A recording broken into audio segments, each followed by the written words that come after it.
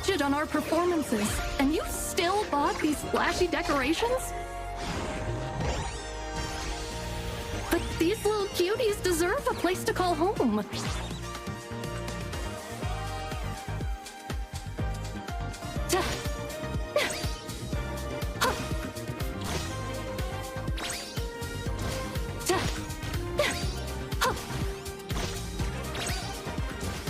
Sparkle!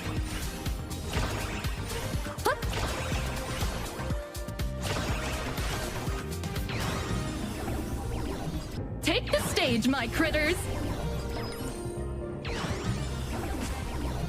Illusions!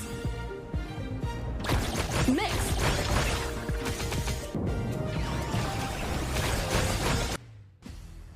At welcome everyone dito sa PKL Spring 2025 Qualifier Finals. Kami magiging casters nyo ngayon. My name is Chisto alongside ni Crazy Apple. At mukhang handang-handa na tayo para malaman sino ang mga teams na mag-move on dito sa tournament natin.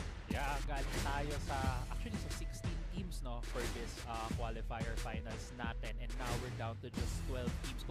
Kung nakikita nyo ang ating update sa HOK Philippine Esports page, masusubaybayan nyo doon kung paano nangyari ang ating tournament dito for the PKL. But one thing na kailangan natin tandaan dito kung ano pinaglalaban ng mga teams is that a spot into the first Pro League ng Honor of Kings, and we have 3 spots left for these 12 teams that they're fighting for. Yeah, of course. Meron na nga yung mga 5 invited na teams, Blacklist, Boom, Alab, Eureka, and Team Flash. Malalaman natin kung sino yung 3 team pa na habol sa kanila para dito sa kauna-una ang PKL natin. Yeah, ito na. Nakikita natin yung bracket ngayon, and doon na sabi natin, it was 16 teams. But now we're down to the last 12. Yung makikita nating matches today will be on the lower bracket side, no? So there's gonna be 4 best of 3 matches in store for us today. But let's talk about a bit din kung sino yung mga nasa taas ngayon. Elevate, 3 Degrees Esports, Looking for Org, and Rough World Era. You're gonna see them tomorrow, and then whoever wins those matches will go straight into the PKL. Yeah, and dalawa dyan, nakita natin in action nung S3 Invitational, no? Alam natin na favorites, kumbaga, dito sa Qualifier Finals yung Elevate and Rough World Era. But speaking of favorites, we're gonna see one of the teams, yung ACT Esports Club, na naririnig ko, sila yung nasa lower bracket ngayon na favorites na mag-move on nga dun sa top 3 natin. Yeah, isa sila sa favorites. As kung makikita nyo dito, ang tumalo sa kanila actually ay yung Rough World Era, no? So, from what we've heard, and makikita din natin sa comment section na sinasabi ng mga ibang teams, lalo na from the direct invite na sa PKL, they're thinking it's Elevate, Rough World Era, and ACT Esports Club yung makakapasok. Pero syempre, yung mga itong qualifier, medyo everyone's game pa rin to. We'll see pa rin how they match up and how they'll be fighting things out. And yeah, ito ang ating match schedule for today. As we talked about, there will be 4 best of 3 matches ngayong araw. And magsisimula nga tayo, no? ACT Esports laban dyan sa Base Chiblings, followed by Cyber Chiblings tsaka Exodia 1. Yes. Then, it's gonna be KHI Esports versus Code Hieroglyphs na yung name nila dito. And then lastly, it's gonna be Exodia Titans and UAPH1. And yun nga, gaya na sinabi natin, lower bracket na tayo. So yung mga matatanggal dito, they are out of the tournament. They're gonna need to wait until yung next na qualifiers natin. So medyo madugo itong araw na to para sa mga teams na to. Yeah, we'll be saying goodbye to 4 teams today. And tandaan din natin yung mga teams na to nandito, 1 life na lang sila. And they're fighting for that 1 more spot. Kasi nandito na nga sila sa lower bracket. So it's very cutthroat.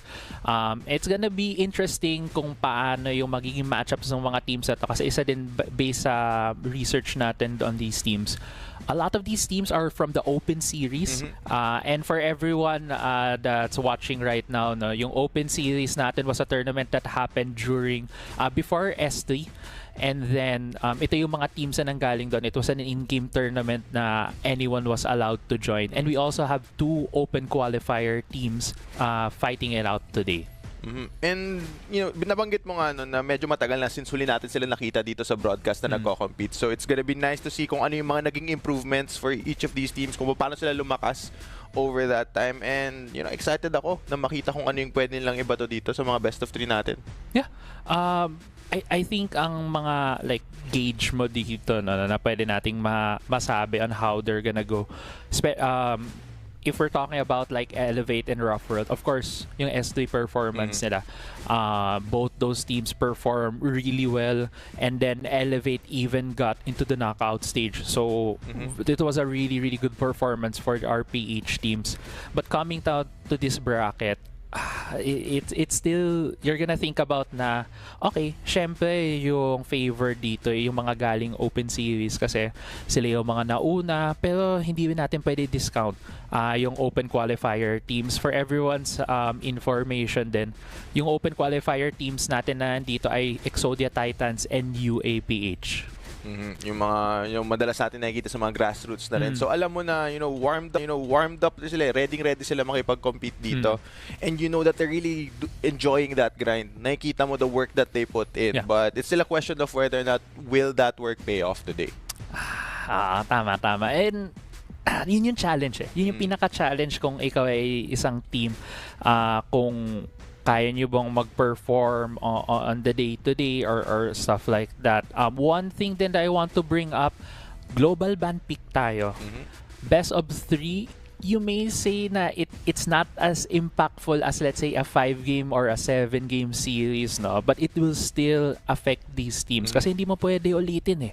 Yung mga ginamit mo na hero doon sa previous game. So, dito makikita yung flexibility at saka coaching nila if they do have coaches right now, and that will be their first test before they get into the PKL.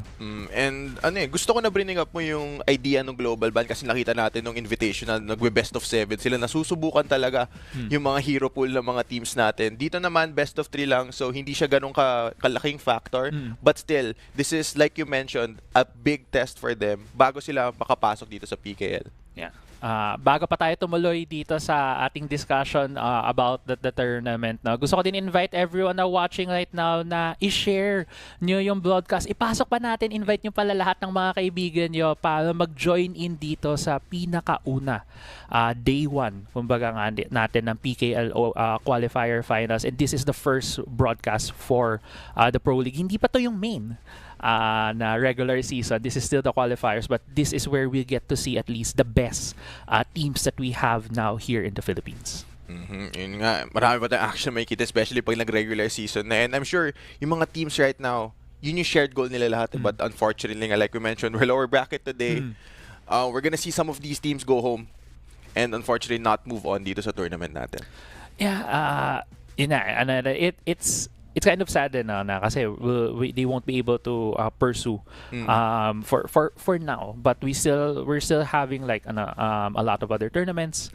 Alam naman si HOK, si Honor of Kings, ang daming Sobrang mga active. pasabog. Sobrang active, 'di ba? Hindi lang naman din, I mean, esports S3, nanggaling lang tayo doon na past couple of weeks. Tapos ngayon, may na tayong Pro League na qualifiers. Marami pang nakaplano yan in store. Marami pa tayong mga grassroots tournaments na makikita.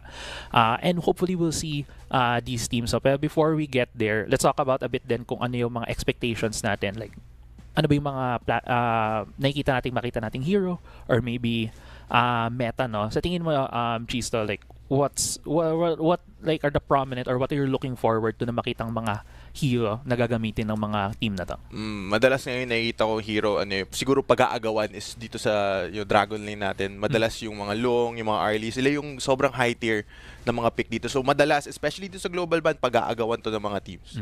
Oo nga, no? Parang ng S3, pagkita natin sa farm lane, usually long, yung isang unang natatanggal kaagad or unang ginagamit ng mga teams, no? Ako naman siguro, ako kasi mid lane main.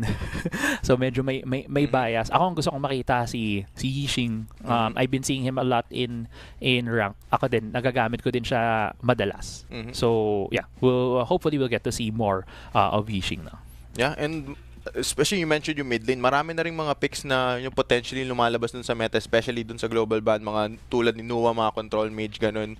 So, baka mas maging common yun. But on the other side, nakakita pa rin tayo ng mga assassins doon sa mid lane. So, very flexible yung lane na yun in terms of kung anong picks yung pwede mong ilabas. Yeah.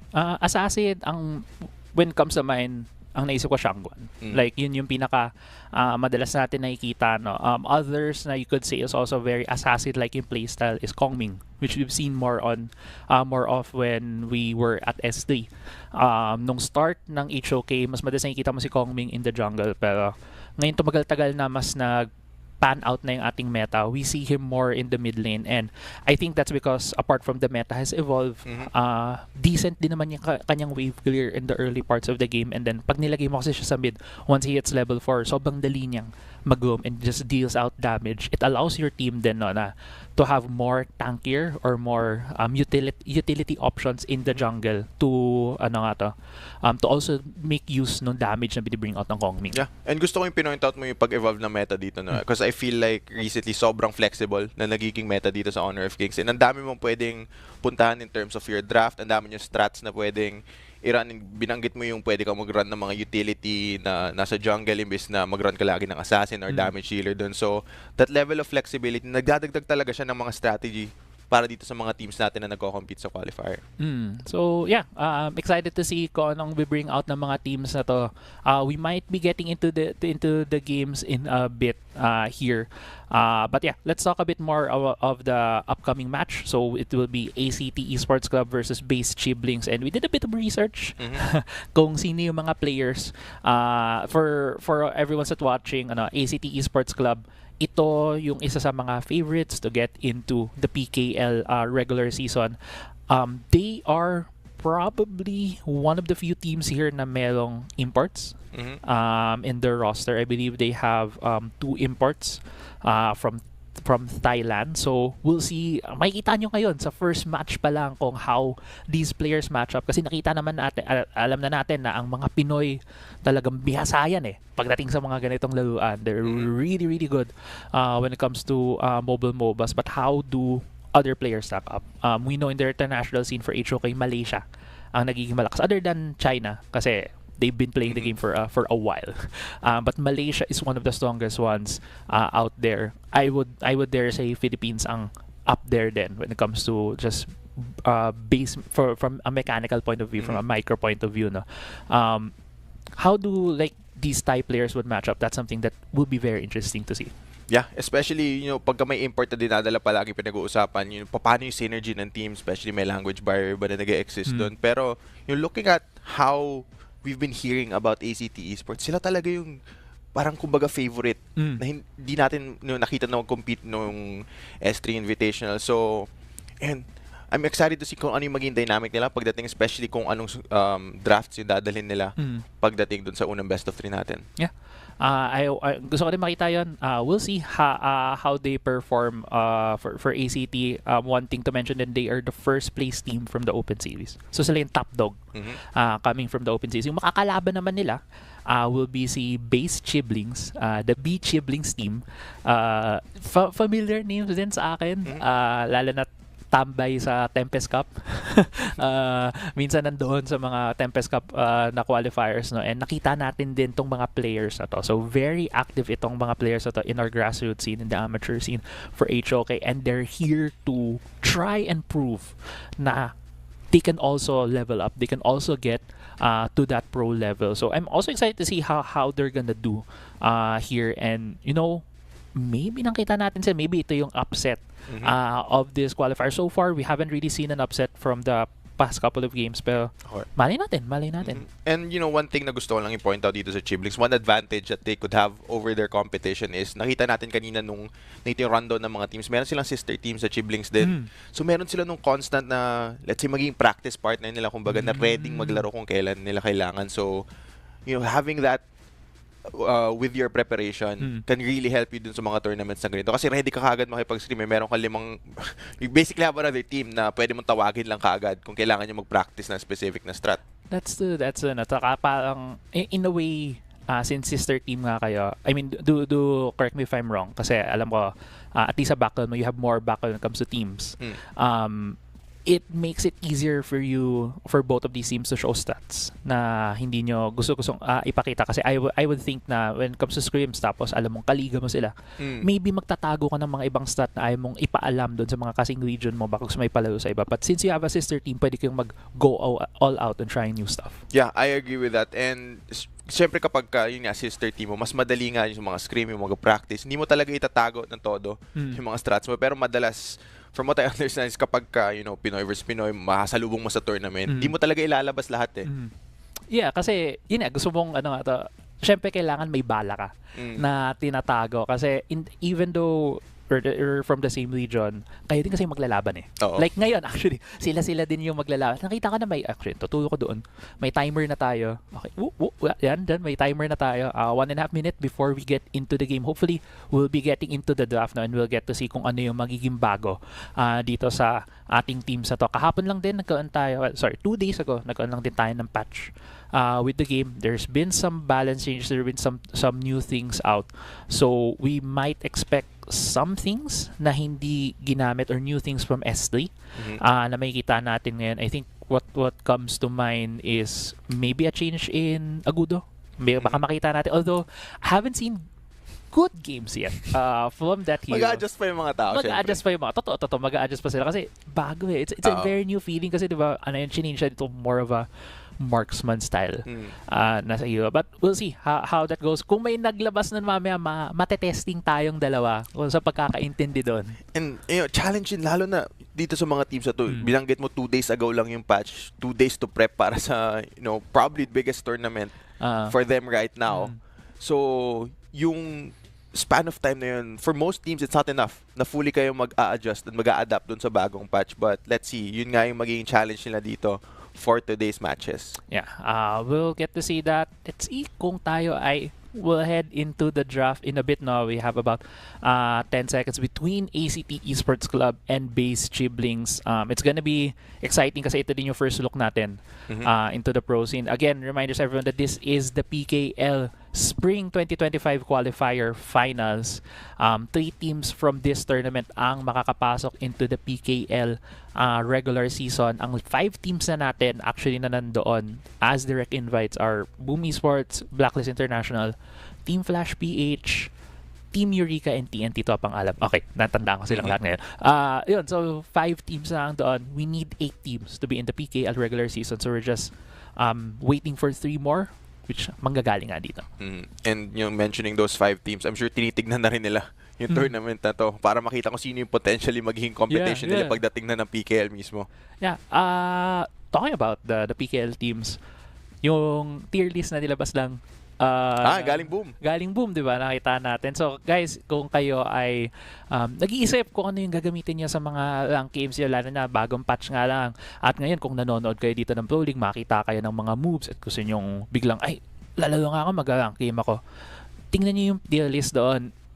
I would say it's a okay starting point for you guys kasi it's a for all competitive level siya, for all rank level siya na tier list. Kumbaga hindi siya yung pang grandmaster na sobrang dami mo na stars na level. Kahit anong rank mo man, your newbie sa HOK or medyo veteran ka na, magagamit mo siya para lang magka-idea ka kung ano yung malalakas na hero sa patch na to. Pero I mean kung ikaw ay matagal lang naglaro, veterano ka na, play what you want to play, di ba? Kung sa tingin mo malakas, yun yung laruin mo. Ang problema kasi sa akin, to alam to ni Chise, medyo meta yung mga pinaglalaro ko eh. So, we'll see kung ano yung makikita. Kung magla-line up din, it would be amazing if yung makikita nating mga line up today would also match a bit with that tier list. I mean, syempre, Boom Esports, sila yung mga pro dito. I trust na they know exactly kung sino yung malalakas dun sa current meta. So, whether makita mo yung main mo dun na mataas dun sa tier list, I still trust na alam nila kung malakas talaga yun o hindi. Or kung mababa, I mean, kung master mo naman yung hero, bakit hindi, diba? Laluin mo, isabak mo. Ako, dati, nung nag-start ako maglaro, Zoyo lang alam kong gamitin. Tapos, ang bababa nun, usually nasa C siya dati. Tapos nakita ko, nasa A na si Zoe. Okay, umaangat. Umaangat na rin siya. Umaangat na rin yung yung ginagamit ko. So yeah, we'll get to see how these go, no. Yeah, I'm looking forward to the other teams then as well. We were talking about then that we have a couple of open series and open qualifier teams. Right now, 6 ang ating open series team. At narinig ko lang din ngayon sa ating prod team that we are heading into the draft. And actually, tapos na ang ating draft. Mabilisan, Cheese, ano yung nakikita mo sa draft natin? Dolya Menki para dito sa side ng base Ghibli. Plus the U1. Just a lane. Mabilisan lang. Teka, kailangan natin ng konting time. Nakikita ko. Agudo. Pinag-uusapan natin kanina. Lalabas kaya yung Agudo? Lumabas na nga. Lumabas na nga. Okay, lumabas na nga. Hindi ko gano'n natanda yung mga ibang lumabas doon. Alam ko lang may Nuwat saka Agudo kay base Dito ako nakatingin. Okay, tumingin ako sa okay, tama. So, tumingin ako sa kabila, ikaw dito. I remember Byron, Agudo, Nuwa. I wasn't sure what Basta sigurado ako hindi Dolya tsaka Ladyson. Kasi Dolya nasa kabila, no? Okay. Diba, may kita na naman natin as we head into the game. Okay, wait lang. Okay. Medyo ano nga to. We wait for the game a bit. We can talk about kung ano yung mga nakita natin. Ang hindi ko masyado nakita is kung ano yung naban para umabot tayo sa mga picks na ganito. Pero mabe-breakdown natin yun pagdating natin ng game. We did see briefly kung ano yung naging draft. So, meron tayong maliit na idea so far kung ano yung maging win conditions for both of these teams. And I think both sides naman, no, nakapag-draft sila ng solid na lineups.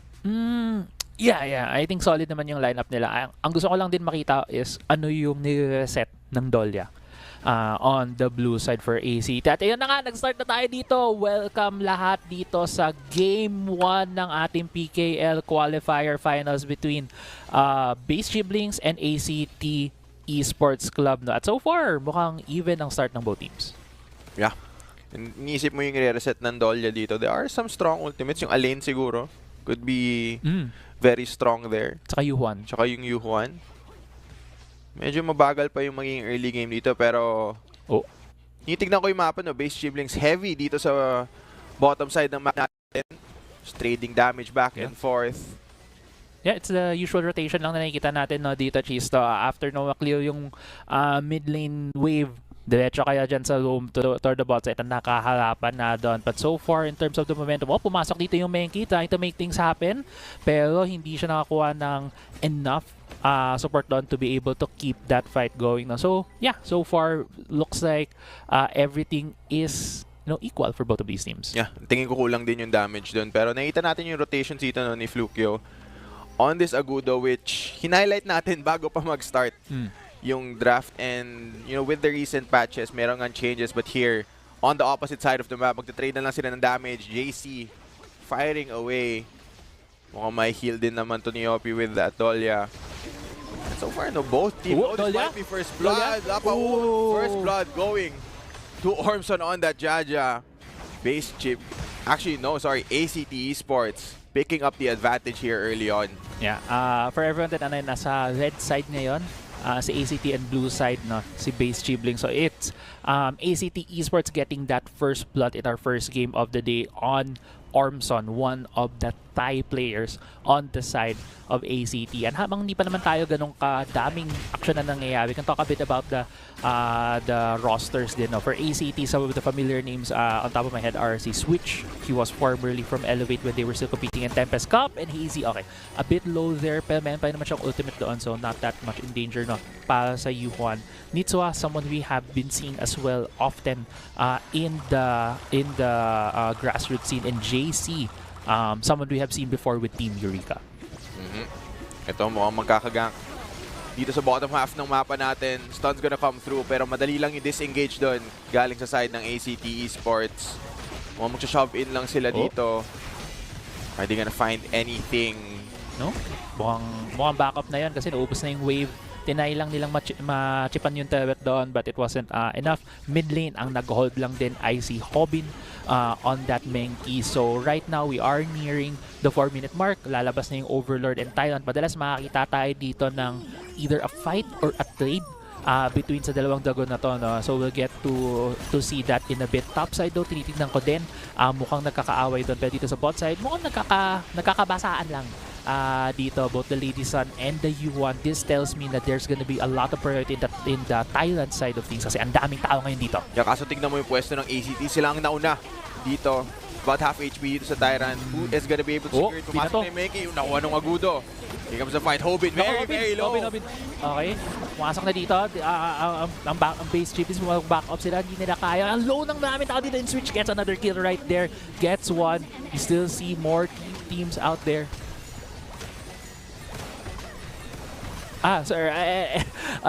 Right now, 2 down actually for the side of base Chiblings. Right now, we are seeing the Tyrant.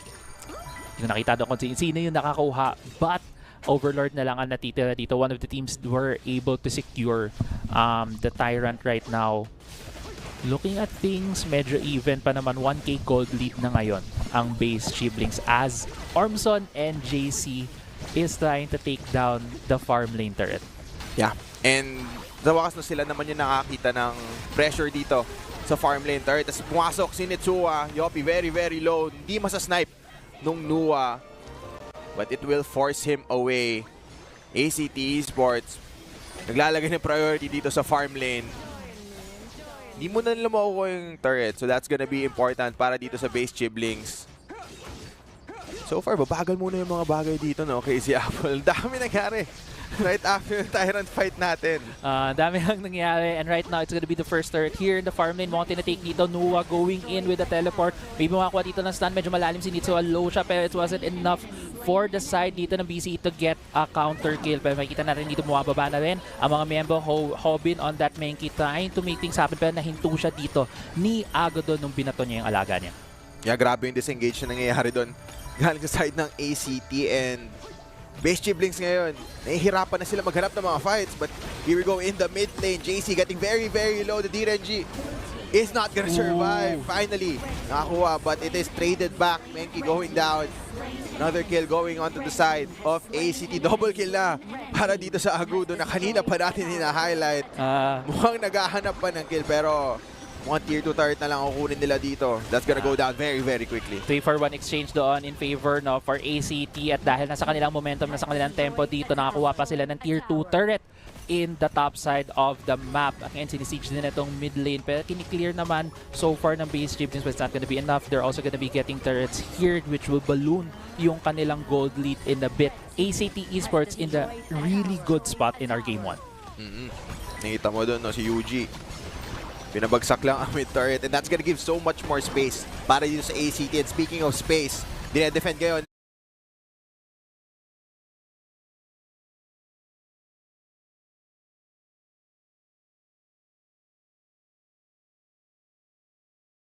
ng base Chiblings na Agudo getting very low.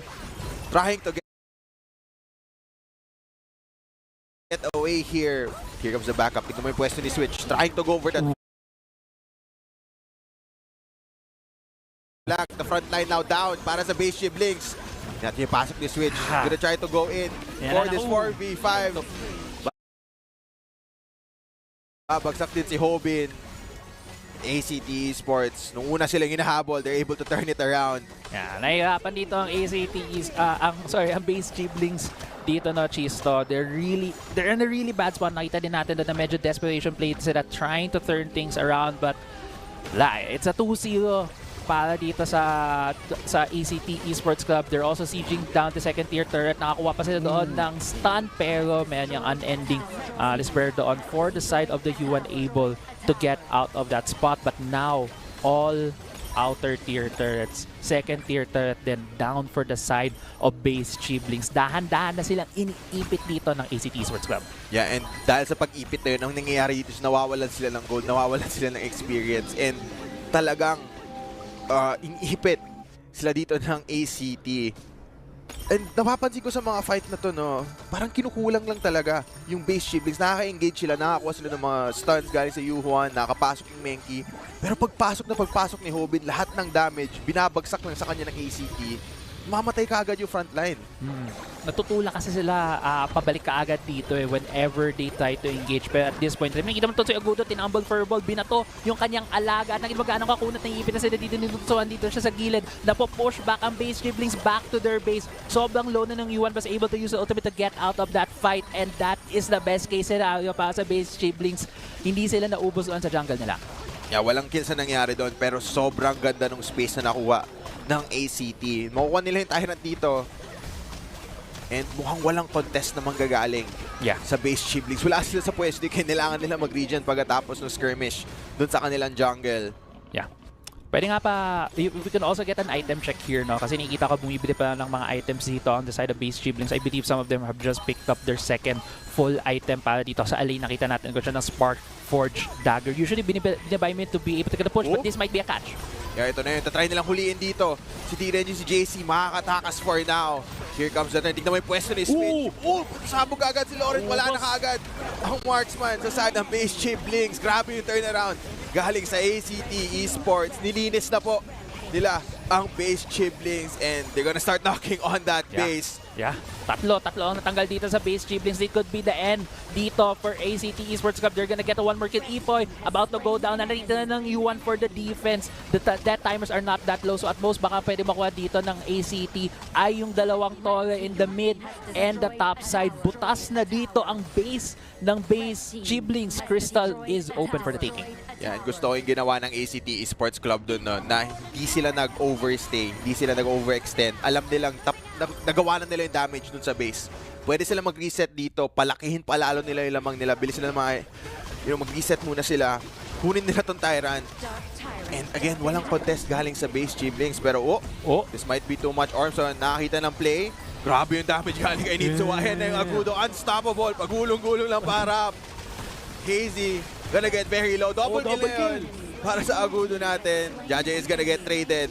Pero mukhang kaya na tapusin ng ACT Esports Club yung game dito. Just piling on onto these kills. Wala pa silang wave dito para tapusin yung game. Legendary na yung Agudo. Kanina pa natin pinag-uusapan to. And ito na nga yung challenge ba? Inaantay pa rin nila yung wave. Naantay nila wave, hindi nila masira yung base dito pero nandyan na yung wave, dalawang miyembro na lang ng base Chiblings na natitira, and this is gonna be game here for ACT Esports Club. Takes the game. Game 1, 1-0 in this series. ACT Esports Club lead. Grabe yung game 1 natin. Yung una mabagal pa, pero nagsimula talaga yung kumbaga pag-snowball or pag-snowball ng Agudo nung unang Tyrant pa lang.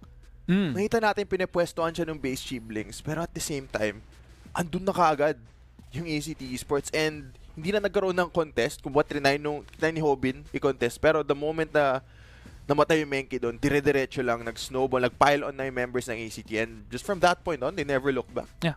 I think, so ang game plan doon ng base Chiblings, to try to set things up with the Menki. So papasok yung Menki, try to force fights, pero umabot na sa point kasi na ACT just got just a huge lead, no, para hindi na kahit pumasok yung Menki natutunaw siya. And from what I've heard from some of our pro marksman players, Direnji is really good kapag hindi mo siya natalon kaagad, kaya niya mag-kite back to just throw damage, and that's basically yung nangyari doon on the Menki Hobbit. Hindi siya makapwesto. Oo, yung Direnji nga just so much safety galing kay JC. Pero nakita naman natin, base Chiblings, nandun yung attempts. Alam nila na yun pa rin yung kailangan nilang gawin para manalo dito. And there were some situations kung saan nakita natin, baka nahuli dito yung ACT, kaso sobrang ganda lang ng mga naging disengage. And yung turnaround dun sa mga fights, nakita mo kung paano pumwesto si Switch. Nagre-ready dun sa Byron kung paano siya magpa-flank. And parang every time na nakita natin na nakapwesto siya, nahuhuli niya si Lauren, pinapasabog siya agad siya ng ACT. Yeah. And from that point on, hindi na talaga nakakabawi sa mga fights ang base Chiblings. Yeah. Mahirap na rin na nakita din natin. Ang ganda din nung alam ng ACT ko ano yung kailangan nilang gawin para mahinto yung mga engage dito ng BCE. As you mentioned na kanina. No? And also si Flukeo, our MVP for this game 1 on the Agudo. Pinag-uusapan lang natin na ito yung nabago. pansin mo din doon whenever they start a fight, sinisimula niya by throwing furball, which is yun yung pangalan ng alaga niya. Pagbato niya kay furball, it gets a stun, it gets a knock up on the area, tapos meron ka ng parang secondary tank na humaharap sa'yo to disturb the enemy team. May pang-anim sila, exactly. And then, yung Ladison tuloy, hindi na makapwesto basta-basta kasi may gumugulo sa harap niya. And one thing we know about Ladison is hindi siya yung tipong marksman na kayang tumunaw ng mga tanky targets in front of her. Kailangan niyang, lalo na in the early parts of the game, pag nag-tumble siya, she needs to hit her skills and her damage on a squishy para mabilis makapatay ng kalaban, and that negates a lot of the power na nanggagaling sa Ladison. And isa din na gusto ko i-highlight doon, yung synergy lang nung Agudo doon sa Nua. Kumbaga, medyo malaki yung range nung pagbato niya kay Furball. Tapos kapag nakuha niya yung nakapat stun, si Nua yung isa sa mga hero na madaling mag-follow up dahil sa range ng abilities niya. Nakita natin paulit-ulit yung mga nasa snipe ni Nitsua kahit na hindi niya kaagad mapapatay. Just the fact na matcha-chunk niya na sobrang laki ng damage, matataranta ka eh. Yeah. Mapapaisip ka kaagad, oh, I'm in trouble. Yeah. So, ang immediate na thought mo is, I need to back off here. So, wala na kayong damage na binabato doon sa fight na yun. And ang iniisip mo na lang, kailangan mo mag-retreat. Yeah, I can see that happening kahit ako nung pag may kalaban ng Agudo, it's something na hindi mo madalas nakikita. So, it also puts teams like in off kilter, no, and stuff like that. So, yeah, game 1. Pinag-usapan pa lang natin kung yung mga gusto nating makita. Lumabas na agad. Lumabas ka agad yung isa. Agudo, such a... I want to see more Agudo na nung nakita ko how that goes. Kasi I remember Agudo was used way back, I think S2 pa. Tagal na. Tagal na nga nung start pa lang. Nung start pa lang ng HOK Global noon, nakita ko si Agudo ginagamit, I think, if I remember correctly, was it Team Secret? Basta it was one of the Malaysian teams. Okay. Musang King. Okay. Musang King, Blackshore Esports. Siya yung gumagamit nun. Tapos it takes over the jungle. Parang ganun yung dating. Pero dito, hindi ganun eh. Iba na yung naging playstyle. Mas initiator, mas damage-oriented. Pero yung damage nang gagaling doon kay Agudo. Kay Furball, siya yung 6-man yun na taga-block. Parang siyang bouncer sa harapin na, uy, wag kayo dyan. May screen. May screen. Tama, may screen. May screen na gumagalaw. Pero, di ba illegal yun, moving screen? Bawal yun. Bawal yun, di ba? Pipituwa ka na rep dun. Pero parang gano'n. Parang siya, siguro sa other sports, hindi ako gano'n ka-familiar. But I'm thinking American football. Parang na style. Pero yeah, now, we can talk about na parang anong gagawin ni Base Chiblings. Kasi that was a really convincing game coming in from ACT, no. What do you think I'm going by here sa experience mo? How do you keep the team together para makabawi sa game 2? I think best thing na kailangan nilang gawin dito is to stick with what they prepared for. Like kung ano man yung prinax nila sa scrim, they need to continue to commit to that. Kasi if you make changes now na biglang you're facing elimination dun sa tournament, kung may bigla kang babaguhin, mas maraming parang mababago sa factor sa preps nyo eh. So mas maganda if whatever you practice is commit to it, stick to it, and hopefully it works out for you dito sa game 2. Kasi right now, match point ngayon para sa ACT Esports, lots of pressure para dun sa Base Chiblings. Okay. Yeah, I think that's really good advice, and that's also good advice for some of the amateur teams, no, and also the grassroots teams that may be watching right now. Na make sure na well prepared kayo, nag-practice kayo, and then yun yung stick to the practice, stick to what you know, kumbaga, na laro So yeah, we'll get to see if that's going to be how Base Chiblings bounces back here. Hopefully they do, kasi these are some players na nakikita nga natin the grassroots scene. It would be more interesting din kasi yun nga, bagong pwede nating makita. Agudo pangalan. Sorry. Gaya, nakikita ko pa like Agudo now lives in my head. This whole day, parang ako ngayon, Agudo, I need to figure out kung ano talaga yung maximum potential nitong hero na to. Kasi nga, isang game pa lang nakita natin. Tama. So, hindi pa ganun kalami yung data natin para malaman gano'n talaga magiging kalakas si Agudo. But so far, it's looking good. Yung maganda yung data na nakuha natin, nag-legendary pa nga siya. 907 yung KDA. That was a perfect game. Nakakagulat yung damage niya. Hindi mo na halata kasi makikita mo una yung yung bear. Yung bear na magugulong muna siya paharap. Hindi mo pa mapapansin yung damage. Yung biglaan, nawala ka na bigla. Ganun. Tsaka kasi yung moment na natamaan ka nung nung Bear, magkakaroon ng parang seeds na ibabato din eh. Yung si Agudo, yung bata. So bibilis, mas mataas yung damage, mabilis yung pagbato niya nun. So you get like consecutive bursted down, lalo na with the lead that they had. And kita mo din actually, okay, one thing to talk about in from game 1 na naalala ko lang while talking about this is kung gaano kaharap yung mga teleport na ginagawa doon nung Nuwa. Like lagi siyang nasa gitna na ng team ng base siblings, and you could also see there how the coordination is for ACT. For him to go that deep into the enemy lines, tapos alam niya na nandoon yung team niya to backing up, shows na how solid ACT Esports and something na kailangan i-adapt to ng base siblings. And binanggit natin din the fact na meron sila ng mga imports, ano yung mga team dynamic, kung kumusta yung synergy nila. So far, it's looking really, really good. Kasi nandun yung confidence no? Para sa mga hero tulad ng Nuwa na mag-teleport lang na sobrang harap, it takes confidence, takes trust dun sa team mo. Yeah, exactly. Makikita natin. And actually, we're gonna be heading into the draft here. Hopefully, makikita natin full draft naman ngayon. Cheese. So, makikita natin ang full draft between ACT and base siblings. At ang first ban dito ng ACT is gonna be the Diadia. Sila yung nag-pick niyan nung game 1. So, understandable na tanggalin din ito on the other side. Tinanggal din nila yung Agudo. Ayaw nila bigay Bawal na. Pero you're thinking din, no, in this strategy is 2 days after patch, how much prep, how much adjustments have my opponents done. So, tingnan natin. Ang tatanggalin naman dito ng base siblings ay yung pati yung Dolya. Yeah, Dolya, one of the usual na nakikita nating tinatanggal na mga roam. One of the stronger roams then out there. Not because kaya lang niyang mag-reset ng ultimate ng mga kakampi niya. Pero yung pagbasa din niya kasi nakakatulak at may heal. It says all around really good roam right now. Dharma ang naging prio dito ni Switch, and me just having like time machine going back to nung nakikita ko siya naglalo sa Elevate. I remember a highlight play from this guy on the Dharma. So definitely one of the comfort picks pa dito sa taong to.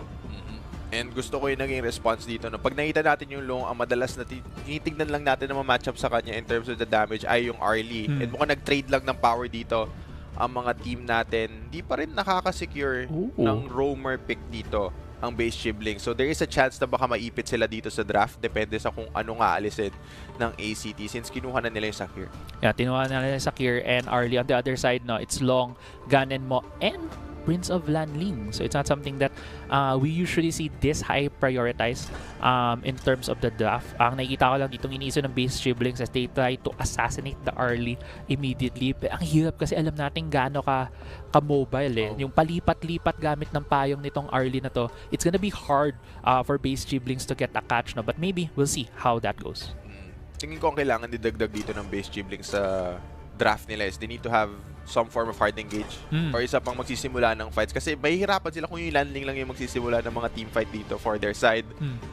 He's gonna be building fairly squishy, you know, kung gusto niya maka-assassinate. So tinitignan ko yung mga hina-hover ngayon na hero. Karamihan sa kanila may crowd control. This is one of those picks na pwede magsimula ng mga team fight. Pwede din to. Pwede rin. Mayin, kapag naka-flank yung Mayin, especially if you're ahead, pwede din siya galing harap. Kaya niyan mag-start ng fights. Although nung finlash din nila yung Zhangfei. Sunse, also one of those heroes. No, I also like the ban coming in from base siblings. Alam nilang hindi pa nagpipick ng jungler yung side ng ACT. So they took away Pei and Ogran.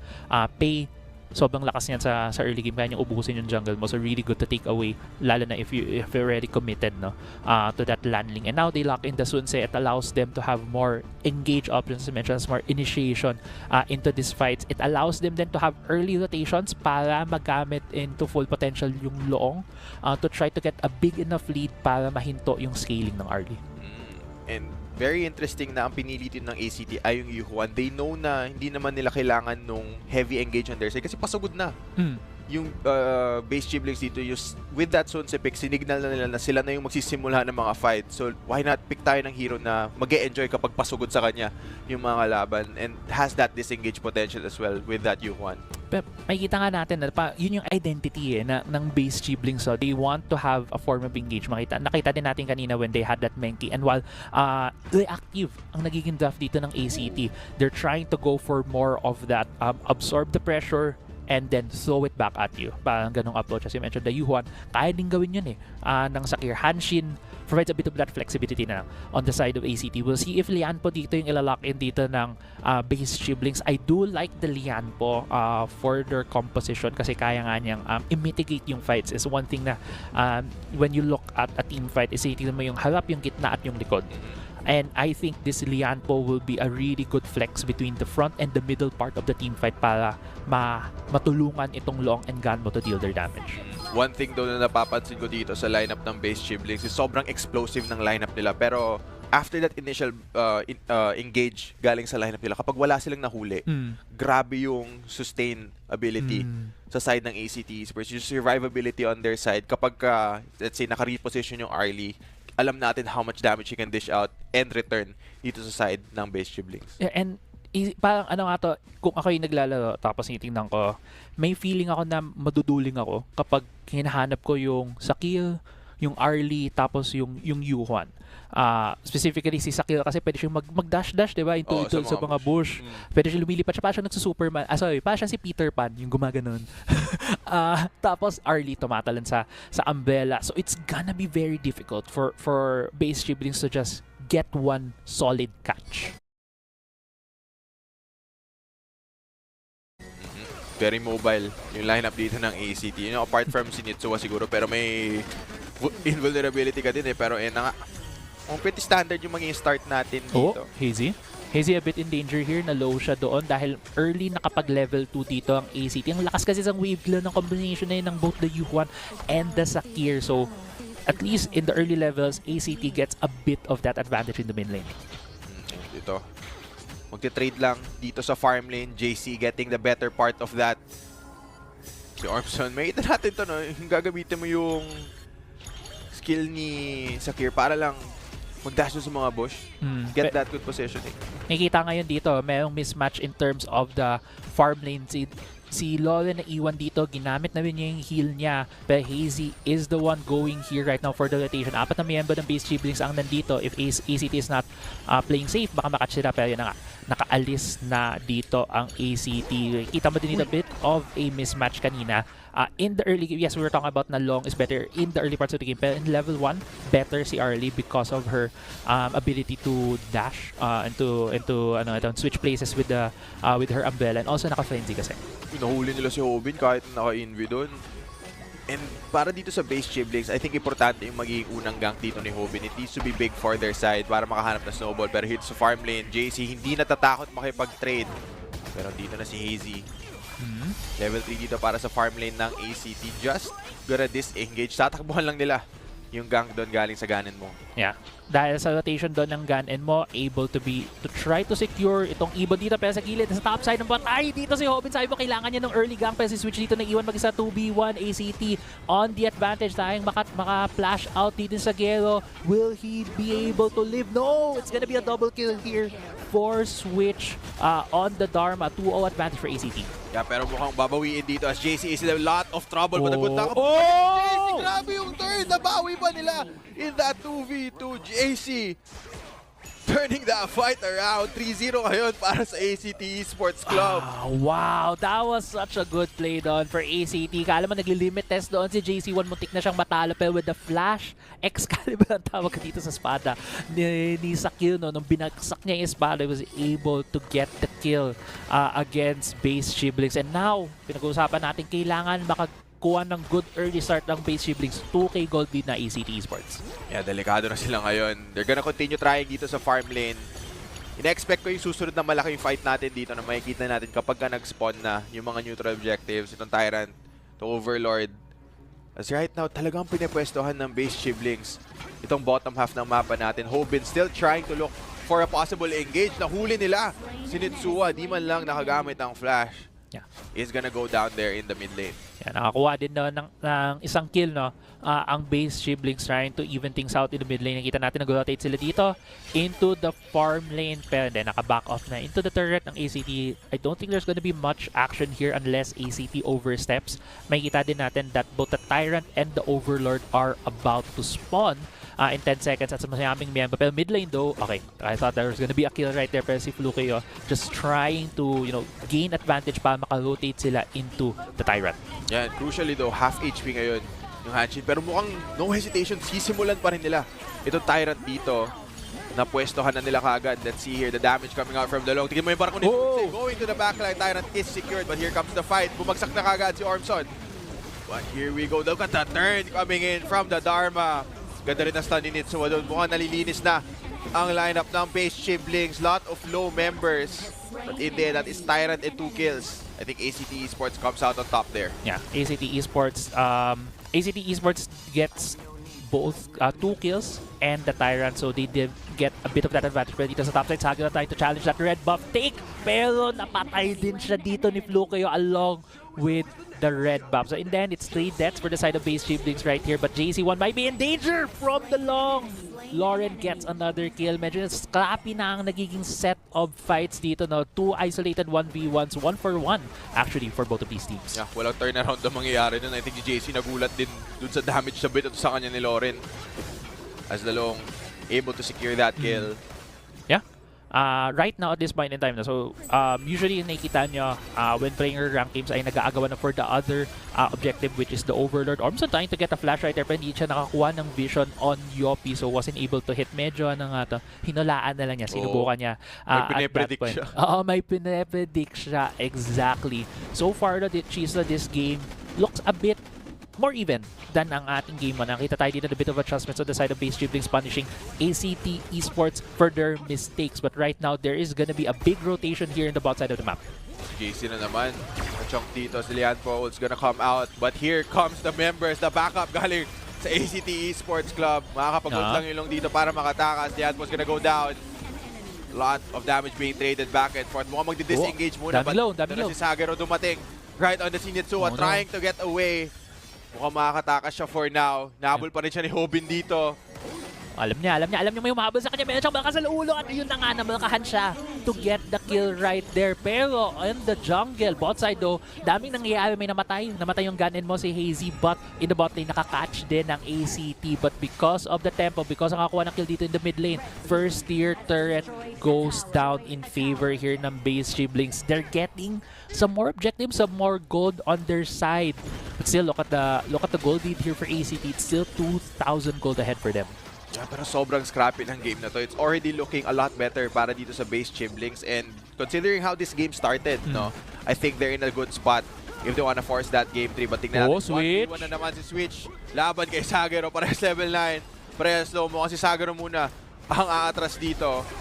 We go though on the blue side. Agawin lang. Di-disengage din si Flukeo dito. And whenever nakikita ko nag-group up si ACT dito, natatakot ako para sa kanila knowing na may engage potential na yung base siblings. Yeah. Pag nag-overstay sila, andun yung opportunity para sa base siblings na mag-punish para sa kanila. Exactly. And yun din yung magiging tricky dito sa composition nga ng ACT, kasi isa sa bread and butter ng comp nila is to try to absorb the pressure because they do have that U1, but they also have their ways, no? Para maka-engage. Nakita natin yung Dharma, which we haven't seen those flank plays yet. And it's just a bit of a scrap here. Hazy getting harassed by the members of ACT with this big rotation into the mid lane for ACT. Do expect na either they're gonna go for the rotation at the top side, baka mahuli nila yung landling, or they might go for an Overlord play. Alam kaya nila nasan yung landing ngayon sa mapa? Invisible eh. Ang hirap malaman pa eh.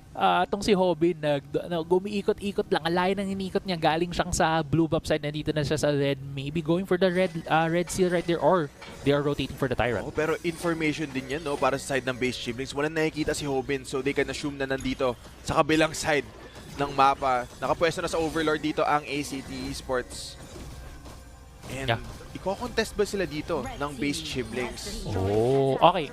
Naka-info din ang base siblings apart from, as you mentioned, na si Hobin, di ba? Meron din tayong mechanic ngayon, the day-night cycle in the Hero's Gorge. Pag nag-umaga, pwede kayong makita ng isang pinakamalapit. Lauren might be in danger.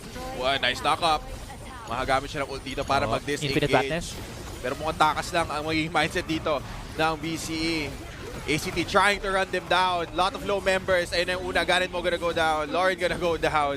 Oh, Hobin. Double kill na yun. Sagero gonna try to turn this around. Does he have enough damage? I don't think so. Nahuli na siya. Triple kill na para kay Nitsuwa. That's gonna be an ace. ACT Esports cleaning up Yeah. Kaya nilang kunin kahit ano na gusto nila sa mapa ngayon. Yeah, 5-for-1 exchange in favor for ACT right there. JC1's the only one that falls down. Pero as you mentioned, kaya nilang kumuha ng kahit anong gusto nila in the map right now. 3 seconds up for Hazy and for Lolen. Pero with the mid lane turret down, baka makakuha din sila into the farm lane. Baka makuha pa na second tier turret dito ang ACT. And this balloons their gold lead. Kanina pinag-usapan natin, it was only 2K now. It's going upward to 7,000 gold lead for ACT. Yeah, and yung pagballoon ng gold din na yan, i-credit mo kay Ormson dun sa play na ginawa niya on that Sakir. Yun yung nagsimula ng buong domino effect para sa base Chiblings. The knock-up onto the long forces them to disengage. Na-force ka agad yung infinite vastness. And from that point on, may hirapan na talaga yung base Chiblings na mag-isip kung tatakas ba tayo dito, re-retreat ba tayo, or we're gonna try to turn this fight as Nitsua in a lot of trouble right now. Will be using that ultimate to get out. And then yung disengage, yung pag-absorb ng pressure na pinag-uusapan natin galing sa ACT. That time around, Nitsua not gonna get taken down. Yeah, yun yung pwede gawing medyo maging greedy in your positioning, no? As Nitsua na use your unending despair to get out. Wala namang big objective on the map, so not really that consequential. Although, kakalabas nga lang ngayon ng Enhanced Overlord and the Tyrant. May kita mo on the other side of the map, alam ng ACT how much ahead they are that they can take this objective. Si Switch ano lang sa kabila, yung nagbabantay si CQ doon sa kabila kung may papasok. Ihinto niya, no ID, no entry. Pero ito si Switch, alam din yan dito banda yung landing. Base Chiblings right now, being more cautious. Hindi sila pa basta-basta, hindi sila nag-show pa ng desperation play, pero baka mahuli sila dito. Actually, nakatakas si Yopi. Balko, Sagero, trying to get out of this situation dahil mag-isa lang siya, pero naka-maneuver away siya. Pero mukhang magkakaroon dito ng big fight, Chisto, unless ACT goes for the hard engage. Grabe yun si Sagero, tumatakas mo naman. Siya pa yung hinahabol. So Arlie, gusto talaga makipag-team fight, but with that, Tier 2 tower, makukuha dito ng ACT, and slowly but surely, makakatok na sila dito sa base. Nakakatok na sila sa base, pero look at the farm lane. Ang layo ng shove ngayon dito ni Hobin, but this is also information kay ACT. Alam nila na saan yung landing, alam nila they have man advantage. Alam nila kulang. Oh, yan na nga, kulang pumasok dito. Si Flukeo, pero mukhang hindi magkakaroon ng big fight. Yopi tries to stop them there. Nako, second tier turret, may balko pa. Pag nahinto yung recalls dito, baka makakuha ng third tier turret, ng high ground turret ang BCE, pero no, nakaalis na yung ACT. And now, Hobin, you need to get out of there. Oh, itong si Hobin, yung playstyle niya ngayon, ito yung, kumbaga, nangiinis lang eh. Need to send members to deal with him right now. And ayun na nga yung pressure binanggit mo kanina, na-shove in yung farm lane. Overlord niya yun. Ormson. So, tatry niyang i-delay ito.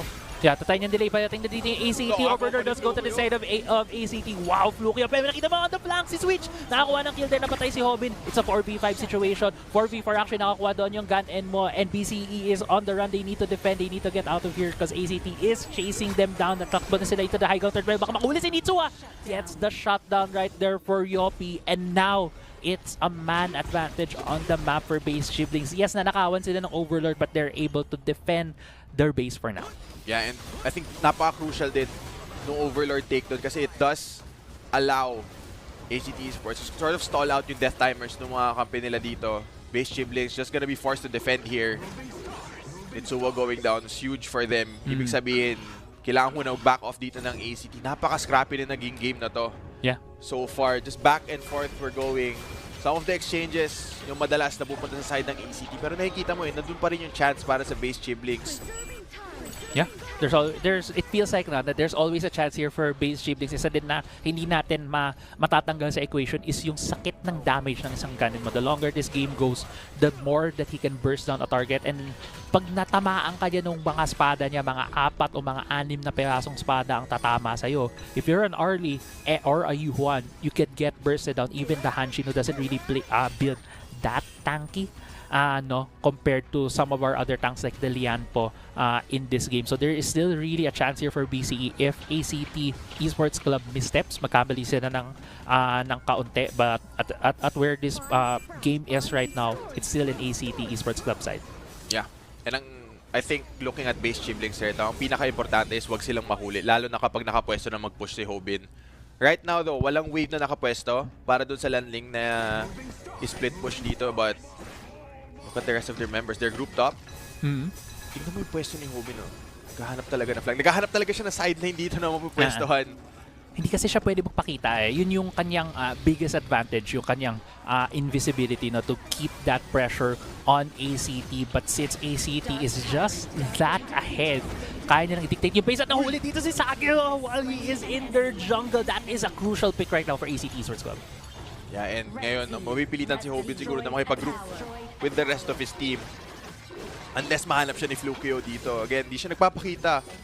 But with that pick-off kay Sagiro, it will give space for ACT to push in here. Tingnan natin, they do have that wave clear with that Ganon, no? Makakapag-defend sila for now. Nitsuwa though, gonna try to go for the stun. Oh, Hazy! Naku, pag nahuli si Hazy, it's might be it. Nahuli nga si Hazy at it's Lianpo trying to get out of her Yopi. Pero pumunuloy pa si Flukio trying to get the long Infinite Vases has been used. Nandyan na yung wave. Pwedeng i-focus ng ACT dito yung Nexus. Pero si Hobbit nga nagsisplit push. If ma-defend to ni Lauren, there could be a chance here. Sakir has come back. Ormson is now defending the base and there's only 2 members left here. 1 member left for BCE, for base Shibris. At na yun na nga. It's a 2-0. It's the 2-0.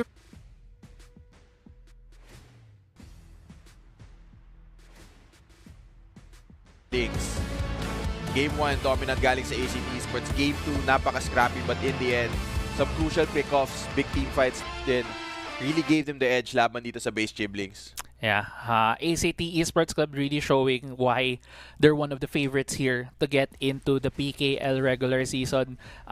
Good adjustment pa sa base Chiblings. At least that's their isa sa mga pwede nila i-take away dito between Game 1 and Game 2. Game 2, they were able to punish mistakes. They were able to try to figure out kung ano yung mga path nila in terms of engaging against ACT. But in the end, it was ACT seeing the mistakes then on the side of base Chiblings and punishing them accordingly.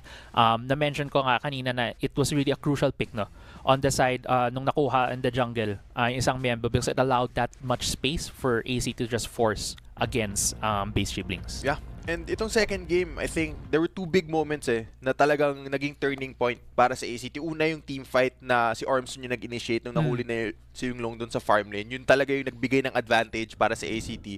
And pangalawa, para matapos yung game, gaya na sinabi mo, yung nahuli si Sagiro doon sa sarili nilang jungle. And yun talaga yung nagbigay ng opportunity dito para sa ACT na magsimula ng pressure. Yeah, but kudos to ACT Esports Club. They will be moving to the next part of our bracket. Mag-iintay lang sila ng matatalo from the upper bracket at yun yung makakalaban nila. They still need to win 2 more matches. So that will be 1 more best of 3 and 1 best of 5 from them para ma-secure nila yung kanilang spot into the PKL. Habang naman for base Chiblings right now, really good try for them. They also were a team coming in from the Open Series. They're also one of the teams na nasa grassroots and we see a lot joining our tournaments. We've seen them in Tempest Cup. We've seen these players join our other grassroots tournaments as well. I believe they're also part of the Next Level EVA tournament that's being hosted by Ghost Wrecker. So, very active team itong base Chiblings and I hope to see them next time, especially kung magkaroon tayo ng qualifiers ulit into the PKL. Meron nga sila mga good signs. So, you can see that they're putting in that work to try get better and really compete here. But for now, hindi nila araw to laban sa ACT. ACT was just a better team for today. So they will be moving on in the tournament. Yeah, kita din natin dito talagang lockdown in terms of objectives here for ACT. Wala silang binigay na Dagon. Wala silang binigay na Overlord or Tyrant to the side of BCE. And yeah, I'm excited to see ACT more kasi we've seen Game 1 sila ngayon naglabas kaagad ng agut.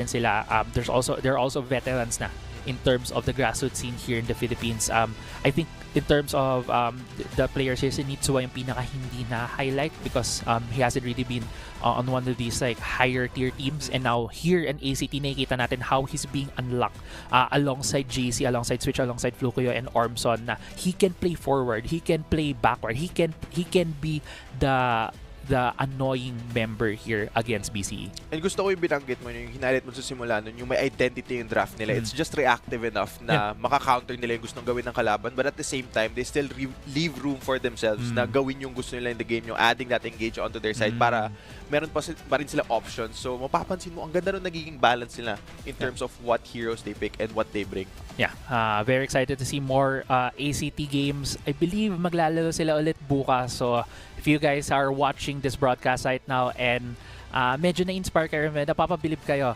dito sa ACT. Make sure to not miss the broadcast tomorrow as well. Habang nood kayo ngayon, nood pa rin kayo, huwag kayong aalis. At focus, manood din kayo ulit kasi may 3 araw tayo ng qualifiers ng PKL. Bukas din, makakita tayo ng mga labanan sa upper bracket. Makikita natin sino yung malalaglag sa lower, sino yung madadagdagan ng pressure.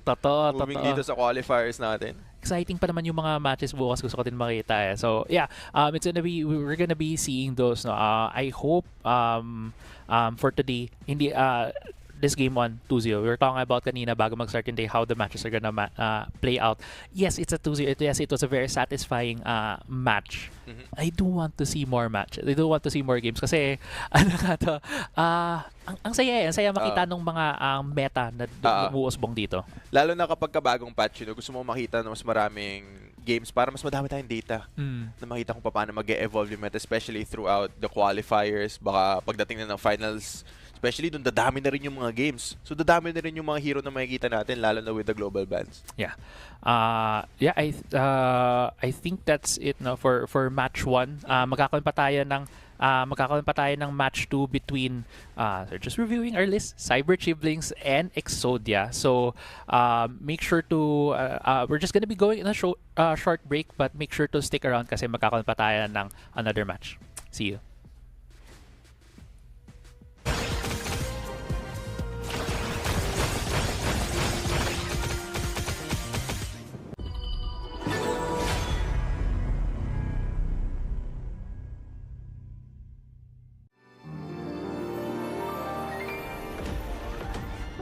A showy plan, befitting of you indeed. I'd rather appreciate the starry sky alone, quietly.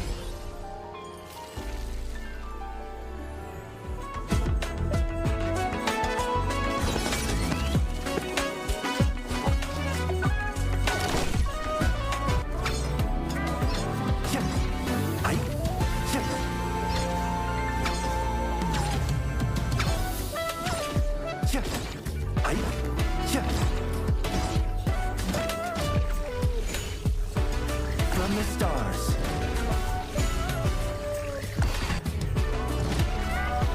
breaking the limits, burst forth, splintered stars, astral magic, creating a different future.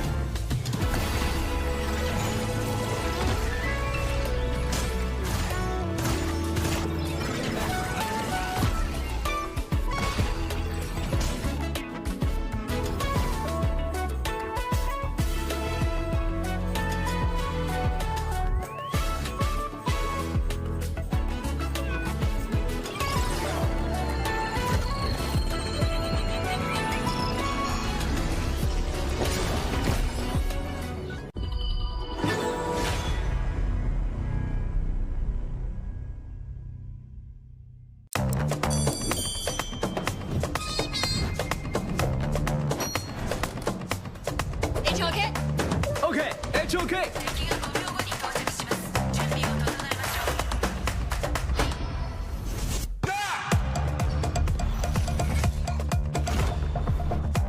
It's okay. Okay, it's okay.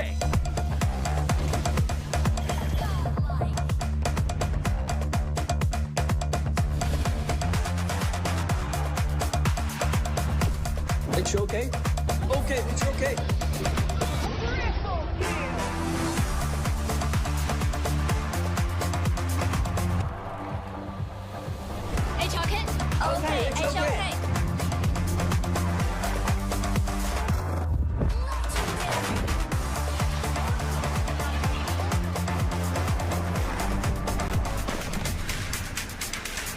It's okay?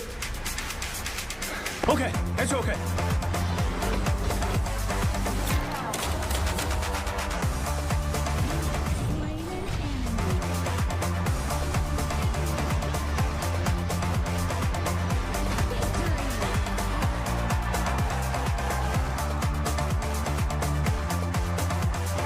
Okay, it's okay.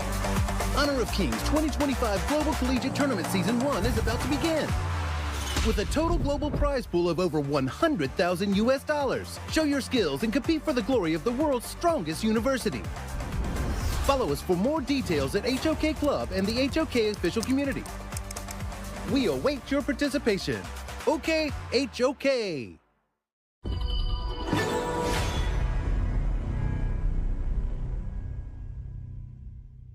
I don't like cheap tricks. I'd rather lay all my cards on the table.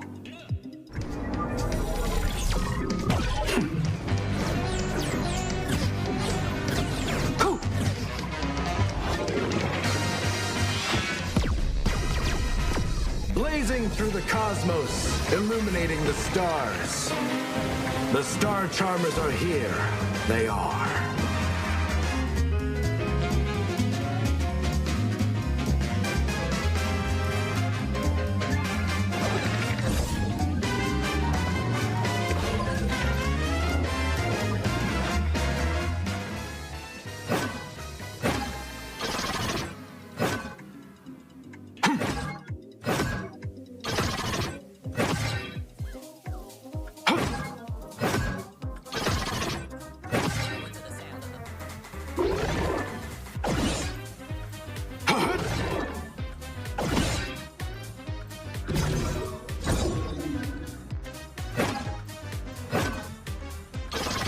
Moving stars.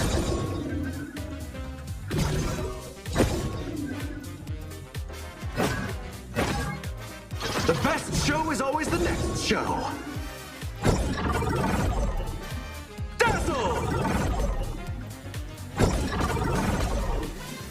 Break through the shackles and shine! Oh, are you here for an autograph?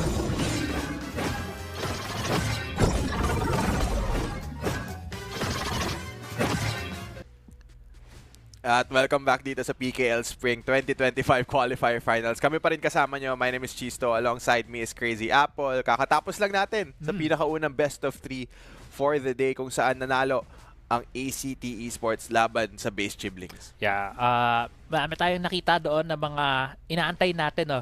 Like si Agudo, si Sakil, na nakita natin gano'ng ka lakas in the hands of Ormson. Nagpakitang gilas din yung dalawang import ng ACT Esports Cup, which is si Ormson nga at si Flukeo.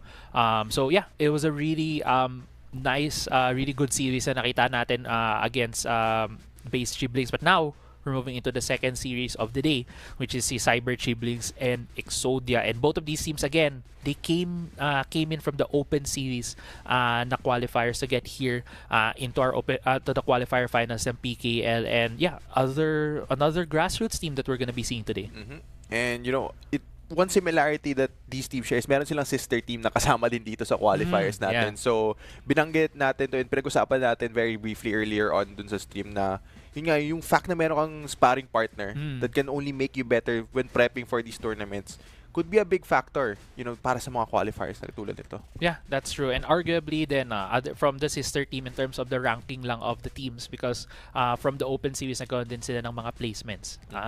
Si Cyber Chiblings ay ang 3rd, 4th ranked team from the open series. So in compared to Base Chiblings, sila ay rank higher from the open series, while si Exodia were 5th to 8th.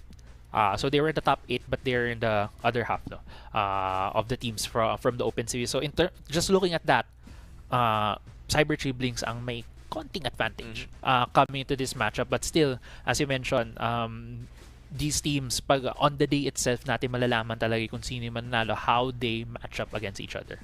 Especially, you know, even if nandun na yung familiarity nila, having competed in the same tournament previously, andito pa rin yung mga factors na binanggit natin, yung may bagong patch, you know, kaka-roll out lang 2 days ago, mga bagay na gano'n. So, natetest talaga, nasusubukan kung gaano kabilis nakaka-adapt lahat ng teams, lahat ng players natin, even yung coaching staff nila.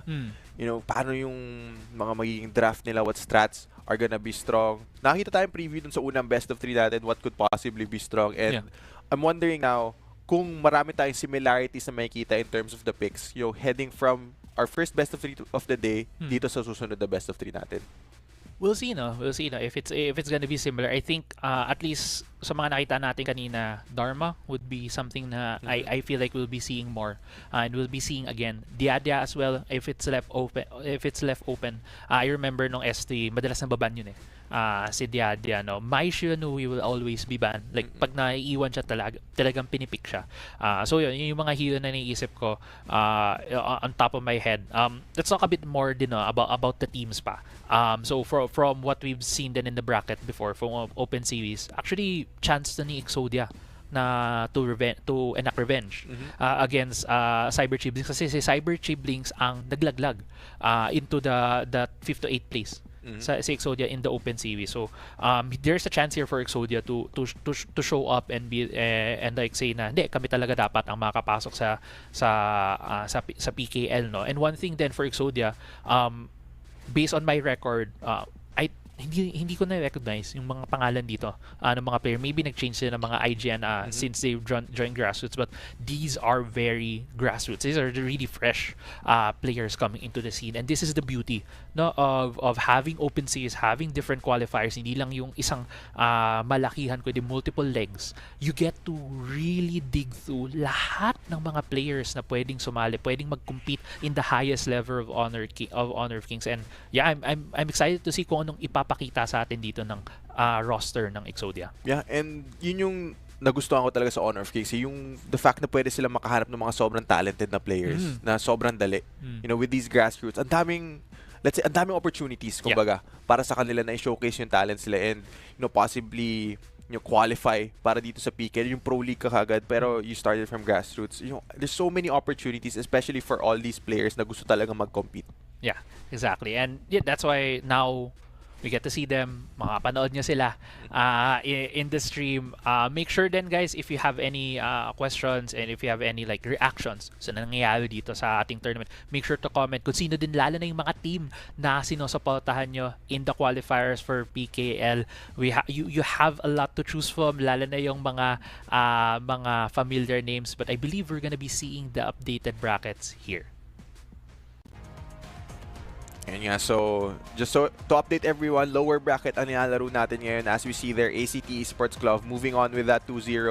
We're waiting na makita kung sino yung mga katapat nila. It's gonna be that next best of 3, Cyber Chiblings laban sa Exodia. And later on in the day, Key Esports, Code Unknown, and then Exodia Titans laban sa UAPH. So marami pa tayong games ngayon na mapapanood. Yeah, at most 9 games, kasi tatlong best of 3 pa tayo today. Just looking as well on the upper side of the bracket, Cyber Chiblings did lose to Looking for Org, kaya sila drop dito, while I believe Exodia is somewhere there, nauna pa sila part ng bracket. Unfortunately, hindi na natin makita yung nauna nung 16 teams pa sila, but yeah, so si Exodia drop kagad to the lower bracket. They're trying to make that lower bracket to run. Well, si Cyber Chiblings bagong latag lang dito. Very excited to see nga how these teams match up. For Cyber Chiblings naman, we do have some familiar players in the scene, no? Here. I think one of the members that I highlighted looking at this is Osas, because we have seen him before with Oasis Gaming when they were competing for I believe it was in Tempest Cup. Tempest Cup. Yeah, so ayun, isa sa mga players na familiar sa atin. Some of these guys then familiar in the scene, especially when it comes to mobile MOBA. So it's gonna be this, at least in my headspace, yung narrative dito is like for Cyber Chiblings, they have experienced members who have played both grassroots and semi-pro in their careers, while for Exodia talagang fresh sila. Ito yung grassroots. So dito mo din mababase, usually ang tinitignan natin dito, no, is how they deal with losses, which is we highlighted in the previous game. How do you pick yourself up after a game loss, and yeah, we'll get to see if that will come into fruition. If Exodia does drop game 1, how do they adapt for game 2? Yeah, dun mo nakikita yung difference with the top teams, especially yung mga nasabak na sa mga habang series. Yun talaga yung malalaking test sa kanila, yung pag dumating ka na sa mga best of 5, dumating ka na sa mga best of 7. Pag na-develop mo na yung mindset, kumbaga as a pro, kung paano mo i-approach one game at a time, yun talaga yung nagiging difference dito. And I think yun yung doon mo nakikita dito sa mga qualifiers pa lang kung sino yung magti-take ng next step and ma-develop yun. Yeah, yun din yung isang way na for we see teams grow more mature in tournaments like these. Like especially if you've been to one leg and then another, like weekly kayong naglalaro. Some teams get to mature, get to have their identities, or get to know how they deal with losses, as you mentioned. So we'll get to see that. For Cyber Chiblings naman, they don't really how do I say this? They have more experience in that regard. So we do expect more from them, especially they did a bit better from open seas. But while we wait for the draft, let's go back a bit. Kung ano pa ba yung like wish list? May wish list ka pa ba? Alam mo, Picks or strategy? alam mo, tinignan ko kasi yung tier list na ginawa ng Boom. Yung isang nakita ko na I think marami ring nag-comment is yung nilagay sa Clash Lane, yung Arthur na S tier. Gets ko yung pinag-usapan natin kanina. Ginawa yun for all levels ng player. Like, in general, to hindi siya purely pang pro lang, pang GM up lang, gano'n. It's for all levels. So, siguro pag nakita tayo ng Arthur sa Clash Lane, ayun, makikita natin bakit nila nilagay sa S tier. So, pwede natin ilagay sa wishlist yun. Ano pa ba? Gusto ko rin makita siguro Assassin. Sabihin mga Shanguan, gano'n, kapag na-open. Yeah. Pwede ko rin sabihin Mai, kaso palaging binaban. Palaging ban eh. Tingnan natin. Pero so far, siguro this series yung Arthur dun sa Clash Lane. Okay. By the way, shout out sa Boom Esports. Thank you sa paggawa ng tier list na yon. I think it's a really good like starter na guide. Sigurado si Miggy naglagay nun eh. Clash Lane. Clash Lane eh. Clash Lane eh. So talagang alam niya yung sinasabi niya. Thank you din. Thank you Miggy for that tier list. Ako siguro, nasabi ko na kanina yung mga gusto ko. Hindi ko pa nakikita si Yixing. Medyo nasa spam ko siya kung dati Zoyu main ako tapos nagtaya ako mag-shout-shout. Ngayon mas nasa Yixing ako na mood. And I think what he brings to the table kasi talaga is yung control niya over the map. Yung the world is my board. Pag na really good placements of that can really turn a fight around and can really create opportunities for your team for unexpected catches. And yun minsan nag-turn around yung fights. I do want to see more of that then, especially from our teams here. Kasi when you see the top players use certain heroes, you really see how they work things out. Pero with that, bago tayo pumasok dito sa susunod, the best of 3 natin, we're gonna go on a quick break. Dito lang kayo guys, marami pa tayong Honor of Kings na lalaroin ngayon. With the power to manipulate dimensions, I hold the universe in the palm of my hand.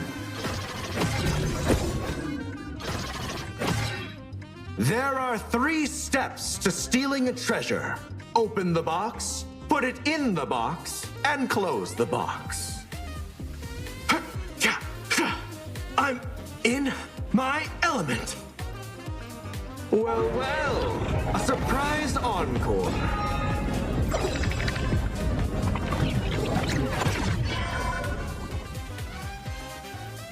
For my performance, I shall break through the boundaries of this universe. Your performance lacks creativity. Target neutralized.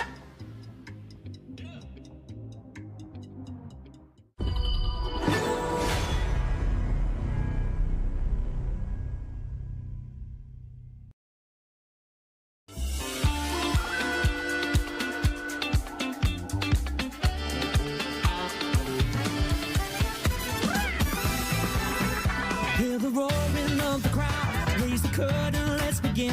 Hit the lights and hit the music, time for action.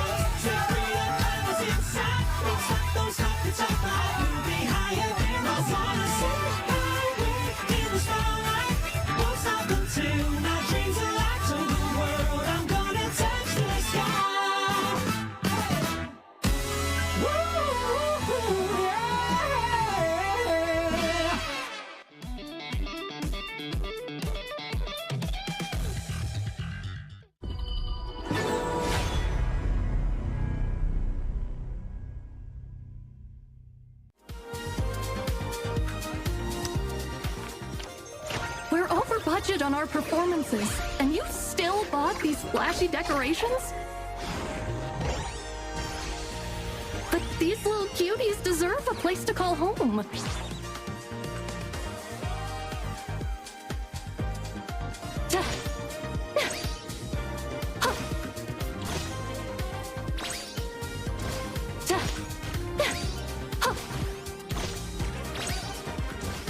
Sparkle!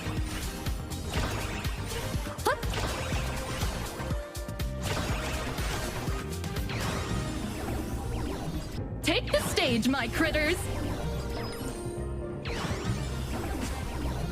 Illusions! Mix!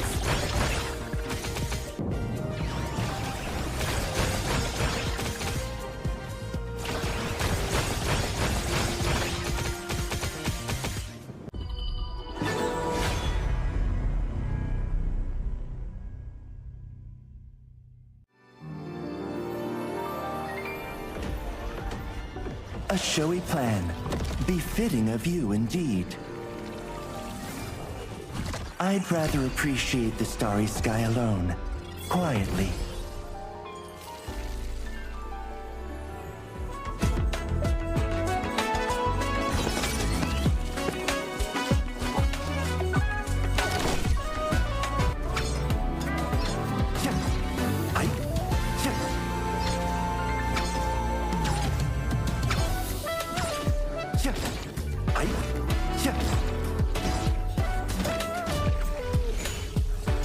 From the stars.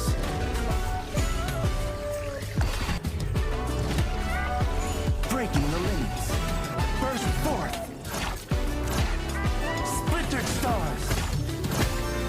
Astral magic. Creating a different future.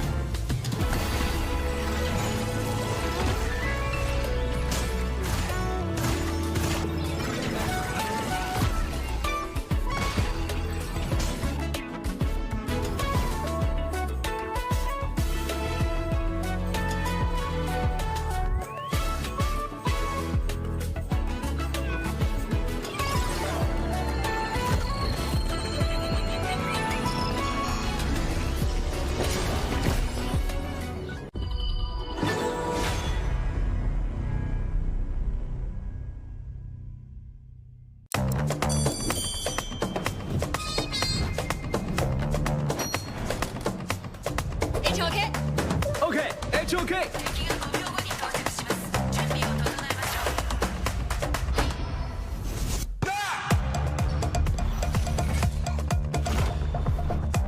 It's okay. Okay, it's okay.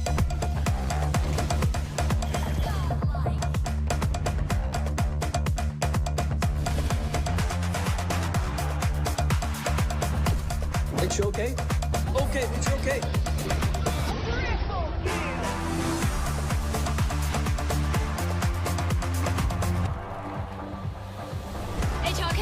Okay, it's okay.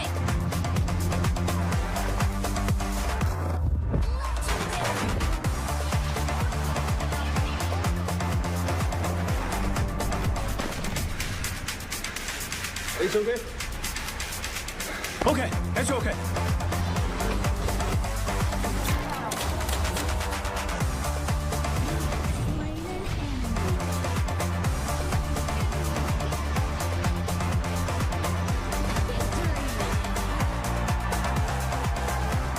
It's okay. Okay, it's okay. Honor of Kings 2025 Global Collegiate Tournament Season 1 is about to begin. With a total global prize pool of over 100,000 US dollars. Show your skills and compete for the glory of the world's strongest university. Follow us for more details at HOK Club and the HOK official community. We await your participation. Okay, HOK!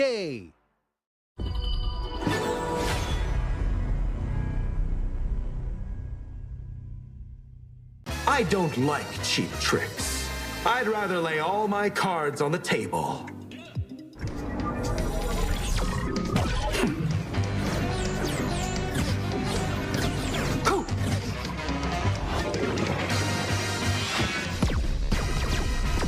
Blazing through the cosmos, illuminating the stars.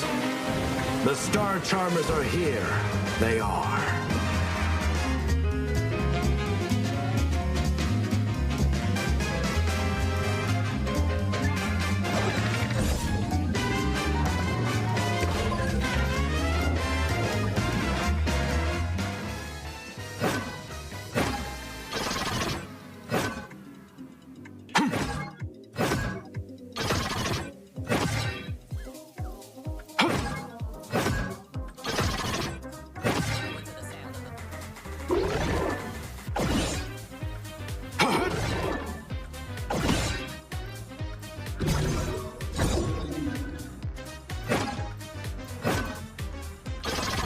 Moving stars.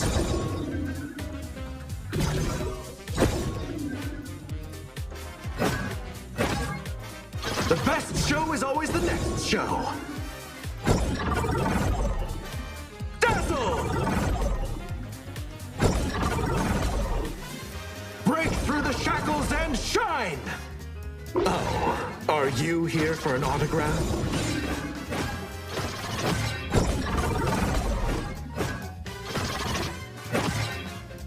With the power to manipulate dimensions, I hold the universe in the palm of my hand. There are 3 steps to stealing a treasure. Open the box, put it in the box, and close the box. I'm in my element. Well, well, a surprise encore.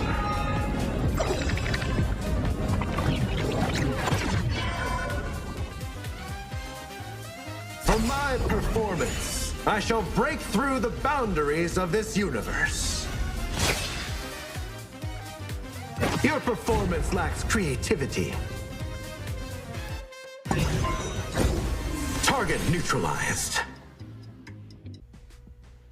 Hi guys and welcome back dito sa PKL Spring 2025 Qualifier Finals. Ako si Chisto, kasama ko ngayon si Crazy Apple.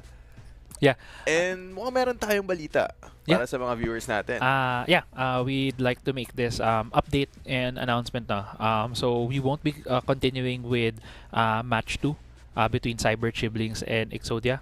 So that would mean that Cyber Chiblings advances to the next part of the losers bracket. Unfortunately, due to certain circumstances, Exodia will not be able to complete their matches today. So they have decided to forfeit their match. We do hope that they're okay. There is well, they mentioned that it was an emergency in this current situation for Exodia. So Cyber Chiblings will be moving on to the next part of our bracket, and I believe right now what we're gonna be doing is gonna be waiting for match day. The teams have been informed according to our league operations. So we will be waiting for KHI Esports and Code Unknown. So we will also be moving on towards the third match of the day, which is, unfortunate, but it happens. Yeah. Especially in tournaments like these, hindi naman natin din kontrolado lahat nangyayari sa mga bagay-bagay, no. So we'll see we'll see for the next match KHI Esports and Code Unknown.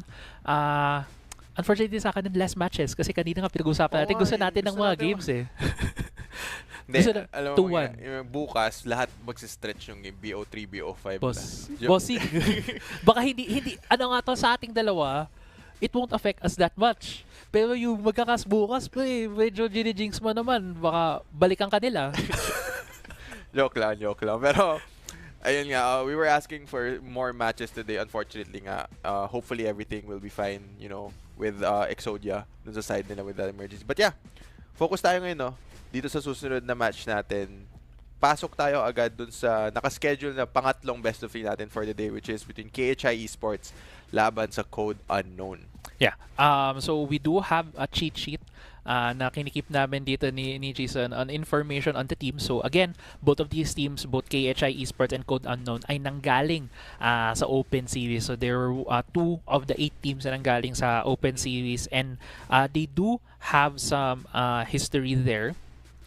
For KHI Esports, natalo sila actually sa ACT Esports from the Open Series. So medyo mabigat yung naging kalaban nila doon no in the road to the Open Series in the semifinals. So they're also a third, fourth team alongside Cyber Tribling. So medyo same ang ranking nila on that end, and there are some familiar players here, no. I think at least on top of my head, Yato is one of the more familiar players that we recognize from this team. You mentioned that familiarity, with other mobile MOBAs. Nandun yung experience, which we were mentioning. A lot of the players na makikita natin throughout the rest of this day have been, experienced competing in other mobile MOBAs. And ngayon, dinala nila yung talents nila into Honor of Kings, hoping to make it to the PKL. And so far, they have this big opportunity in front of them. It's just a question of whether or not they can perform dito sa qualifiers. Yeah.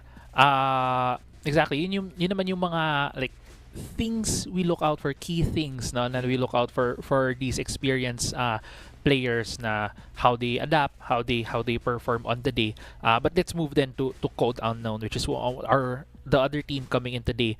From the Open Series din sila, medyo similar sila in terms of placement, no? 5 to 8 teams sila from the Open Series, and there are some familiar names as well. I'm not in the IGN department kasi medyo familiar lang tayo sa mga players na to. I'm not sure if masasabi natin to mga IGN nila because they different yung naging player name nila from the qualifiers compared to what we're playing right now, because they were able to decide on their new names basically.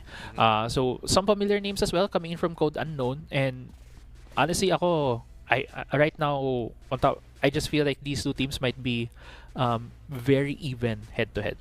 Wala tayong dynamic na isa favorite, yung isa underdog. Baka head to head lang to, and it's who the better team is, in terms of what they bring to the draft, heading into this best of 3. So we might have a close one para dito sa pangatlong match natin. A close 1, 2-1 sulit. Dikit na 2-0. Kaya ako naman, I feel like I'm on the side of our viewers. Like, if I was a viewer, gusto kong makita yung mga ang unang gusto makita ay favorite team ko na manalo. Second, I want to see Honor of Kings in action. Like, as many games as possible, as close matches as possible, pakitaan talaga ng gilas, no. Mga teams. I believe we also have an updated bracket to update from match 2 since we are heading into the third BO3 of the day. As seen here, Cyber Chiblings moves towards the next part of our bracket. They will be facing ACT Esports Club in the next phase of the losers bracket. So bigat na laban din yan para sa Cyber Chiblings. We hope na, it's gonna be another Chiblings teams actually against ACT. Mukhang yung magiging test dito ng ACT is kung makakuha sila ng pangalawang Chiblings team. Pero tingnan natin, may chance yung Cyber Chiblings na ibawi yung kanilang sister team dito. But moving on to the lower part here, of course, KHI Esports, we're just talking about them facing off against Code Unknown. And then mamaya, Exodia Titans laban sa UAPH. Yeah. For the last match of our day, sila yung 2 teams left from the Open Qualifier. So yung Open Qualifiers natin yung nangyari recently. Ito yung pinaka-recent natin na naging qualifiers for the PKL Qualifier Finals, wherein it's also post or after S3. No? So these are very newer teams that we'll be seeing later today. We were talking about before we went on break kanina for what was perceived to be the match 2. Grab bag, wish list. Wish list for heroes. Top of my head, ako din may isa pa akong hinahanap apart from Yixing. Siyempre yung ginagamit ko din madalas. Si Joyu. Joyu, no, we don't really see a lot in pro. And mahirap kasi mahirap siya i-execute kapag nasa, pro play ka na or semi-pro. Kasi challenging talaga ilan yung damage niya. Yeah, very challenging.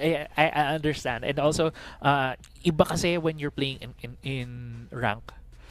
In rank kasi, medyo mas chill ka pa or the players, how I say, may tendency, ako, this is how I see things. May tendency ko mas mag-tunnel on a target.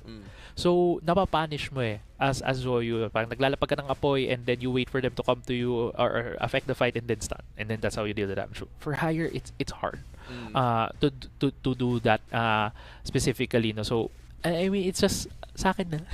Mas ano eh, mas coordinated, tas mas aware eh. Pagka syempre pag tumataas na rin yung pag nasa Grandmaster ka na, lalo na pag yung mga pro, mas gets na nila. Kumbaga, like put simply. That's the ano ba bang mga may hindi pa tayong hindi pa na ito nakikita is she. I feel that she I feel for other people she might be a bit easier to use kasi technically you only really have 2 abilities na kailangan mong isipan. Yung bola niya at saka yung hatak niya. Yun na naman talaga technically yung abilities. Yung other ability niya kasi yung ultimate is a cooldown on her skill 2 eh. But anyway, we did just hear an update from Prod. I believe we do need to go on another short break before we head into match 3. But don't go away. We'll be right back.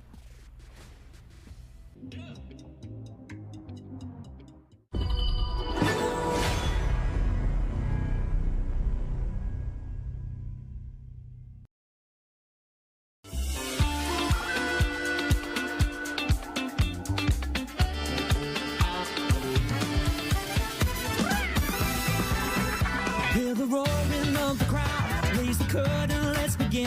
Hit the lights and hit the music. Time for action.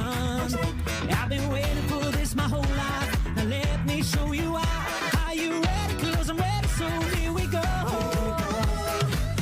Look in the mirror, tell yourself it's your time. If we believe in magic, we can dream, we can fly. You'll be unstoppable when you remember, feel the power in your heart.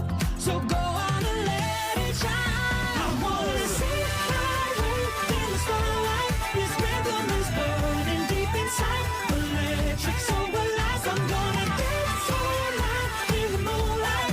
Won't stop until my dreams are alive. To the world, I'm gonna touch the sky. Don't stop, don't stop, it's all right. You'll be higher. I wanna see my way in the starlight. Won't stop until my dreams are alive. To the world, I'm gonna touch the sky. Woo, yeah.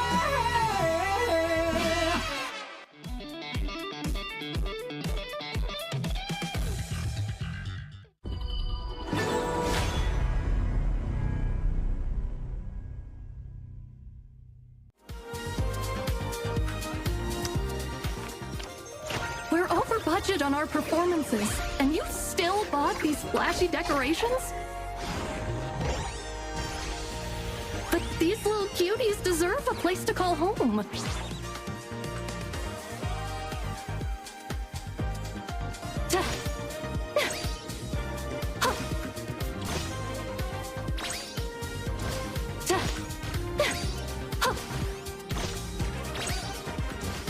Sparkle!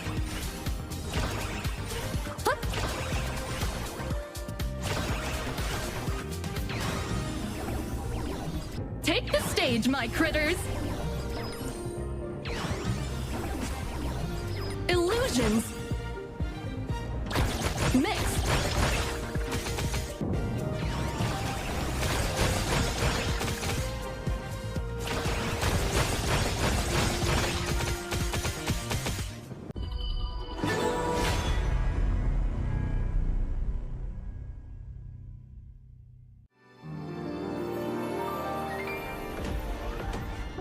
A showy plan, befitting of you indeed. I'd rather appreciate the starry sky alone, quietly.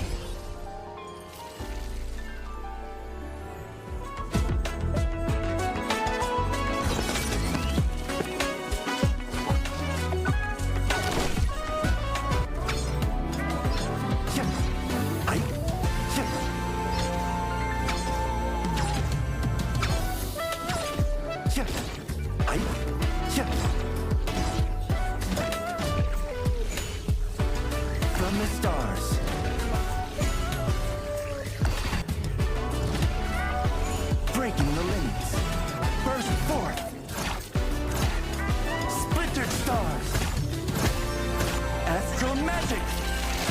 creating a different future.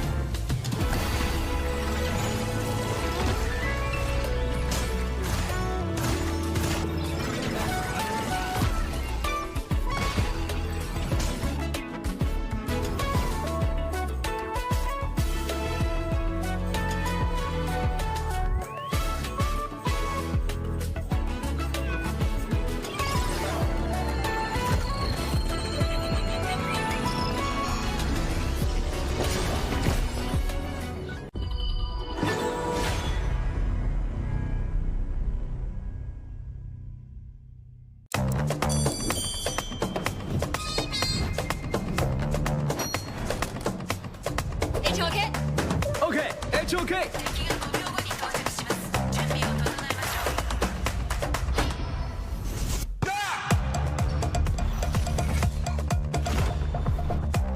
It's okay. Okay, it's okay.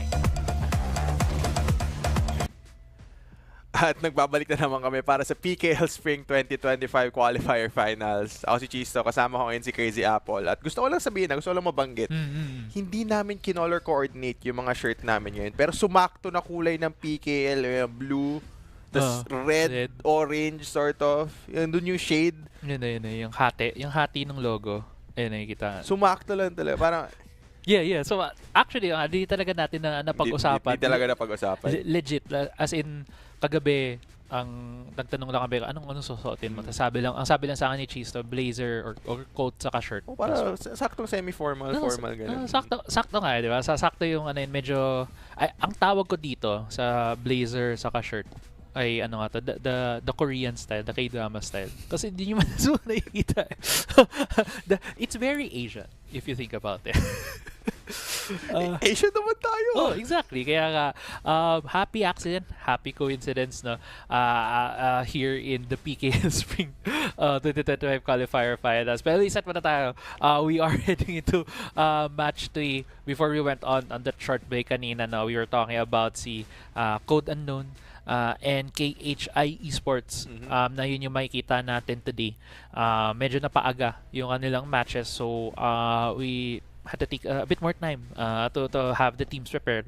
But from what we heard, they are here now para malaman natin kung sino ang mag-a-advance into the next part of the bracket. Yeah, I believe teams, getting prepped lang, just to have, medyo napaaga din yung laro nila, so understandably so naman. But yeah, excited to see how both of these teams are gonna match up. Pinag-usapan namin very briefly na feeling namin ito yung pinakadikit in terms of the skill level. Nakita natin yung mga rosters nila. Yeah. We do see some familiar names. And we do believe na yung mga players nila, they've been around, semi-pro, pro, different titles na mga mobile MOBA. So nandun na yung experience na dinadala nila. And now it's just a question of who can use that experience to their advantage para mag-qualify dito sa PKL. Exactly. Mga bihasa na to. Kumbaga, no? And yeah, we'll see how that matches up kung how you use the experience, how you create your own strategies, and how you make your own identity, which is napag-usapan natin in match 1 where we saw that ACT, yung kanilang dalawang draft, may tayo nakitang identity from the team, and we'll see if that's gonna be similar here between KHI Esports and Code Unknown. And yeah, it's another very exciting match that we'll be waiting for here today. And for me, it's gonna be a way for Code Unknown to prove na kaya pa nilang tumuloy, kasi as we talked about, sila ngayon 5th to 8th place team. Sila yung in a way rank lower again from the Open Series, and since Open Series now here into the qualifier finals for PKL, it's been a month. So may time kayong mag-practice, may time kayong magpagaling, magpaganda ng chemistry nyo as a 5-man unit.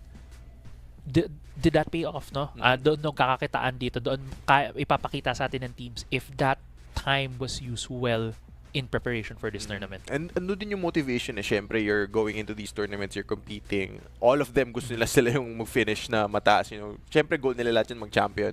So if you're seeing na yung results nyo, mga 5th to 8, ganun lang, you have that extra motivation to try and get yourself better for the next one. Yeah. Kumbaga, kung hindi man nyo makamit yung goal nyo ngayon, learning process siya. It's still a lesson that you take with you para no next time naman makakuha kayo ng goal nyo. And I think that is being shared by a lot of teams. Especially yung mga teams at the top. You know, we keep talking about experience, how valuable it is. If you look across the rosters yung nasa top teams natin, they have some of the most experienced players in terms of mobile MOBAs. That's dito. true. That's true. To add to that, we could talk about specific teams like Blacklist and Boom. When we started the HOK scene in the Philippines, Boom ang undisputed na top team, top dog sa Pilipinas. Hinahabol sila ng Blacklist. At hinahabol sila ng Blacklist. Yun yung pinaka-narrative at the start natin sa HOK Esports. And then when we went to S3, it was Blacklist na nag-dominate for the PH side. Unfortunately, nag-exit na din tayo in the semis, but it was a really, really, really close series. It was a 4-3 ending at that time. And upon talking with the players, I was able to at least talk to some of the players and their coach and their coaching staff. They really took it up as a learning experience from them, and para sa kanila ang nangyari doon is constantly nag-i-improve kami ng performance from wala kami nung S2 nung Malaysia. They were there nung nasa sa Jakarta yung tournament nung Hawk Champs. They were there, but they performed better in S3. And yun yung mga things that we're looking for. Mga native na nakikita natin sa mga teams. For Boom Esports, yes, they were dominating, but then nahirapan sila when they made their roster adjustment. And now, yun yung goal nila for PKL to get that crown back, to say na kami ang best team in the Philippines. Gusto nilang bumalik dun sa kumbaga undisputed status kasi for the longest time sila talagang hinahabol But now that sinet nila yung standard, everybody caught up to it. And just the fact na lahat sila umabot sa level na ganun, it made everyone better. Like yung buong say yung country natin. Yeah. It made us so much better now. Nung pagdating ng international competition, we were able to place very high. Kumbaga, hilaan paakyat. Yun ang nangyayari gusto sa atin. natin. Yun yung gusto natin, hilaan paakyat. Siyempre, yun ang tama Yun ang tamang gawain. And we see these other teams then, Eureka, who was always in the grassroots ang sipag scene. nila sobra. Ang sipag nila. Makita mo na lang kung saan sila umaabot para dumayo sa tournament. Yun yung core memory ko sa Eureka. Pag nakita ko yung name nila, parang sila umabot dun. Akala ko yung main Metro Manila ganun. Parang bang, pag may nakita kang tournament anywhere in the Philippines, ang ina-expect mong makita doon ay Team Eureka. Parang ganun na yung naiisip mo. And dahil nga doon na pinakita nila na we are this team that is taking HOK really, really seriously, really want to be part of the growth of HOK Esports. Kasama sila sa direct invite teams natin for PK. So yun yung mga daming narrative na parating tayo na regular season. Nandito pa lang tayo sa qualifier finals and so many things to talk about. Yun nga, like para lahat ng team, yung mga direct invite pa lang, ang dami na nilang narrative, diba, individually. Tapos ito pang mga to, yung mga kwento nung nasa qualifiers pa lang. All of this will build up to eventually pag nabuo na yung 8 doon sa PKL, and once they all start competing against each other, doon pa lalabas new narrative, some stories will be ended probably. Like ang dami talaga na pwede mangyari. Yeah. Dami nating aabangan. Daming aabangan talaga. Team Flash PH has been in the local PH esports scene since inception din, since we started HOK Global, and they've always been in the qualifiers, always been in the tournaments, and although we've seen madaming roster shuffles from the team, they have never stopped competing there. They have never stopped to be part of the whole scene, no? And lastly, si TNT to pang Alab, yun yung pinaka bago, I would say. Nakikita natin from the direct invite team, yun yung pinaka, you could say may question marks on what they will bring. Pero kilala naman si Ribo ng madami diyang manonood. Marami diyang mga naglalaro ng mobile MOBA sa Pilipinas, and that will be the familiar face and name that we'll be looking forward to when TNT to pang Alab takes the stage. And dami ring ang daming questions na masasagot lang natin pagdating na talaga ng PKL. Once nabuo na lahat, we're gonna get to find out who the best team in the country is. Yeah, and iba yung format, no? Kasi ang nangyayari sa atin ngayon, one-off tournaments, you could say. Parang at most 2-3 months na qualifier to get to the next international tournament. Like what's lined up right now for after PKL is EWC. So that's what the players will be looking out for, and the teams are looking out for, no, for EWC. I believe we're gonna be reviewing or rolling some highlights now from game 1 as we wait for the next match between KHI and Code Unknown. But while we wait for that, we can talk a bit more din about how EWC has developed. Para sa mga manonood din natin na baka hindi nakuha pa yung balita coming from S3. Nag-announce ng S3 na ang Pilipinas ay may 3 slot into EWC. At yung 3 slot na yan magagaling sa PKL. So yung malamang yung top 3 teams natin from PKL ay lilipad, no, to compete in EWC, and that gives us more chances para maka-place higher in the tournament to maybe even, you know, win the tournament. Although that's a stretch to say the least right now. But sure. Di mo sure. Kasi sure. Sabi nga natin, nag-improve ng mabilis ang mga team. I mean, last time yun na tayo eh. Ano? I mean, We were doing really well. Yeah. Okay. Yeah. I mean, we saw Blacklist do really well. Elevate also, no? Elevate also did really well. Rough World Era might not have gotten out of groups, but it's still, for me, it was a really good. It was a bright spot for the team, kasi they were able to get that experience, at isa yun sa pinaka-importante lalo na sa mga players natin that will go into pro is how different it is to play in a international match and to play in front of a crowd. Yung mga on-stage na match, iba talaga yung kapag naririnig, mararamdaman mo yun pag nasa stage ka. Yung tipong even if, let's say, naka-headset ka, locked in ka sa phone mo, mararamdaman mo yun kapag nag-rumble na yung crowd. Kapag nag-cheer na sila for, let's say, a play na ginagawa mo or ginagawa ng kalaban mo, you're gonna feel it. Yeah. Napaka, let's say, totoong pressure nun para sa mga players natin. Ibang experience talaga siya. Yeah. It reminds me, yung kinento mong yan, it reminds me sa isa sa usapan namin ni Fleur. It was after one of their matches, na-kausap kami na parang, so ano yung pakiramdam na naglaro kayo on stage? Sabi niya, nung natalo sila ng game 1, pero ng game 2, tapos nakabawi sila, na-turn around na nakaka-comeback sila.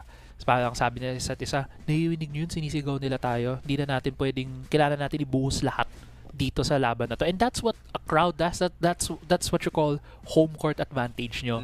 And yeah, I again want to thank everyone that went to North Eds at the time for S3, kasi dahil sa inyo, nabigyan ng buhay, nabigyan ng extra na lakas yung mga players natin to really compete during the tournament.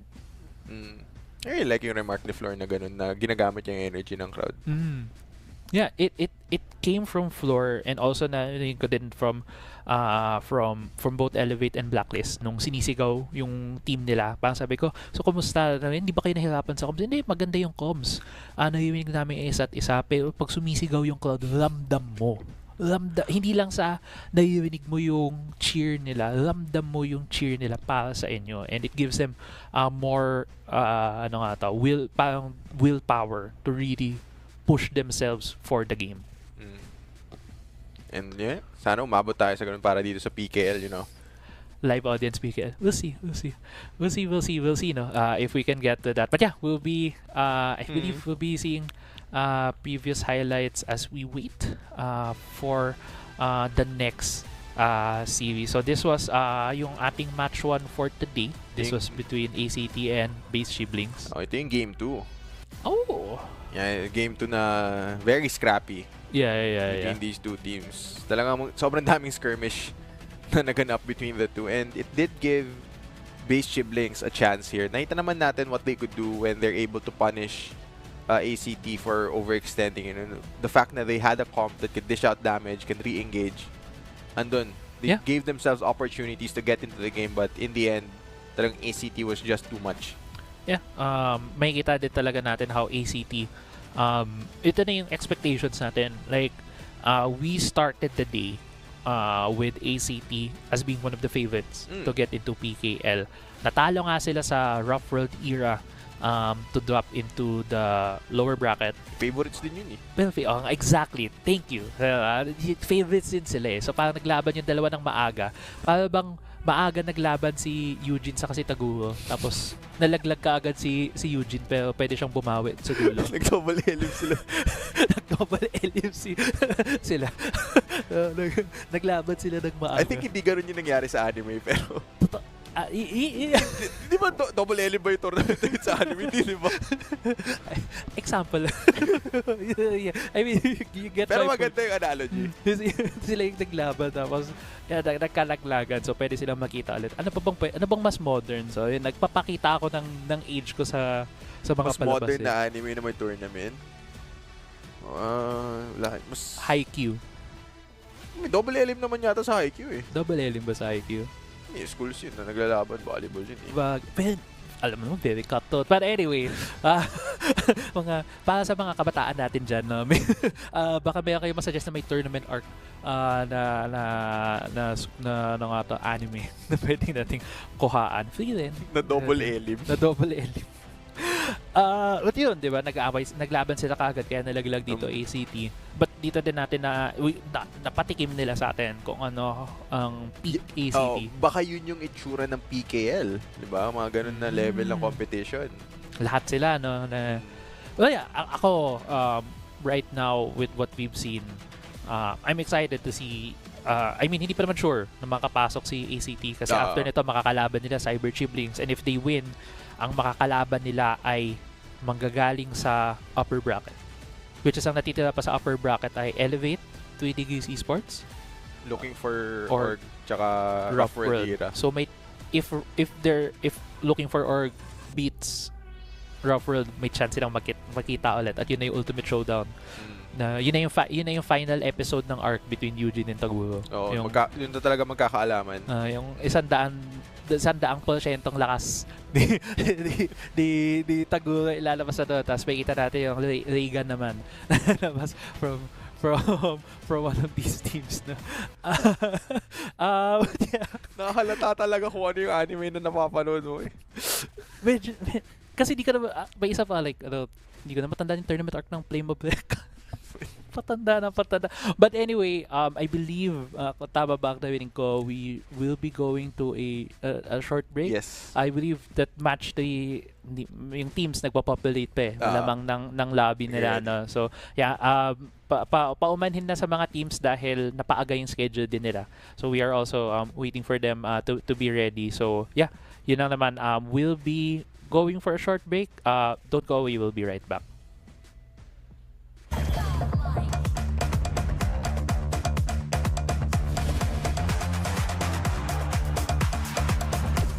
It's okay? Okay, it's okay.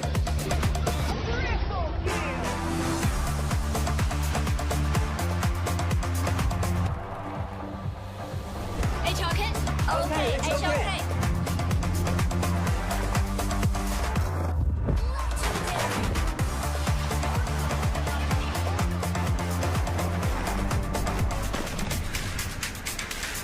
it's okay. okay. It's okay?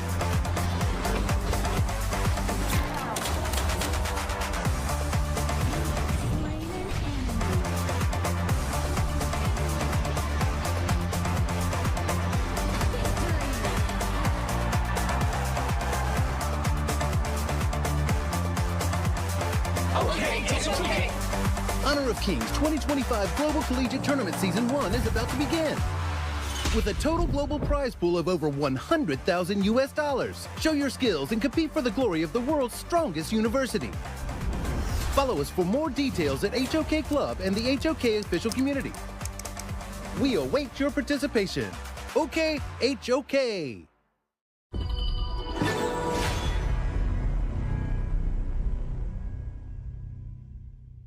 I don't like cheap tricks. I'd rather lay all my cards on the table.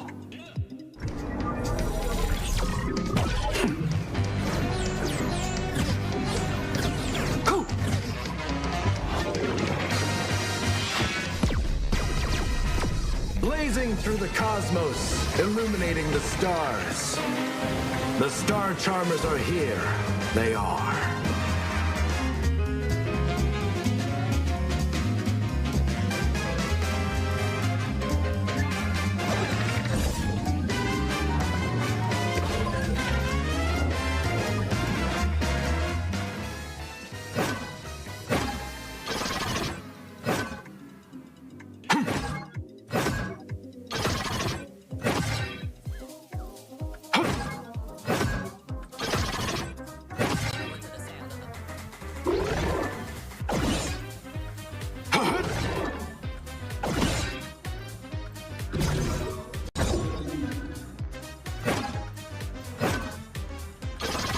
moving stars.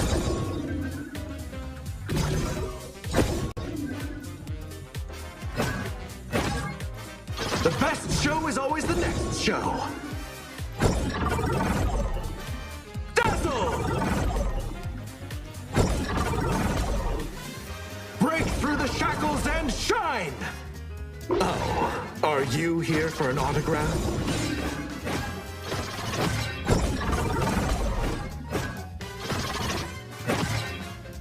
With the power to manipulate dimensions, I hold the universe in the palm of my hand.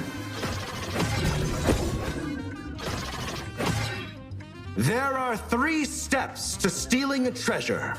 Open the box, put it in the box, and close the box. I'm in my element.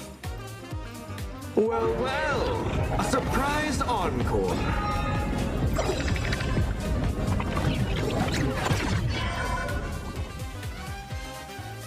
For my performance, I shall break through the boundaries of this universe. Your performance lacks creativity.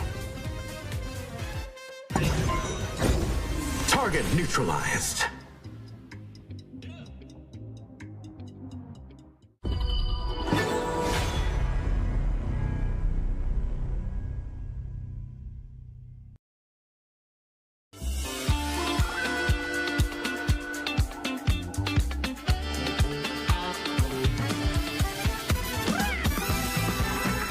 Hear the roaring of the crowd. Raise the curtain, let's begin. Hit the lights and hit the music. Time for action. I've been waiting for this my whole life. Now let me show you why. Are you ready? 'Cause I'm ready, so here we go. Look in the mirror, tell yourself it's your time. If we believe in magic, we can dream, we can fly. You'll be unstoppable when you remember, feel the power in your heart. So go on and let it shine. We're over budget on our performances, and you still bought these flashy decorations? But these little cuties deserve a place to call home.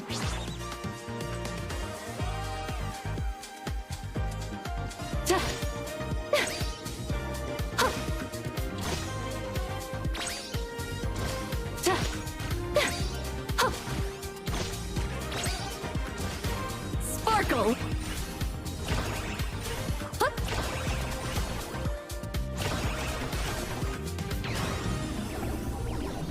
Take the stage, my critters! Illusions! Mix!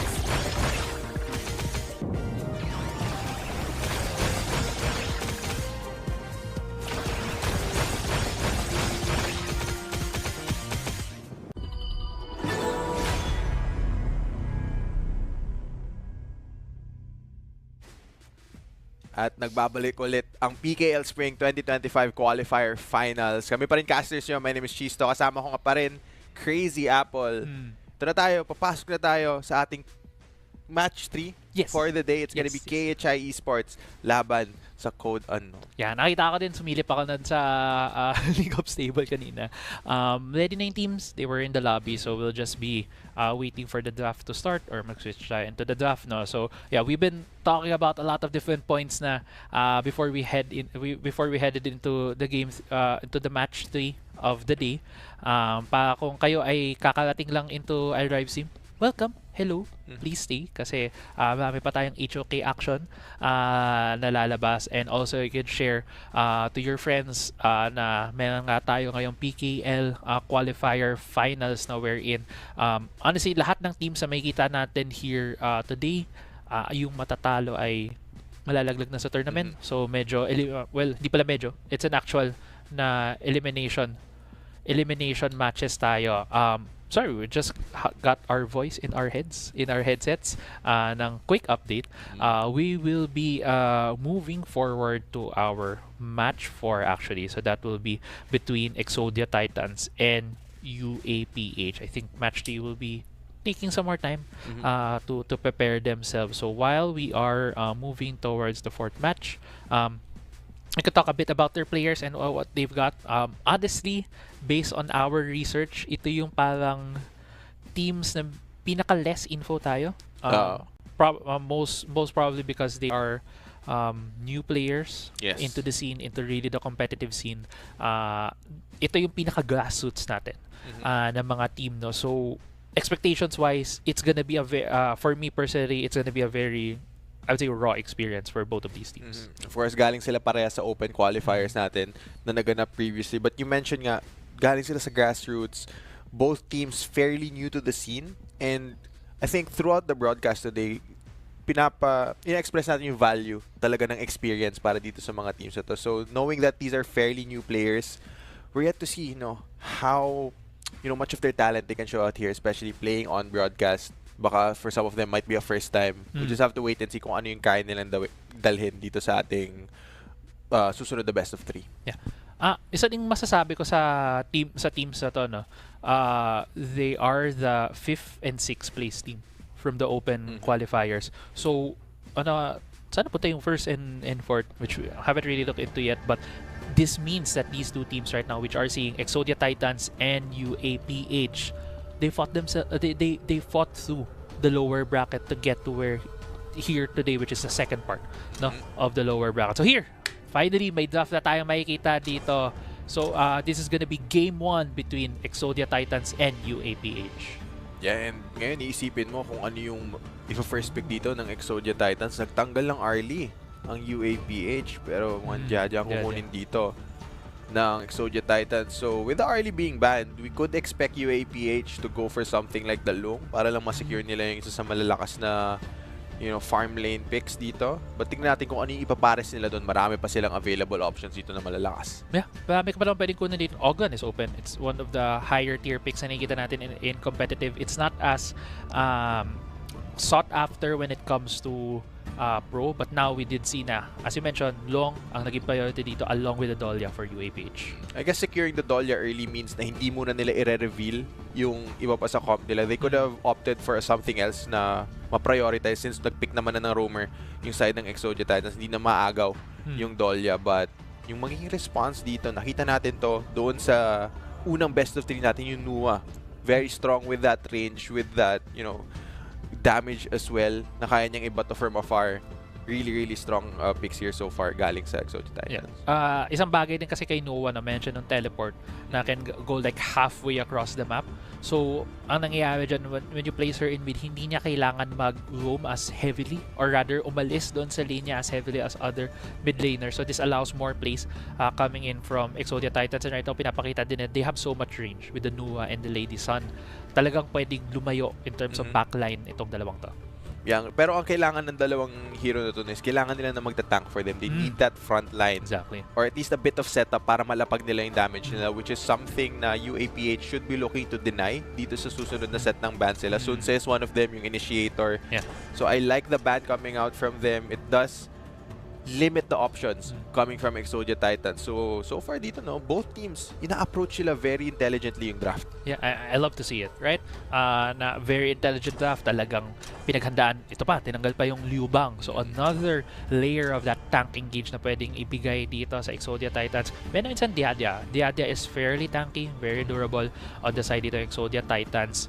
Tinanggal na rin yung Byron, so another like bruiser-like heavy in front of you from the side of UAPH. But one thing na iniisip ko ngayon, they keep trying to deny, they keep trying to get these bruisery or tanky na characters for the side of UAPH. Pero wala silang ganong backline access. Paano sila pupunta sa likod? When it's the Lady Sun and the Nua that might be able to dish out their damage freely. Meron pa silang option na mag-Shangguan dito para dun sa backline access. Kasi meron silang Dahlia. Oo. Pwede nilang laruin yun if nasa pool nila yun. It could be something that they're thinking about right now.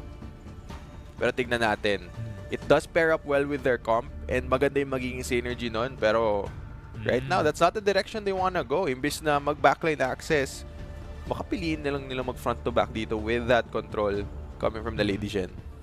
So far, yung composition ngayon dito na pinapakita ng UAPH, seems very standard. It's a composition that you might have seen if you've been a long time viewer. Malamang kung nilagay mo to nung S2, mga ganun, or Hawk Champs, nakita mo din ang composition na to. So very standard no for Honor of Kings. On the other end, for Exodia Titans, I like the addition of the Neja and the Hanshin. It gives you so much initiative, so much priority right now. The Nuwa can change into a pick na instead of having this backline CC galore or just poking potential, pwede din siya pumasok kasabay ng Neja and Hanshin. It gives so much more options right now for Exodia Titans. So one thing din, binanggit mo kung paano nagsisynergize yung Nuwa with those two characters. Yung Hanshin tsaka yung Neja, kayang-kaya mag-dive dun sa backline. And alam nila na pwede mag-follow up with that ultimate. Yung Nuwa with that range. So we'll just have to wait and see kung may execute nila yun heading into the game. Because even if madali siyang sabihin, I think once you're in there, it's still quite difficult to play Nuwa as a character since ang dami mong kailangan itutok and you really need that setup para mas madali lang yung trabaho mo kumbaga na magbato ng damage. Exactly. On counterpoint, with that, nilatag nga natin na maganda yung engage, maganda yung naging flexibility, but it's still long. Right?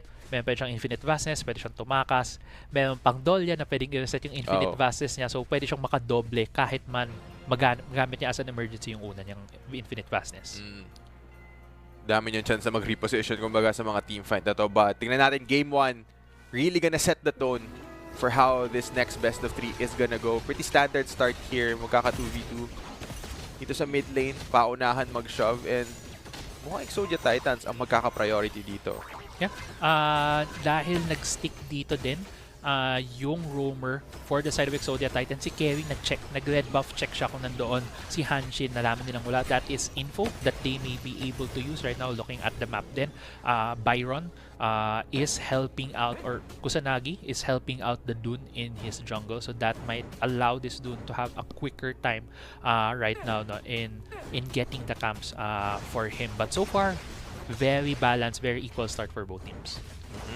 And yung pag-accelerate kay Habibi no, on that dun, give him access to that ultimate, allow UAPH to be more proactive dun sa mga plays na kaya nilang gawin kapag nandun na yung engage nila. As both teams just gonna be happy here to just trade back and forth. Both mid laners looking for rooms. Tingnan mo, nag-aantay lang silang bumalik yung wave. Talagang naghahanap ng opportunities na impact yung side lanes sila. Right. So, nagme-mirror lang itong mga teams na to so far in our opening minutes. Yeah. Let's see here kung makaka-catch out nga lang ang UAPH. Glory is waiting in that brush. Pero medyo safe. No, actually, okay. Baka makatcha dito si Kerry. Goes in. It's only level 2 Dolya. But does indeed go out immediately, then not getting that catch na on the Dolya. So now, that gives info. Actually, the mid lane looking at here right now, it is the Hanshin going in. Glory might be getting nuked right here by Mid King. Pero hindi. Ganda nung stun doon ng Nuwa, nakataka si Hanshin, but still another level of engage here coming from Deville. Dives down the turret, denive niya yung Lady Zhen, and it wasn't enough. The damage is not enough as well from the ultimate from the Nuwa. UAPH gets first blood. Yeah, si Deville trying his best there to try and take down the Lady Zhen, pero just enough safety doon kay Mid King. Ang dami ring members ng UAPH din to respond, so turn around there. They are rewarded with first blood. Tingnan natin how much more of an advantage they can get. Yeah. That's a good sign from UAPH. Ang sasabihin ko din sana kanina ay this is a very different pacing from what we've seen in our first match. Kanina na ang heavy ng roam into the bot side. We did see that it was Exodia Titans who tried to do that. But I feel like Glory got a bit too impatient nung tinry niyang maka-jump on the Dolya and then follow that up with the mid lane. Na-punish tuloy doon, Exodia Titans. But still, the initiative you could see there from Exodia Titans really trying to push the pace of this game. Ito, speaking of pushing the pace, Crawl in a bit of trouble, and UAPH, pipiliin na lang nilang umatras dito. Nakita ata nila na secure na yung jungle camp doon. So, just gonna back off. Sa BB, tulong lang mag-shove dito. After nung unang fight, though, both of them kind of backing off. Medyo nagiging passive yung plane nila dito. Both teams just happy to scale. Maybe team fight around those neutral objectives na malapit nang mag-spawn. 30 seconds on the Tyrant and Overlord. And pumipwesto na sila dito. Nakikita mo both teams seeing each other here in the farm lane. possible na 4v4 dito on the bot side of the map, pero mukhang nag-back off din yung dalawa.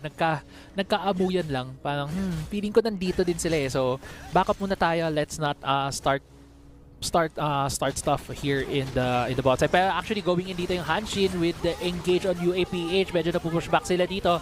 Pero nakakapatusin ng damage back on Exodia Titans, and both teams moving away as both the Overlord and Tyrant spawn into the map. May chance dito yung Exodia Titans to go in. Tyrants being caught out. Kusanagi, nasa likod siya, nasa flank, pero ang bilis din na umiwas ng Exodia Titans. That is a free Tyrant na going to UAPH. Yeah, and if nag-decide doon yung Exodia Titans sa i-contest, may hirapan din sila since kulang sila, magiging 4v5 yun. Pero hindi sila nag-engage dito sa mid lane. What a flank right there from the Veil, pero hindi, wasn't enough. Walang follow-up right now, no, for the side of Exodia Titans. So still, very safe ang pwestuhan nila. Pinapanood ko yung yung Neja si Davil kanina. Nung nagtitake ng Tyrant, fina-farm niya yung lane dun pa sa likod ng mga towers. So I think nag-ult lang siya pa mid lane para lang maka-reposition at makatakas since sobrang lalim na niya sa territory ng UAPH. But looking back, that's still a win. A small win, I should say, for UAPH since sila yung nakakuha ng Tyrant dun. Sila yung nakasecure ng objective. Yeah, still in the early parts of this game, wala pang nakakabuo talaga ng items here. Very small gold din pa na Hanshin goes in, nakahuli doon. Carry does not fall down. Medyo makunat yung dolly nila. Lady Sun actually ang nakatch out. Another re-engage coming right here from Exodia Titans. 3 members low. Pero actually ang nakakuha nila doon is that Diadia 3-0 right now in terms of kills here for UAPH. And parang ganun yung naging trend ng kills na nakuha dito ng UAPH. Yung nag-overstep lang yung members ng Exodia Titans and nagugulat sila sa damage na kayang ibalik ng UAPH. Si Reldon pumasok on that Lady Sun. Nagulat na lang na wala siya bigla. And with that, makakuha ng tower dito, but Glory trying to answer back. Not gonna find anything as ang ganda ng disengage na ginagamit ni Kerry. But Davil, mukhang masosolo siya dito. Si Kusanagi, just a few more hits will do it. Flash. Gets a flash, one hit na lang. Baka mabuhay pa siya dito, pero si UAPH, well, Mid King was there for the assist. Does get the kill, secures it for UAPH. 4-0 now in terms of kills. A turret also going in favor of UAPH. But si Mid King might be getting called out, but actually si Glory again going in and going out on that Hanshin. And meanwhile, on the opposite side, Sonya in a lot of trouble in that 2v1 situation.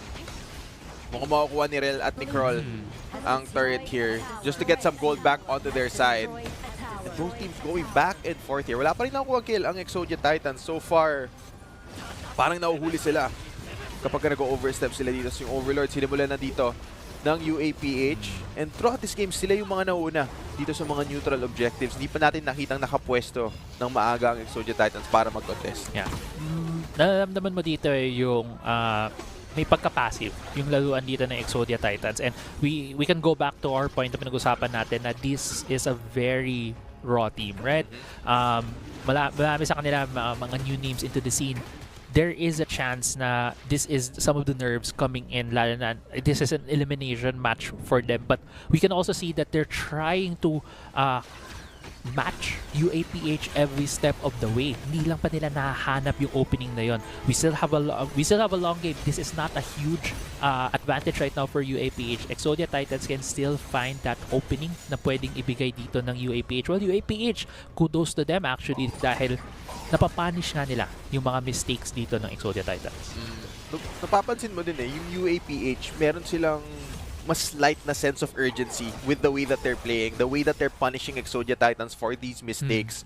Nakikita nila yung mga window na yun and nagagawa nila ng opportunities yung team nila. But Kusanagi right now, just pushing away. And bumalik na tayo dito. You mentioned how passive both of these teams are, and it could be that sense that they're feeling it out. Sina-check pa nila, how much can we take here? Tingnan mo yung pwesto nila. This is very dangerous for any member of the Exodia Titans. Lalo na yung Nuwa who's looking to defend here. No, may TP na mid, trying to cut the distance. UAPH going for the siege in the tier 2 turret in the bot side of the map, but they get pushed away. Again, it's medyo mulit lang din yung mga nangyayari kanina. UAPH forms up tayo to make a play, and then when they see na medyo taglit sa kanila, hindi nagpo-push into Exodia Titans, say back off. Now there's a Tyrant, there's gonna be going. Nezha pumasok on mid king, pero nagamit niya yung kanyang in stasis doon. Dolia does get a kill. Actually, dalawa na ang napatay dito from Exodia Titans. Tatlo down for them. This is looking like a very bad fight for them right now. Glory tumatakbo sa maling side ng mapa. Dito siya sa blue side dito ng UAPH, pero hindi na siya hinabol. Nakuha na din ng Thailand. 3-4-0 plus Thailand for UAPH. Yeah, grabe yung target selection dun ng UAPH. Nakita lang pumasok yung Neza, immediately reposition, i-burst natin yung Neza na pumasok, and ang bilis na drop down ng members ng Exodia Titans. Talagang nilinis sila, niligpit agad ng UAPH. And so far, lahat na naging engage ng Exodia Titans na turn ng ganun. So that's maybe a big factor on why we see them hesitating. Yeah. Hindi na sila as aggressive as earlier on kasi alam nilang kayang i-turn ng UAPH yung mga engage nila. Yeah. One thing din na gusto kong sabihin doon na yeah, they're very cognizant ka of what's happening and ano yung mga strengths. At some point then, there was a clear item advantage for the Long. Meron na siyang Eternity Blade and Axe of Torment. That's 2 completed items compared to the members of Exodia Titans. And as we know, when a Long has his items against a Squishy, kaya niyang i-burst down with just one combo coming out from that marksman. So that was a very scary deal dito for Exodia Titans. But right now, 7-0, this lead is building up for UAPH. Kung kanina, it still felt very close between the two teams na kaya pa ng Exodia Titans. Now they need to play with a bit more, as you mentioned, sense of urgency para mabalik itong game na to into their favor. Right now, nagbe-bleed na rin sila ng objectives. Parang di na nila ma-contest because of the disadvantage you have in terms of the items. Gaya na sinabi mo, kailangan lang nilang iwasan muna itong UAPH. Attempt for a steal there, not gonna happen. Pero mukhang iti-trade lang nila to. Overlord mapupunta on the side of UAPH. So Tyrant kukunin naman ng Exodia Titan. So at least there, meron silang nakuha pabalik. Yeah. Pero makikita mo dito yung priority ng UAPH. Usually nakikita natin ng teams in advantage get the Tyrant, but they did get the Overlord. They really want to pressure. They really want to get the push right now. And Danesha is the one on the side lane trying to split push. UA still gonna be able to get the tier 2 turret here in the clash lane. Danesha might be able to trade. Pero yung mid lane turret falling din. Pero actually ito, napasok dito. Kusanagi about to fall. Lalim. 4 na miyembro ang pinasok niya doon na Exodia Titans. That gives Exodia Titan their first kill. Tignan mo yung Neza, mag-e-engage siya naman dito. Oo, kaya na nga pumasok siya doon sa kay Mid King na knockback, natulak into the enemy team, nakapag-flash, nakaalis, Long able to take down the Diadia. Long using the Infinite Passes as well, Mid King trying to support his team. Pero so the Titans on the run, on the chase, trying to take down the members. Punta sa likod dito si Sonya gets the kill on the new one na mamatay na yung mga members ng Sonya Titans. Only one member left. The Bill runs away, tries to get away from Habibi, but this is a dune kapag naka-unruly blade siya. Sonya actually cuts him off, might be able to get the last kill here for the side of UAPH, and they are pushing into the base. Yeah, and will that be enough time? 8 seconds dun sa Diada. I think this might be enough para masecure ng UAPH ang Game 1 natin. Tingnan natin. Abot ba sila? Diada is gonna spawn, but it's still a 3v1. It's not gonna be enough. Game 1 pupunta sa UAPH. Yeah, UAPH. That was a really good game for them. At nakita mo naman yung celebration ng mga players. Nakakatawa naman din silang makita dito, no? That game started off na very passive ang paningin natin. It didn't feel na magkakaroon ng like big blowout lead until UAPH found their footing. And kailangan mo isipin, no, na yung advantage ng UAPH na yun, nanggaling lang sa mga reactive na plays nila. I'd say nung nakalamang na sila, nung nagpupush sila, that was their proactive plays. But every time there's a team fight happening, ang ganda ng mga naging turnaround nila onto the side of Exodia Titans. Kasi nakita mo, Exodia Titans, whenever they dove in, yung Neja parang halos wala na magawa after he dives in. Pinapasabog siya kagad ng UAPH. And after nun, nahirapan nag-hesitate na. And nung finally nakakita ng opportunity yung Exodia Titans after nung pick-off dun sa Byron in the mid lane, trinay nila mag-take no 4v5. But unfortunately, pagpasok ng Neza, the rest of his team not in position, na-turn around kagad ng UAPH. But here we go, post-game, Sonya, you mentioned yung advantage na nakuha ng Long throughout that game. Nakita naman natin kung ano yung naging effect nun and kung ano yung naging impact nun. Yeah. Looking back on hindsight din, we were talking about the compositions of these teams, and yes, UAPH, great win from them. Really dominating performance. Sonya was able to pilot that Long to really take down members of Exodia Titans. One thing that we were talking about is that a lot of their damage in our heads, it's gonna come out from Hanshin, gonna come out from Lady Sun and Nua. Pero yung nangyari kasi, Yes, may yan silang engage as you're talking about the Neja, always trying to jump mid-king, always trying to jump members of UAPH. Pero tatandaan din natin, the Lady Zen can freeze herself para may stasis siya. The Long can jump away, Infinite Vases. Sino nang itatarget dito ng Neja kung hindi yung dalawang yun? The Dahlia? It's not gonna be enough, right? So in a way, sobrang hirap in execution yung gagawin ng team na to, yung composition na to ng Exodia Titans against the UAPH composition. I feel like for them, if I have to pag mag-a-adjust ako right now for game 2, just reassess your composition. They can't let themselves be put in a position na mahirap silang mag-target. It should be a very quick na, okay, this is the way to engage. Ito yung tatargetin natin. Boom, pak, ganyan. I think going back to the draft, medyo naipit din sila, especially dun sa clash lane ng mga pick. Ang daming naban. Tapos inagaw pa halos ng UAPH, nakuha nila yung Byron. I think doon can be flex there as well. So, sobrang naging limited talaga na napunta sila onto that Neza. And makikita natin kung ano yung mga nangyari with these highlights here. Yeah. Whenever nag-dive in ang Exodia Titans, talagang grabe naging turnaround. Ito yung nauna nakita natin yung first blood. I think over-eager dito si Davale trying to make that play, but you mentioned si Mid King does have that safety going untargetable. And dyan na nagsimula and just slowly naging, I'd say, domino effecto para sa side ng Exodia Titans. And that gets in your head. Pagka you get a few engages, doesn't go your way, magsisimula ka na mag-hesitate throughout the game. Mapaisip ka, will this play work out for us? And this is another one of those examples na ang ganda ng turnaround na binato ng UAPH. Yeah. In a way nga, hindi makapolma dito talaga si Exodia Titans, and nakita pa lang natin yun sa unang engage natin ay gawin ni Glory, diba, in the bot lane, na nung hindi niya na-catch yung Dahlia, pumunta pa siya ng mid, tas natalo din sila in that trade that he had to run back to his to their jungle, and it feels like a really, really hard game dito for Exodia Titans. So they just need to regather themselves, hinga muna sila. That last fight, honestly, from Exodia Titans, that was the best fight for them. Nung chine-chase down na nila yung members ng UAPH, and I felt that they found their groove at some point, na finally yung confidence nila. But at that point, nung natalo kayo doon, it does only two things to a team. It's either it really breaks your morale, na it's hard for you to focus for game 2, or look on the bright side, we were able to find ourselves in a fight. Baka ito na yung start so that we can go for a comeback in this series. Dito na talaga sila mapapaisip. Dito sila masusubukan. Kumbaga kung ano yung magiging adjustment sila para dun sa game 2. But again, congrats dun sa UAPH. They will have momentum on their side. Another important thing, especially since mahaba-haba pa siguro tong tournament na to for them. Unless ma-turn around sila dito ng Exodia Titans, we'll just have to wait and see. Yeah. If ever, kung sino man ang mananalo dito sa series na to, will be facing off whoever will be winning the match between KHI Esports and I'm blanking on the name for a bit, Code Unknown. So kung sino man yung manalo from that series, yun yung mga kalaban dito. Kung sino din manalo between Exodia Titans and UAPH. So honestly, this is one of the teams, or rather UAPH and Exodia Titans yung inaantay din natin, because they are very much unknown to us. Bago talaga silang team. I feel yun din nga yung nangyari sa start, no, na since hindi pa sila ganun ka-familiar din with each other, nagkaambahan muna sila.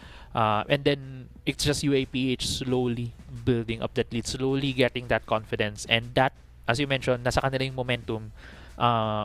It does good things for a team, and you have momentum. You can play more aggressively. You can maybe pick into heroes na iniisip mo, I just want to steamroll today's game. Ito yung gagamitin ko. And gusto ko lang magbuhat, ganun. Gusto ko lang magbuhat. Gusto ko lang magpakitang gilas sa isang laban. And yeah, expectations. Yun yung sineset din natin expectations na for our viewers coming to this next game, na UAPH it's bringing in the momentum for game 2. Hindi na magiging malaki yung similarity kumpara dun sa game 1. Kumbaga na shake off na nila, nakapag-warm up na sila.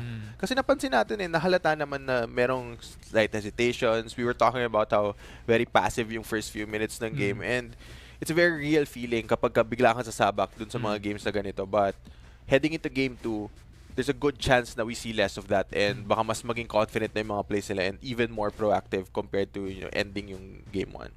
So, yeah, waiting na lang kami for the draft, no? For game 2 between UAPH and Exodia Titans. Honestly, if I was Exodia Titans, I would just play a simpler comp. Comp to play. Mas gayahin nila si UAPH kasi we were talking about how si UAPH, it feels like this composition, pwede mo siyang makita like 6 months ago. Oh.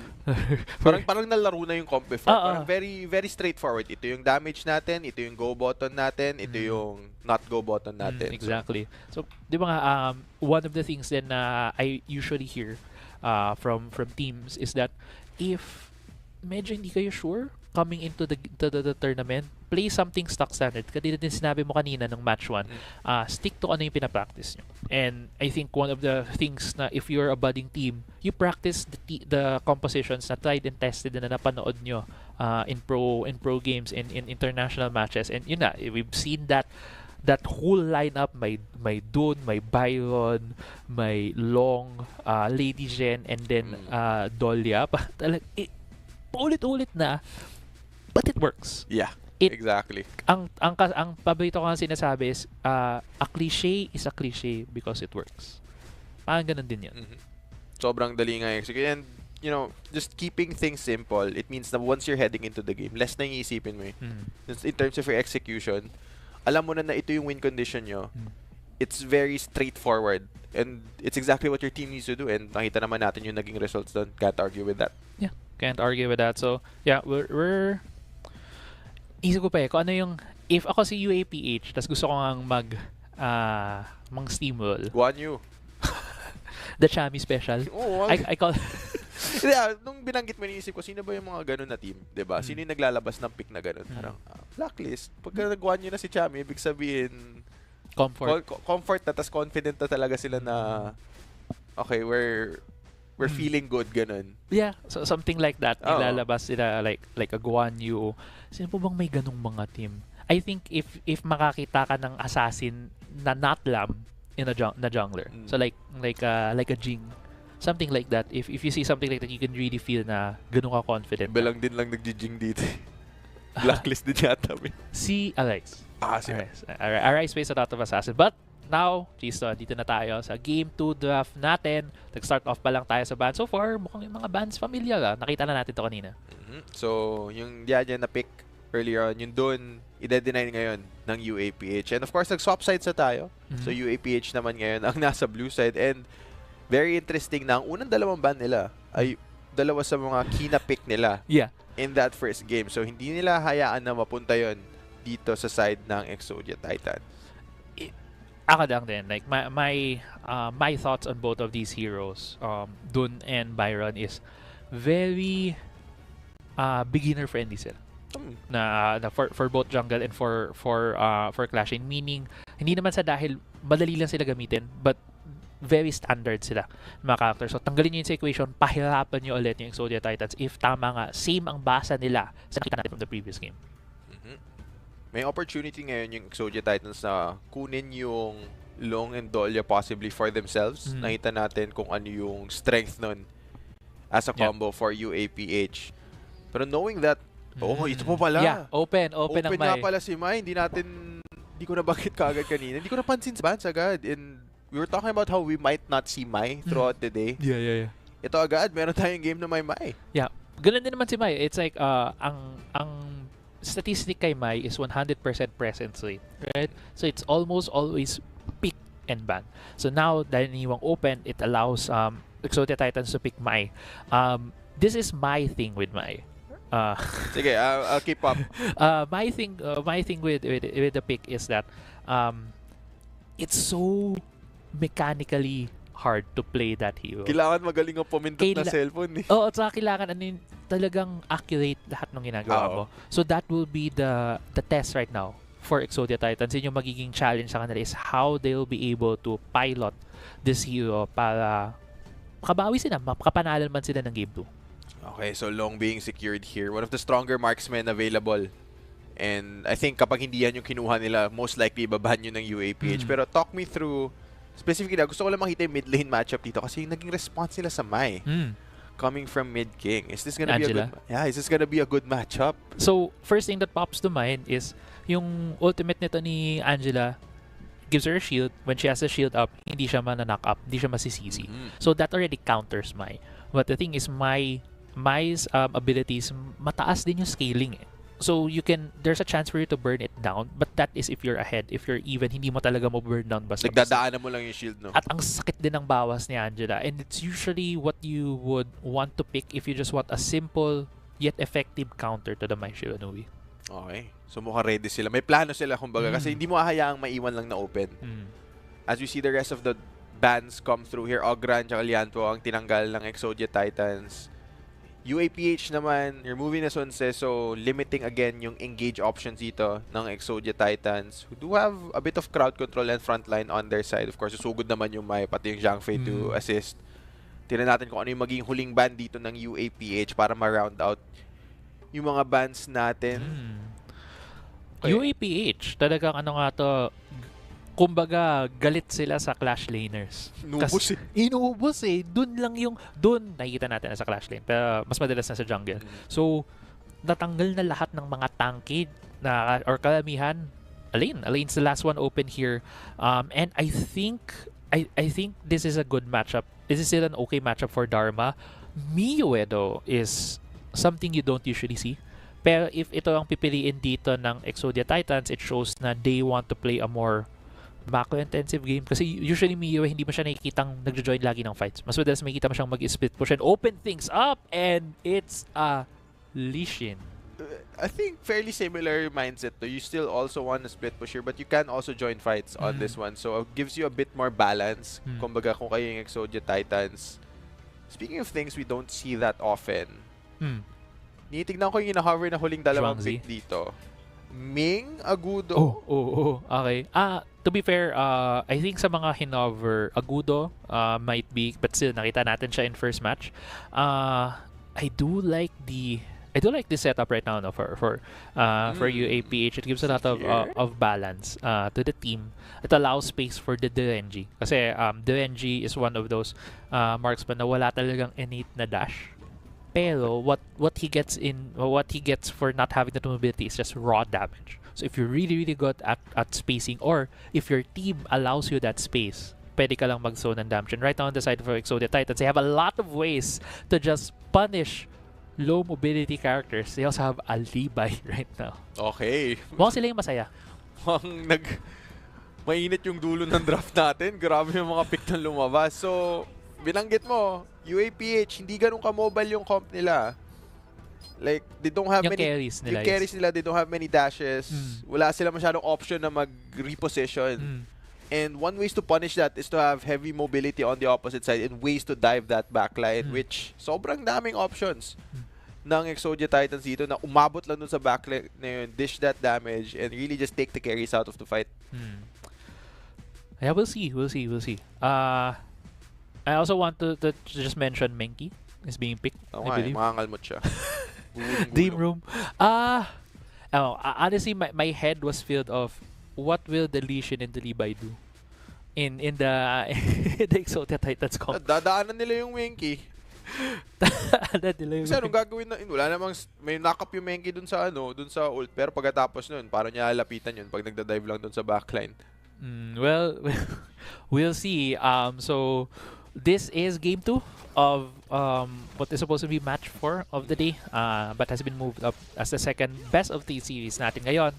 It's UAPH and Exodia Titans. So if Exodia Titans loses this game, they drop out of the tournament, and UAPH will move to the next part of the tournament. And yeah, it is a lane swap as tinuturo ngayon ni Chase sa akin. Ming and Derenji yung nag-start off in the mid lane while the Angela was at the bot lane. Iniwas nila. Ayaw nilang itapat yung Angela. We were talking about kung paano magiging matchup sa mid lane, pero di sila yung nagtapat agad. Pero mukhang babalik tayo sa standard. Ito na yung normal state of things. And nakita mo, nirespeto ka agad ni Mid King yung ginagawa dito ni Ace on that Mai Shiranui. Talagang iniiwasan yung damage.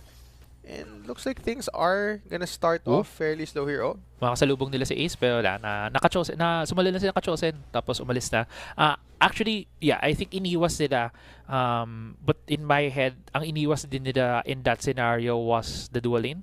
So, instead of the dual lane being in the farm lane and baka puntahan sila kagad ng Mai when Mai clears the wave, sila yung pumunta doon. Now, Glory is in a good flanks but I don't think alam yun ng UAPH. Nag-start off yung fight into the bot side pero hindi nakahanap ng opening dahil wala pang hard CC talaga dito. Exodia Titans, Zhang Fei doesn't have ult yet. So, hindi siya makakasigaw dito for the sun. Kailangan mag-hard commit ng UAPH sa fight doon kaso hindi kumagat sa bait. Baka nakaramdam sila na okay, wala yung Libay. Tingnan natin si Kusanagi. Yeah. Okay. Nag-rotate naman kaagad dito si Kusanagi. Iniwanan lang yung Lee Sin on the top side. Tinutulugan ditong makashove yung Angela. We'll see where. Actually, sorry. Angela's already bot side. Already here. Mid-king about to take down Crawley. Low HP. First blood does go into favor here of UAPH. And great rotation sa kanila. Pinapaba nila yung kanilang Dharma to cover mid. And Angela was free to roam into the farm lane. Yeah, and because of that cover, not much was lost here for the side of UAPH. So, isa sa mga set play nila, nabigyan sila ng first blood dito as mid-king. Gonna be rewarded for that one. So, slight advantage ngayon sa early game para sa UAPH. Still waiting for a response galing sa side ng Exodia Titans. Kasi, kanina pa na pinag-usapan this comp. When they get ahead, they can really snowball.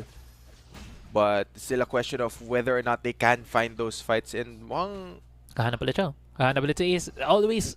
I think at this point in time, UAPH has a really good read on Exodia Titans. Alam nila na laging bot lane ang pupuntahan.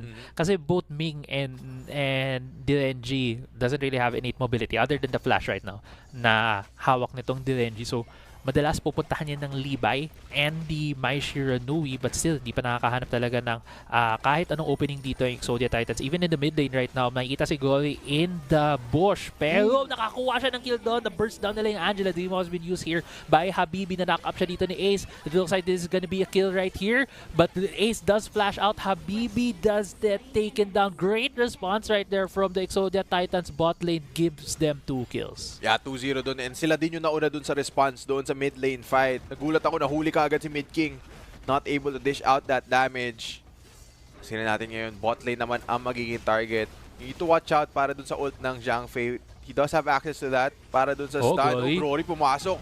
Nasigawan yung dalawa! Nakakuha sila doon ng dalawang stun pero mukhang magta-tower dive sila dito na Angela for the answer. Long does pop his infinite vastness. Kailangan niya makaalis dito. No kills for both teams. Well, Ace, nandito pa sa gilid. Baka makita siya ni Habibi and Tyrant has been started by Exodia Titans. Yeah, pero mukhang ito-challenge pa to ng UAPH. Tingnan natin. The members of Exodia Titans are very, very low. Habibi, siya ba makakuha ng Tyrant? It will go to the side of UAPH as Crawl trying to get away. Yeah, Crawley tries to get away pero napupulot dito si Isa. Actually, hindi pa siya napatingkakan. Nakakuha siya ng isa. Nakuha niya doon si Sonya and in the end, it's a 1-for-1 for both teams. Pero Habibi with the smite secure. And mukhang kukuha pa sila dito. Trying to steal away this blue of Crawl. Needs to back away. Sobrang low na niya. Nagli-limit test parehas ng team natin dito. Habibi. Rel gets the knockback on Habibi pero wala siyang infinite vastness for the chase right there. Habibi just gets away from that fight. And in the end, naging sobrang even. Like, look at the gold right now. It's like 100 gold in between these teams. Parang isang wave lang ang pagitan nila. And you can see... na-stun. Rel's in trouble. Mahabol ba si Sonya? Hindi, okay. Mananakback muna siya dito. Do they have enough speed to catch up? Si Mid King. Siya yata magsesecure ng mga kill dito. Ming is gonna get 1 Rel infinite vastness use. Ito na si Ace trying to trade. Choice at Sabachi. Ganda nung knock-up. Ace getting the roam right there. Gets 2 kills for their favor. Pero kung sunagay may tooth, manta pa Ben. Makasuntok siya, nakakuha siya ng isa. Ace does get punched into the wall. Does fall down. Rel still alive. Wala na siyang infinite vastness. Wala ding ulti. Itong Dharma. So it's just gonna be another 2-for-1 exchange in favor of Exodia Titans. Ang ganda na naging respawn ni Ace doon. Sakto galing sa mid lane. Ganda rin nung knock-up niya. Both mid laners really impacting their side lanes here. But in the end, mukhang Exodia Titans ang makakuha ng advantage here on the map dahil nag-roam si Kusanagi all the way to the opposite side. Ang daming nabigay na space dito para kay Devil na kumuha lang ng mga turrets doon sa clash lane. Nasigawan si Kusanagi dito. Gets stunned by Crawley. Rel might be getting the kill right here on the Dharma na suntok sa dingding pero makunat yung Zhang Fei na yan. Does get the tower tank and does get more kills here for Exodia Titans but Mid King has catch the wheel on the rotation. The mid-lane. Good stun. Good kill right there pero may tower na napunta sa Exodia Titans. Yeah, grabe. May nangyayari sa farm lane, biglaan sa mid lane. So easy to get picks here on that Angelic. Kailangan mo talaga mag-ingat pag lumalapit ka sa bush. Kapag ganyan yung katapat mo, ang dali-daling ma-assassinate. And so far, napaka-action pack talaga Yeah. ng game 2 natin. Mukhang, ingat, nawala na yung warm-up period. Hindi na sila nag-aambahan dito eh. Sobrang 180 kumpara dun sa unang game natin na nag-hesitate para parehas na teams. Dito, wala mainit na eh. Mainit na sila eh. mainit na dito ang both teams, especially Exodia Titans. I also want to say, kanina pinag-uusapan nga natin na ano yung composition, paano lalawin ng Exodia Titans, and I feel like ang ginawa nila, lawin natin comfort picks natin, no? Para dito sa laban na to. Pero nasuntok into the wall si Ace, uses Rossi Bachi, tries to get away, does able to, dahil ang daming dash talaga nitong Mai Shiranui na to. And nandiyan na rin si Glory just for the safety. Hinahabol si Dharma. Davil? Forces the flash on Kusanagi, pero nakasuntok siya over the wall, gets away. Pero nakita na natin tong matchup na to in the bot side. Lumalamang na yung Lee Sin. Lee Sin trying to run away, is able to. And right now, Exodia Titans, pinupull apart nila yung UAPH. Nilalagay nila sa side lane itong Lee Sin na to just push the towers. Yan. Mangyayari na yung pressure dyan galing kay Davil. Diyan sa side lanes. Nahihirapan na si Kusanagi na tapatan siya in that 1v1. Mapilitan dito yung UAPH na mag-send ng multiple members para lang mapigilan yung push na yon. But let's see here. Overlord ang pinapwestohan dito ng Exodia Titans. Tinatry silang i-pressure ng UAPH dito. Both teams just gonna back off for now. Saan sila pupunta dito? Pinapwestohan nila yung mid lane trying to get that priority, but so far both teams just trying to guard the entrances sa kanilang mga jungle. Yeah. Both teams just they're collecting themselves. Dami daw nangyari. Daming nangyari. Hinga muna. Nakita din natin yung Libay. Medyo malalim into the right side jungle, but we are hitting still not a 10-minute mark. This is not an enhanced over. Tinay lang din doon. Mas-steal ni Kusanagi, but right now seems like that's a good catch right there from Mid King. Davil on the rotation again. Pangalawang beses na to na-catch si Davil on the rotation. Good foresight right there coming from UAPH, and now they're sieging the mid lane. Yeah, kailangan mag-capitalize dito ng UAPH. Kanina binabanggit natin yung pressure nila ginagawa ni Davil on their team with that split push. Now nawala siya sa mapa. UAPH needs to make the most out of it, really open this up. But so far, isang turret pa lang makakuha nila dun sa mid lane, which does give them some space. Pero nabawi din in terms of that gold as Sonya will not find anything here onto Glory. The Levi just a bit too slippery. Hindi mo na nila mahabol. And I think mahihirapan din yung UAPH dito na mag-punish kung hindi nila kasama siguro si Kusanagi on that Dharma, who only has the real crowd control on their side. Ang hirap mag-punish on their Yeah, isang bagay din na kailangan mong look out dito na. So you do have the Mai Shiranui. The Mai Shiranui can catch people out, pero she's not really that tanky to just jump people, right? But right now, before saying that, mukhang magkakanda ng ipitan dito the top side.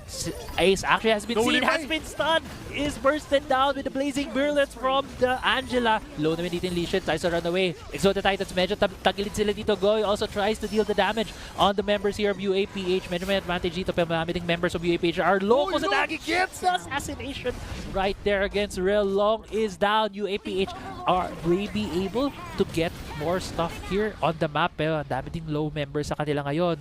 Exodia Titans still running around the map, though Glory might be getting caught out right here. Magmustan siya dito ni Sonya. Ako, nakikipaglaro siya with the vision. Naglaro siya dito with the bushes. And this feels like game 1. Glory, tumatakbo na naman the wrong side of the map, pero may naghahabol ngayon sa'yo.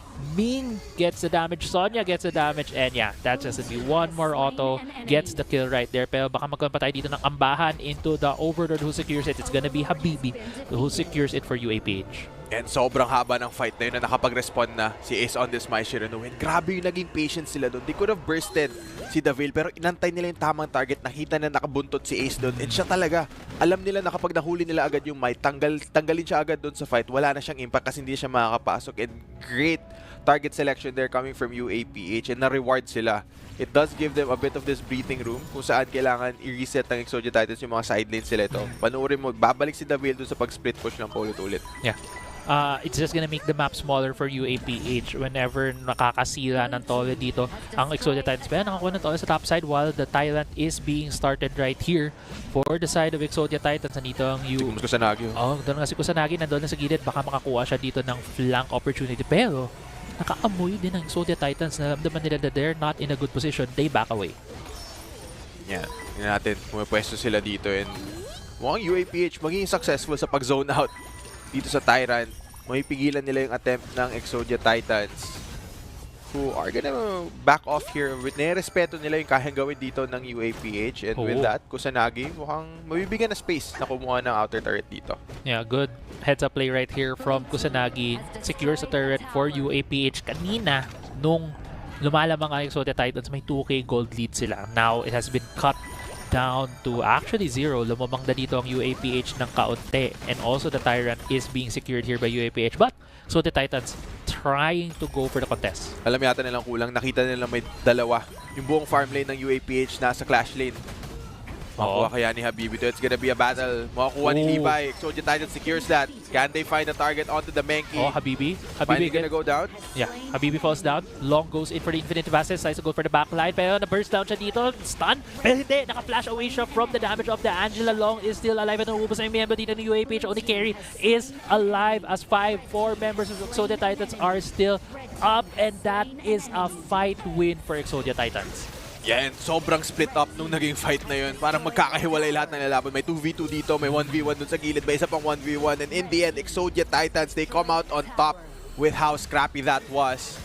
Death timers are still very, very long. Si Habibi ang mauuna dito na mag-spawn. Can he find the time na maklear tong wave bago sila mabasagan? I don't think it's enough. I don't think hindi niya may-clear. Habibi is not enough and it's a 1-1. We're heading into game 3, Chisto. Yeah, game 3 muna tayo dito para sa pangalawang best of 3 na nakita natin for today. Exodia Titans coming back. Ang saya nila.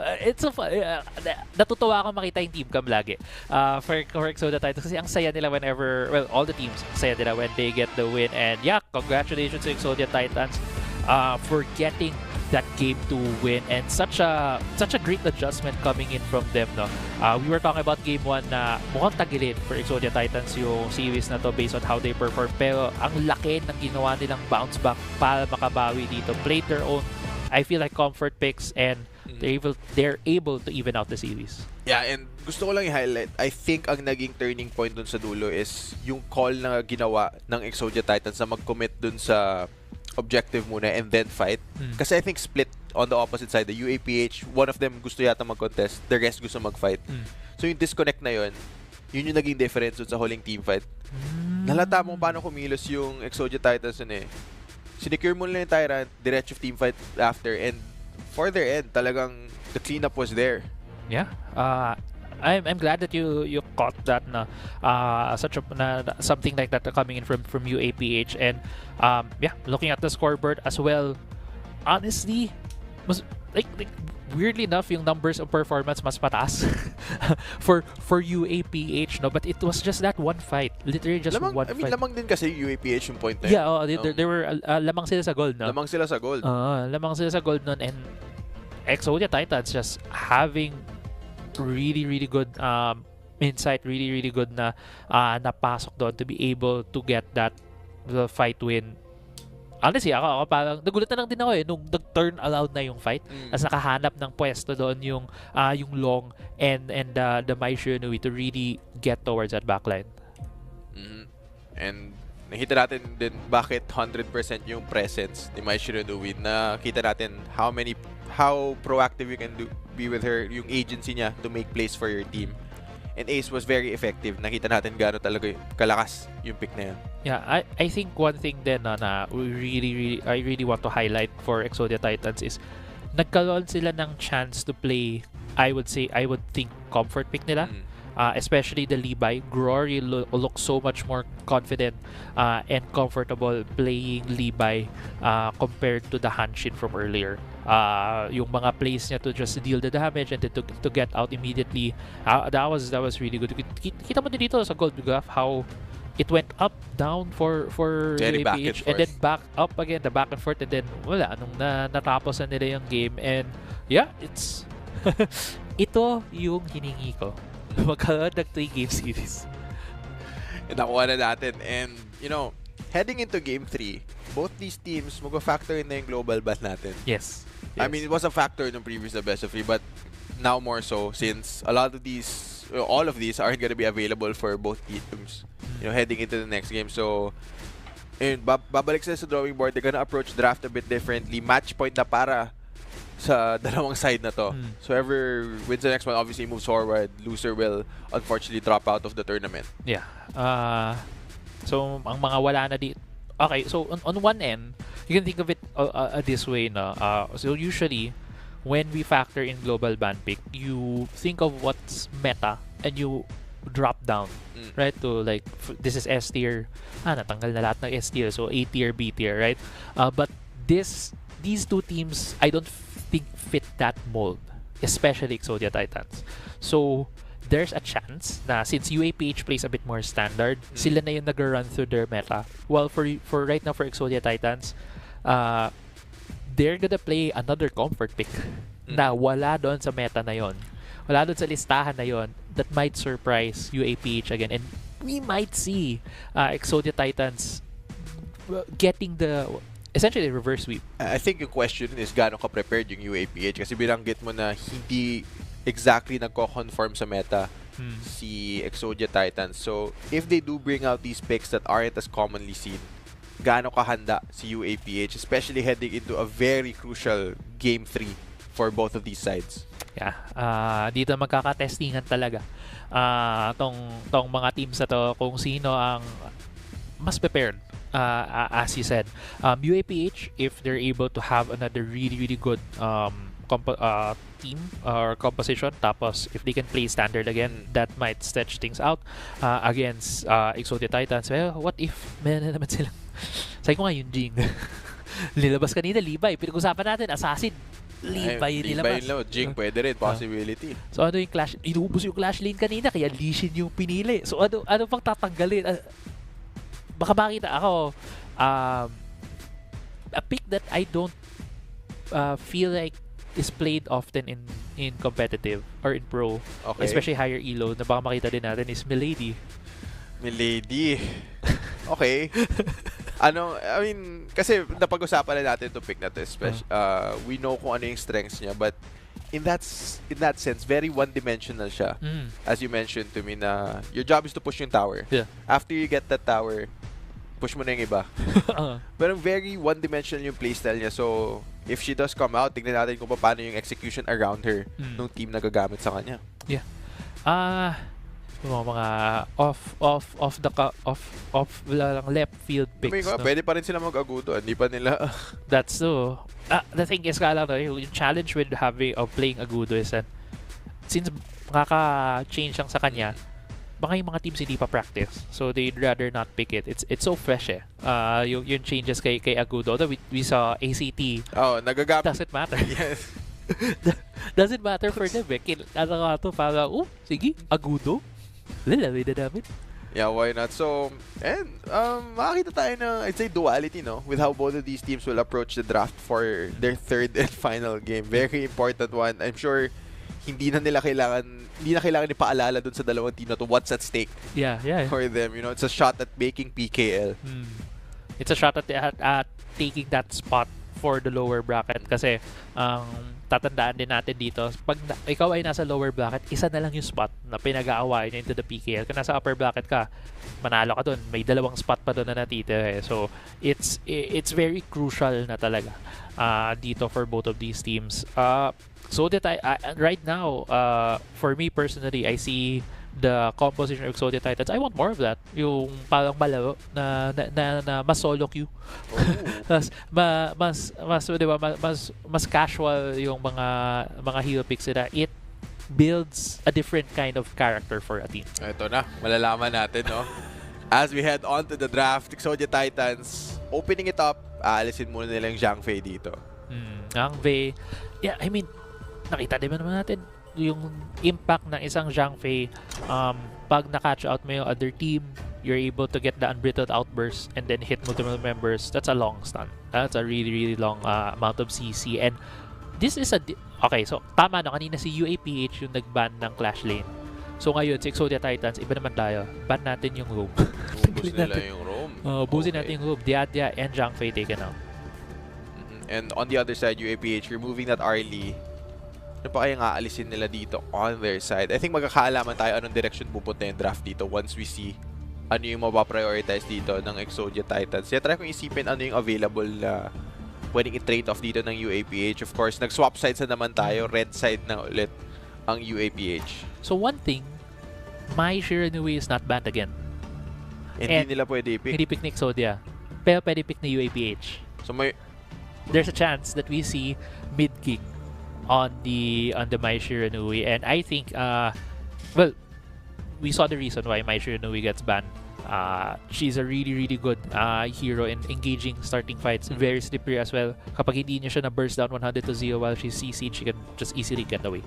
But with the Dahlia being picked right here for Exodia Titans, I believe Ace has already played long.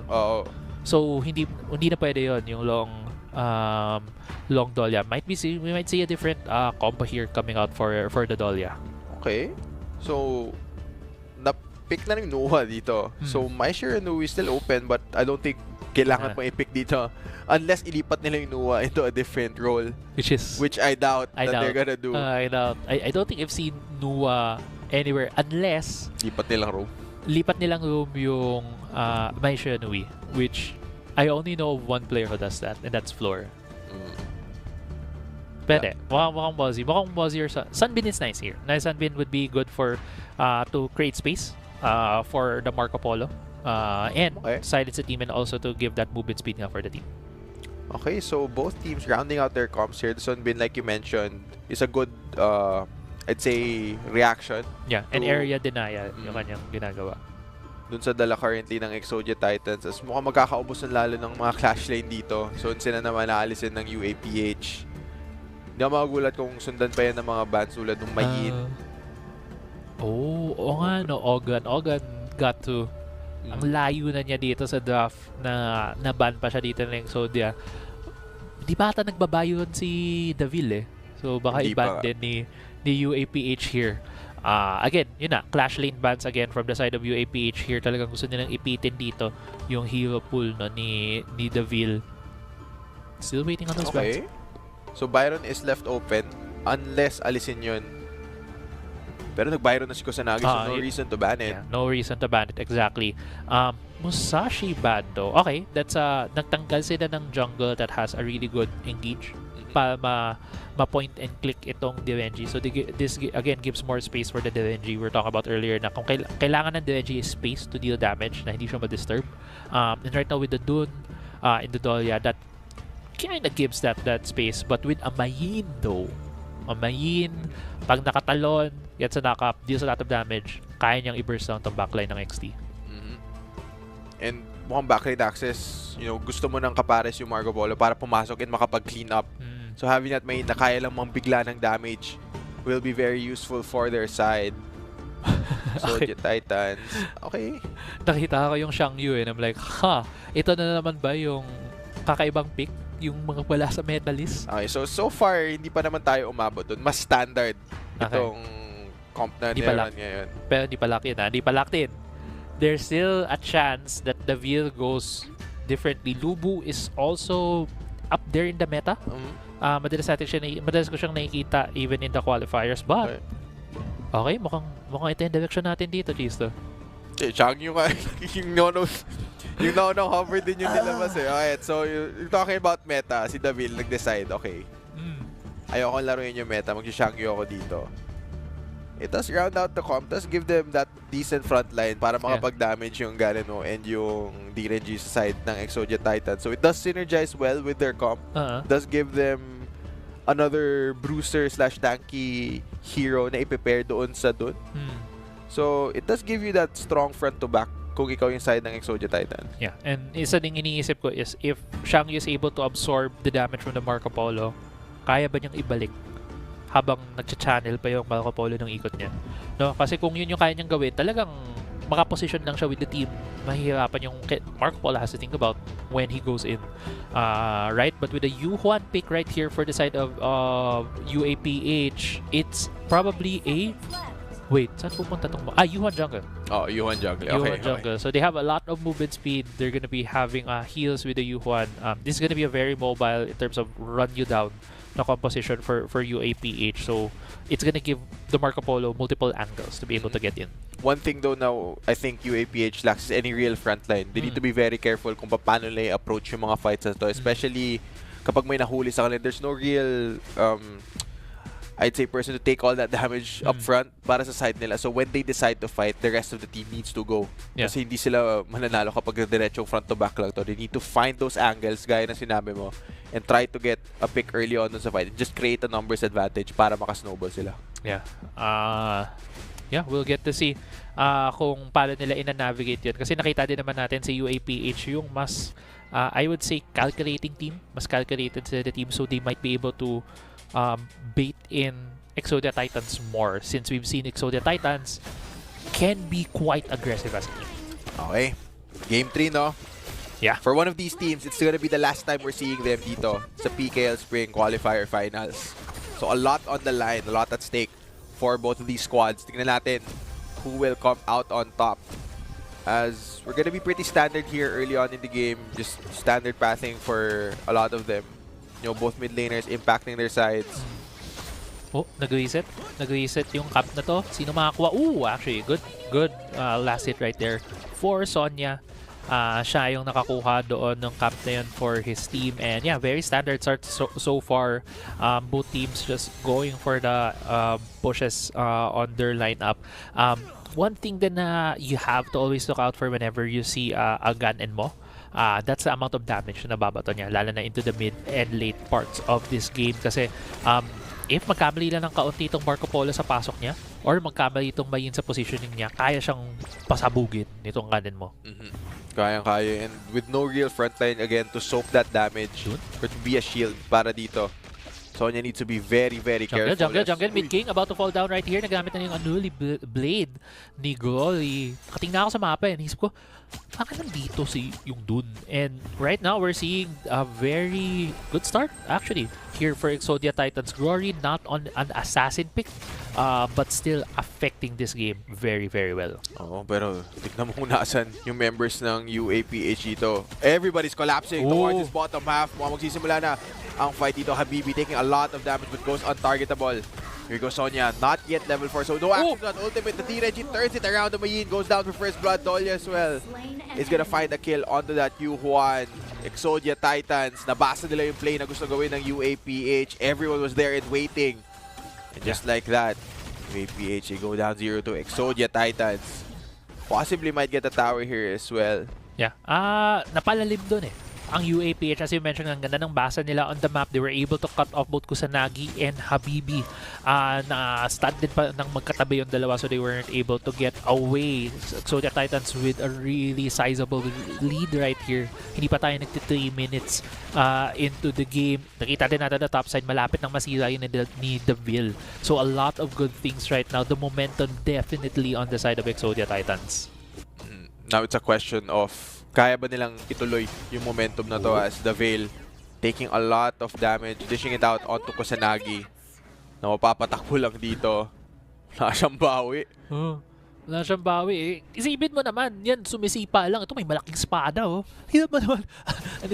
Ang hirap naman bawian nung ganung klaseng matchup. Pero right now, topside, pinupush lang nila. They're also gonna be getting the treasure sprite there at the top side pa ma-open yung teleportation gate. This allows whoever is in the clash into TP. At nakikita nga natin ginagamit yun ngayon ng Dun to quickly rotate here into the farm lane. They are positioning themselves right now, Exodia Titans, for the Tyrant. And very important yung maging early positioning dito. Remember, walang frontline yung UAPH, so wala sila din taga-face check dito going into these dangerous positions na kinukuha ngayon ng Exodia Titans. Mag-spawn na yung Tyrant dito, makasisimulan na nila Tingnan natin ano yung magiging contest ng UAPH dito. This time around, they're gonna have ultimate access kay Sonya. Mukhang wala munang contest. Hindi sila babalik doon. Yeah. Wala silang contest. Tapos ngayon yung blue buff ni Nia Steel na ngayon dito ng Exodia Titans. Pero mukhang magkakaroon ng laban dito. Maraming low. Ooh, that sword. Tamaan nga, pero dalawin din naman doon ng ultimate na Nuwa. Nakabawi dito ang UAPH. Gets the stun, gets a couple more kills. 3 down right now for Exodia Titans. Goy still alive. Siya na lang mag-isa dito. Laban sa apat. Dalawang member low. Does get one more. Does get carry. At least nakabawi ng isa dito. But Goy, takot silang lahat. Baka makatakas pa siya dito. Legit na nag-1v4 siya habang nakakuha ng tolls sa top side si Davil. Yan, nabigyan ng space si Davil doon sa kabilang side ng mapa na kumuha ng mga turrets dito. Davil just focusing on that split push, really opening up the map. Nag-commit yung team niya into that 4v5 and luckily hindi sila na-punish ng todo even if nakakuha ng mga kills on yung UAPH. I think Rory with that dude just able to salvage the back end of that fight. Yeah, it bought so much time no na yeah. There were 3 deaths na binigay doon kay UAPH, but we have to remember at that point in time, Exodia Titans was still in the lead, and that amount of space allowed them to get a turret at the top side na damage in tier 2 turret ng malala doon. No? So in the end, it feels even a bit of a good things, right? Oh, we're actually heading into a replay right here. Oh, ang ganda nung stun. Natamaan pa pala doon. Na-slow silang lahat. The amount of CC was enough para makahabol yung miyembro doon ng UA. Si Mid King, ang ganda nung naging catch niya doon and really allowed the turnaround. Maganda rin yung follow-up of the rest of his team. But again, yung back-end ng fight na to, na-salvage talaga ni Glory. Just allowing that space para kay Davil na mag-split. Yeah. Now, I believe we're back to live. Nakita natin low si Habibi. Does go back to base with the recall. On the top side, nagpo-push naman dito yung Mayin. Maraming miyembro dito ng Exodia Titan side now in the farm lane. Although they are rotating into the mid lane right now with the Exodia Titans lead. Sila ngayon ang dictate ng pace ng game. And nahihirapan talaga yung UAPH na pumesto dito because they don't have any real front line. Nakakatakot for them to approach these tight spaces kung saan pwede silang biglang mahuli ng damage galing doon sa ganin mo na biglaan na lang babatoy ka ng mga espada. Yeah. Inenta na delikado pero actually pumasok din si Davil. Gets the combo, gets the burst down Sonya. 1 HP na lang, 1 hit at yun. Natamaan siya doon ni Davil. What a kill right there. A solo kill coming in for Davil. Nagulat yata si Sonya. Bakit biglang nasa kabilang side ng mapa to? Kanina ka pa sa clash lane, ba't ka nandito? Bakit? It's the classic hide in the bush. Tapos lalabas ka na lang. Ha! Patay ka na. You're gone. Top side though, getting pushed right now. Makikita natin, 3 miyembro ang nag-rotate doon. Nag-try din mag-answer to the bot side ang UAPH, but they're not able to catch the Shangyu. Turret does fall down. Exodia Titans extending their lead in this game. Nahihirapan ng UAPH dito. Nagsisimula ng maipit yung comp nila. Nahihirapan talaga sila mag-approach sa mga jungle nila. The Yuhuan, Habibi, not confident enough na mag-face check doon sa jungle. They're gonna try to defend the mid lane here. Desperately trying to clear this wave. Yeah. And nararamdaman ko baka magsimula ng fight dito yung UAPH.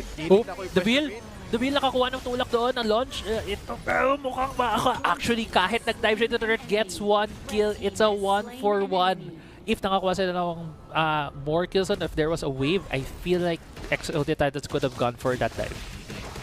That's the thing with Davilo. He's happy to go 1-for-1 there. Basta bawasan mo yung members na nagde-defend. Alam niya na the rest of his team currently is stronger and nauubusan na ng resources na mag-defend dito sa mid lane yung UAPH. And Exodia Titans, tuloy-tuloy lang yung siege nila.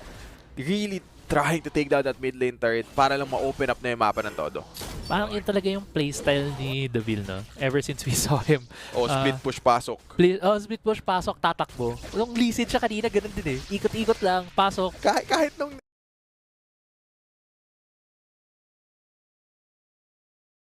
Neje, pero nung Neje, di masyadong mahirap. Medyo mahirap. Mahirap yung complex. Kaya nga, I think perfect yung sila yung mga ginagawa niyo. But yeah, going back to this game. Right now, with the Tyrant being secured right here by Exodia Titans, they also have a 4K gold lead against UAPH. Ano kaya pwede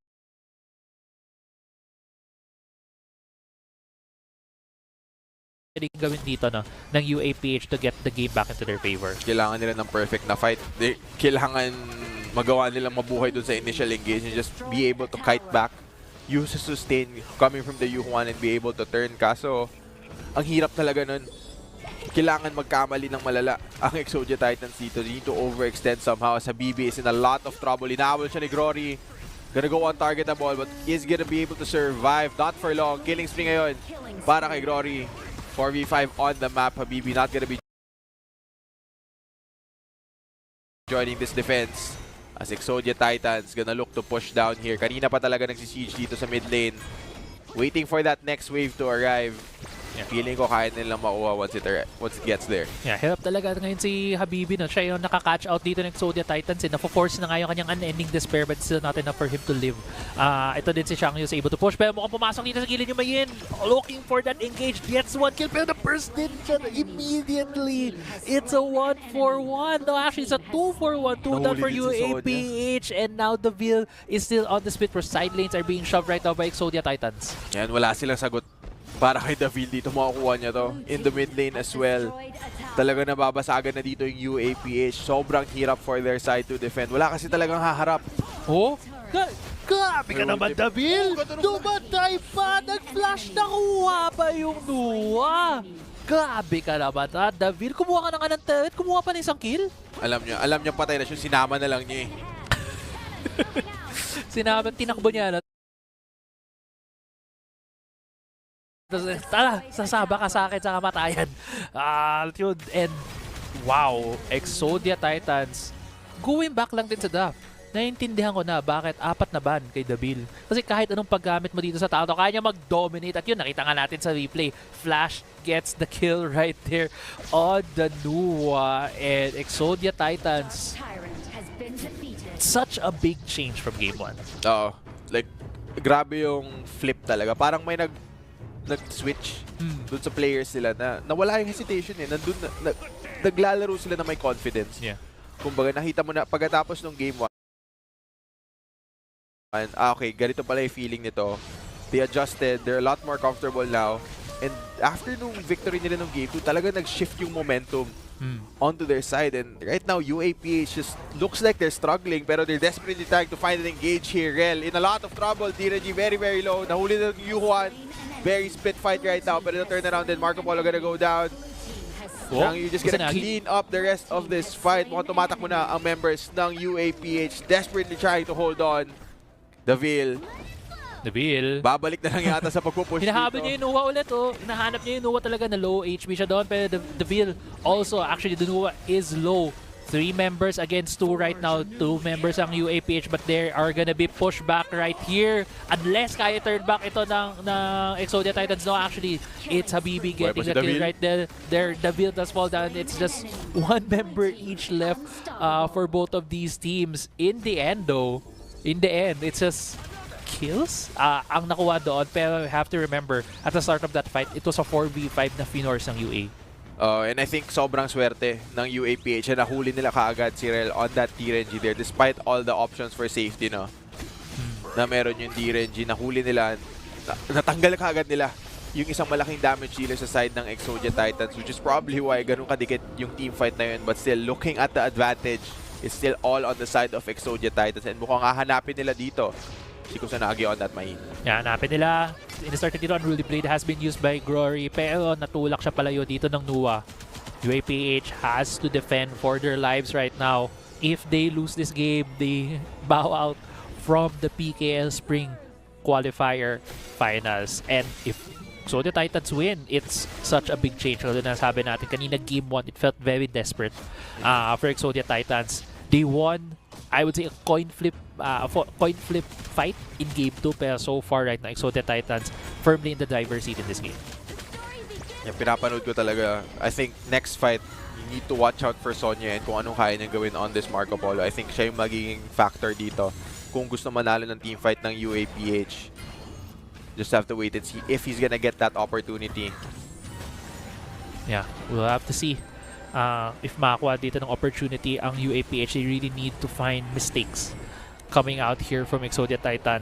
A overextension or anything of the sort right now, pero UAPH on the defense, yun na, pumapasok din dito yung sinabi mo na walang definite na frontline ang UAPH. Nahihirapan silang maghanap ngayon ng mga picks outside of their base. Kasi if they do that and they get picked off, ang bilis nilang mawawala, and it's just Exodia Titans might be able to run them over. Nakakatakot talaga humarap kung ikaw yung UAPH. You're taking such a big risk whenever you're stepping forward here kasi nandyan yung threat nung damage galing sa ganon mo. Nandyan yung threat ni Glory na biglang susugod sa'yo. And Exodia Titans, mukhang pipiliin nila yung safe na play dito, magse-secure lang muna ng Tyrant imbis na pinitin yung push. Because credit to UAPH, they have been playing defense very, very well. Malakas din yung wave clear no lineup nila kaya nakaka-delay sila ng todo. Yeah. The U1 Marco Polo and the Nuwa. Lalo na yung Nuwa na yan. Kaya niya kasing itulak yung wave. Kaya din niya gamitin yung kanyang ultimate para maka-clear pa ng more creeps, more minions to push that wave. Right now though, if I was XT, ano yung kailangan yung gawin para ma-lure out dito ang UAPH? And that's usually objectives. You try to wait for objectives na pupuntahan dito ng UA, pero hindi yun to i-contest eh. It's just gonna be a turtle strat right now for UA. I think best bet nila is kailangan nilang paghiwalayin yung members ng UAPH. Bumalik sila dun sa gumagana earlier into the game. Just put the veil in one lane, ilagay mo yung 4 na members dun sa kabila, and hope na maghiwa-hiwalay yung UAPH and force them to make a decision. Do we deal with the split push or do we take the team fight dun sa 4? That is what they're trying right now. But again, it's very, very difficult as Glory. Even if makunat siya, nakaramdaman na niya yung damage eh. Yeah. At this point in time na yung very late game, the Dune falls in terms of value. Kasi ang lakas niya sa early, very tanky, can deal damage. Pero nawala yung Nuwa kagad from the Shang-Yu. That's gonna be the advantage that Exodia Titans is looking for. They might be able to push more. Yung lanes that are not shoving yet, they will be shoving mid lane. Side lane, top side, hindi pa. Bot lane is shoving right now. This could be the 4v5 advantage that Exodia Titans is looking for. Paano nila napatay si Habibi sa gitna ng lahat na nangyayari? Yuhan pa yan na kaya mag-targetable. Mid-king. Ayan na nga. Yan na yung crack sa armor. Nag-falter yung defense ng UAPH and sa wakas nakakuha ng base turret ang Exodia Titans. They're gonna go for more. Nahuli si Sonya. Oo, nakuha si Sonya. Now it's a 4v3 right up. Pero nakakuha din ng isa doon. Kusanagi going to the backline trying to get the members. And that's a double kill here for the Mayin. Great job from Kusanagi. Pero it's not enough time. No, godlike na dito si Goy gets Kusanagi as well. It's a 3v3. Nag-respawn na dito si Habibi. Kaya na nilang bawiin itong match. Exodia Titans might have overextended themselves here in this fight in the base of UAPH. Pero hindi pa tapos. Goy is still here trying to pressure. Look at Rel is able to get the tower in the bot side. Wala nang tole dito ang UAPH, but UAPH still is holding on. Grabe si Rel, recognizing the situation. Sinabi mo, mabasagi ko dala ng tower na to. 2v3 na to, wala na akong kills na makukuha dito. Why not just take the final turret there? Just like that, one pick off, naging 3 turret for the side of Exodia Titans. It didn't come easy for them, pero finally they're able to secure that.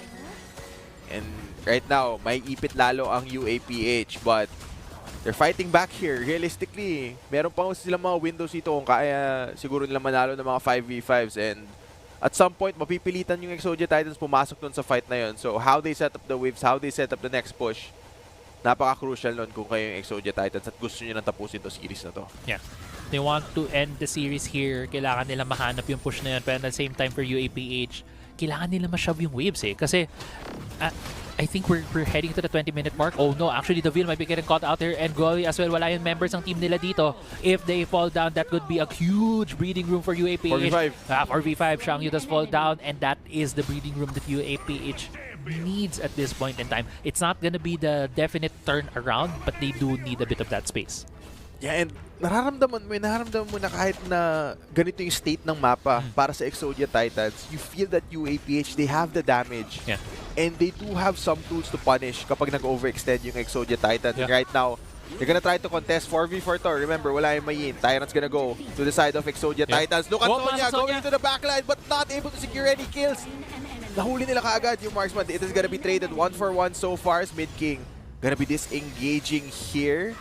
Crawl is gonna get caught out. So in the end, UAPH, sila ang lalamang doon sa kills dito, and they are gonna be able to push here. And remember, 4v4 lang yung nakinuha nila. They're still able to come out on top. And doon, nakikita natin Sonya. Siya na mismo yung nag-initiate. Yeah, si Sonya na nga yung initiate doon. Talagang wanting to force that fight for his team kanina din. This goal, it's 5k. It's not a lot in terms of the state of the game, yung mga gold advantage na yan, but seeing it go down to 4K shows a good sign here for UAPH. As we see in the replay right now, pumasok din sa likod si Mid King trying to, assist with the damage for Sonya, pero ang bilis din siyang na-burst out. Kasi look on the composition din nga, may ang Gun-En mo. This Gun-En mo, if you're not able to take him down immediately, kaya niyang bumato ng mas malaking damage. But these are signs of life right now for UAPH. Even though wala na silang to, even though we're saying kanina na the driver's seat is definitely on the side of Exodia Titans, UAPH still showing that they are fighting back and they have a chance to win this game. Yeah. Ando na sila sa corner, kumbaga, and they are eating these punches coming from Exodia Titans, but they are starting to punch back. And you can just feel it na isang maling team fight lang for the side of Exodia Titans, tapos to. Kayang-kaya ng UAPH.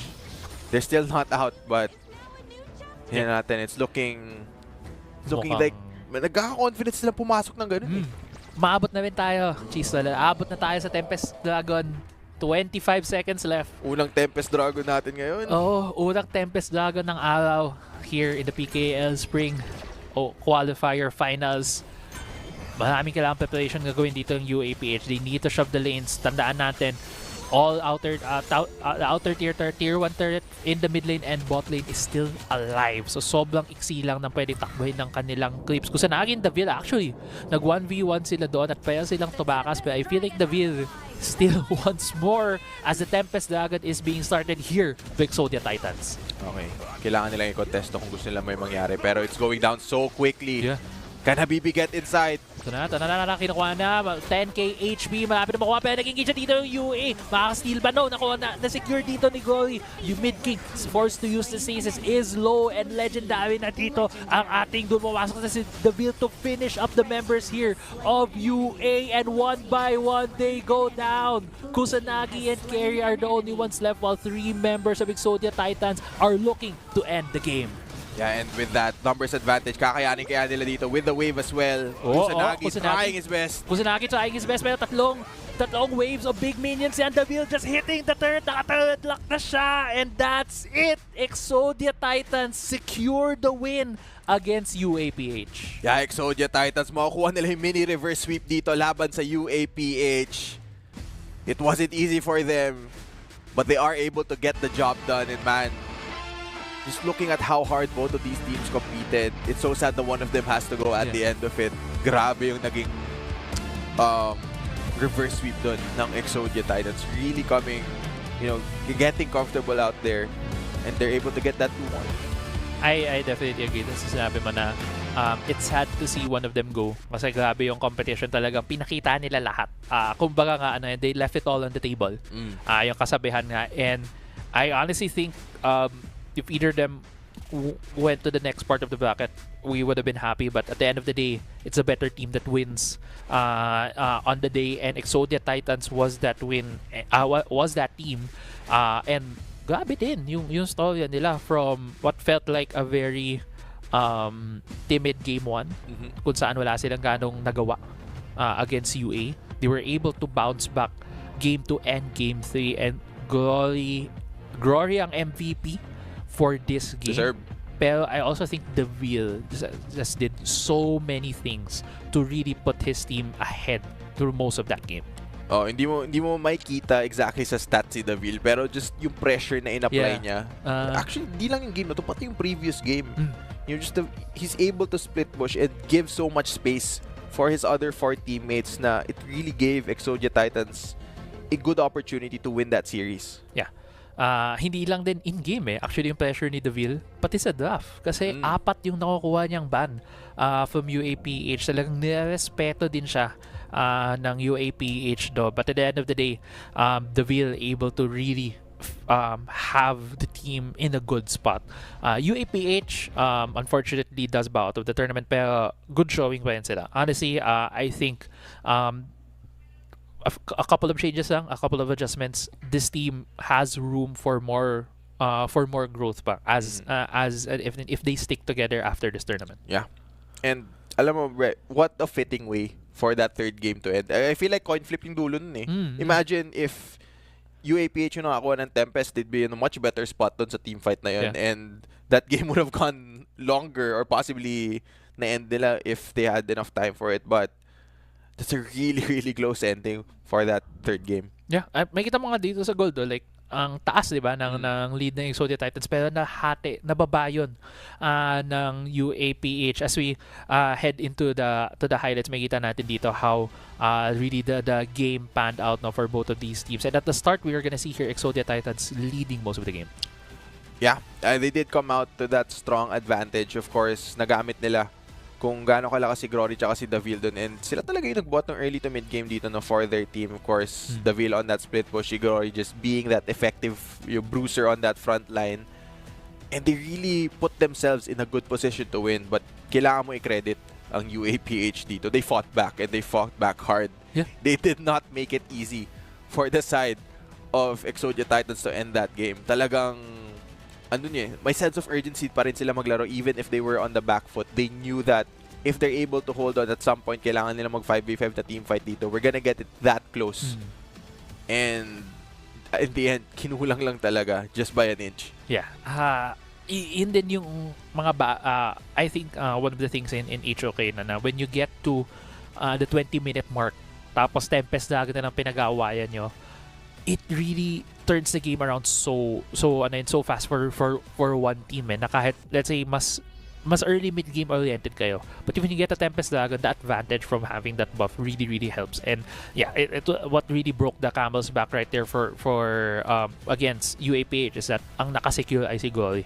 Doon sa Tempest Dragon, may kita natin later no, na he's gonna be the one who able to get that. And honestly, we already saw the scaling happening slowly para kay UAPH kasi kahit 4 people, 3 people na laban, kahit hindi lang lumamang, nagkakaroon na ng damage ng Yuhuan, nagiging relevant naman yung damage ng Nuwa, and it's just really some point, yeah, it's just the Tempest Dragon that turned things around. Yeah. Yun nga, malaking flip yun din yung nangyari doon. As ito, I think this was one of the fights na napansin natin na okay, maybe UAPH, they're starting to come back here, na doon na yung confidence, yung Sonya diving in. And dito na yun, Habibi's in there. He's in range na possibly ma-steal itong Tempest Dragon, but si Glory just too locked in for this game. Yung margins na ganyan, and right after the secure, they're just able to clean up and really secure that win. So, congratulations ulit sa Exodia Titans. They fought a hard 2-1, but they are gonna be moving on dito sa lower bracket natin. We're gonna be seeing more of them tomorrow.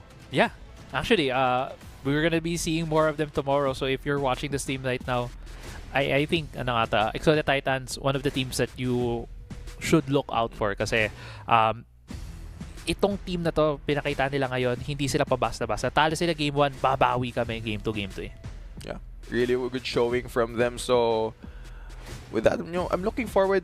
I think we have another best of 3 to decide sino yung mga katapat nila.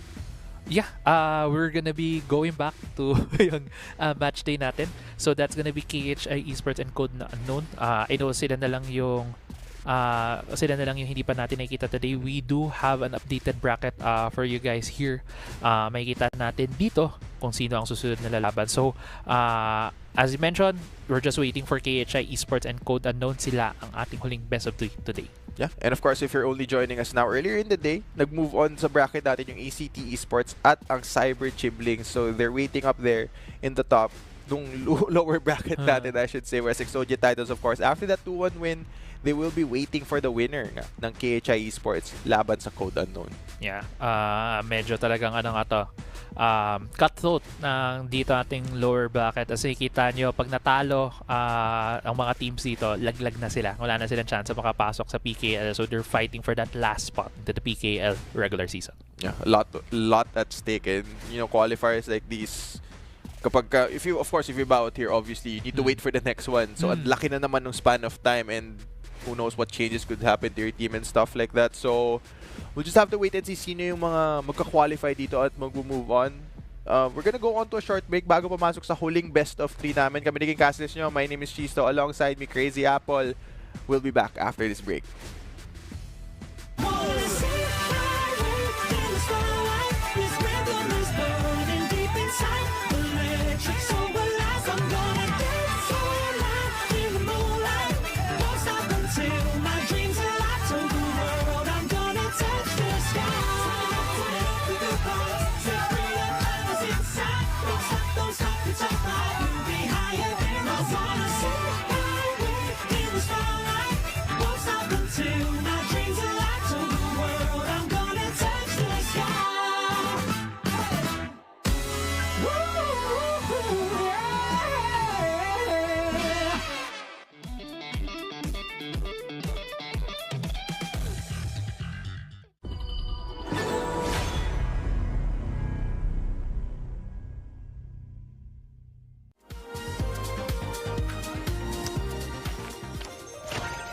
budget on our performances, and you still bought these flashy decorations? But these little cuties deserve a place to call home.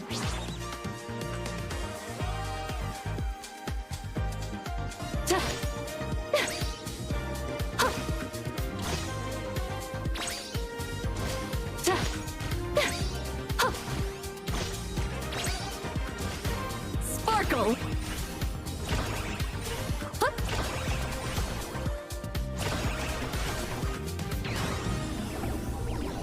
Take the stage, my critters! Illusions! Mix!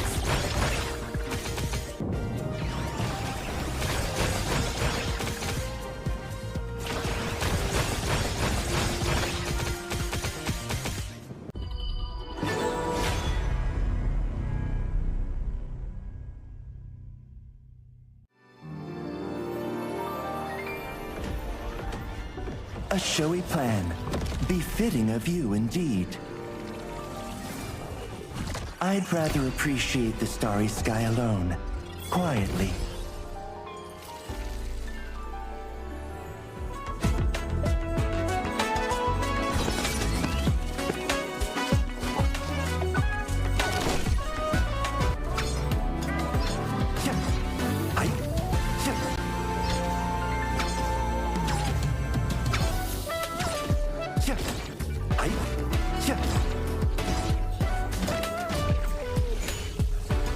From the stars.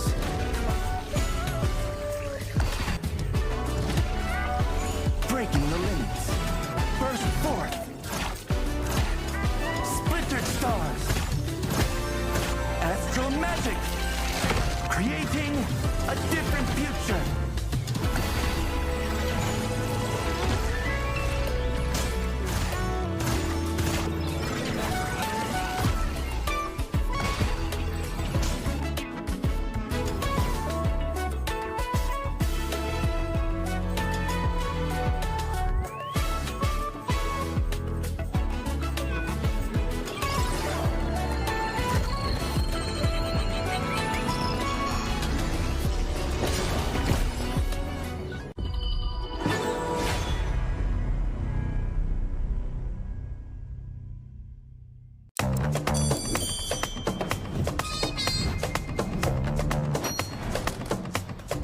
HOK?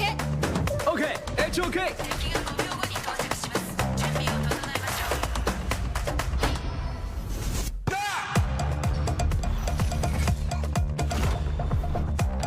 HOK? Okay, HOK!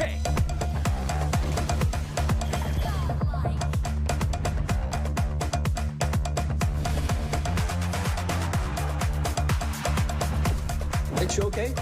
Okay, it's okay.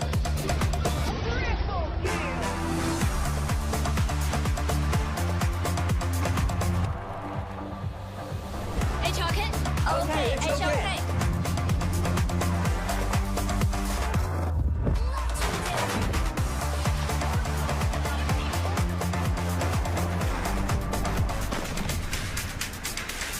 It's okay? Okay, it's okay.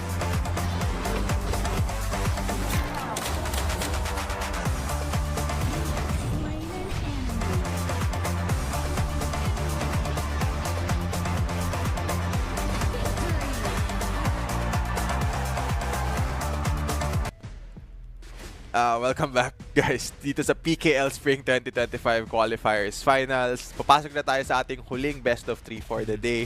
Kami pa rin casters nyo, my name is Shisto. Kasama ko pa rin Crazy Apple, and grabe yung mga best of yun na witness natin today so far. Yeah. Yung una nating nakita was yung kay ACT Esports Club, 2-0. Tapos yung kasunod nating nakita ay yung Exodia Titans and UAPH.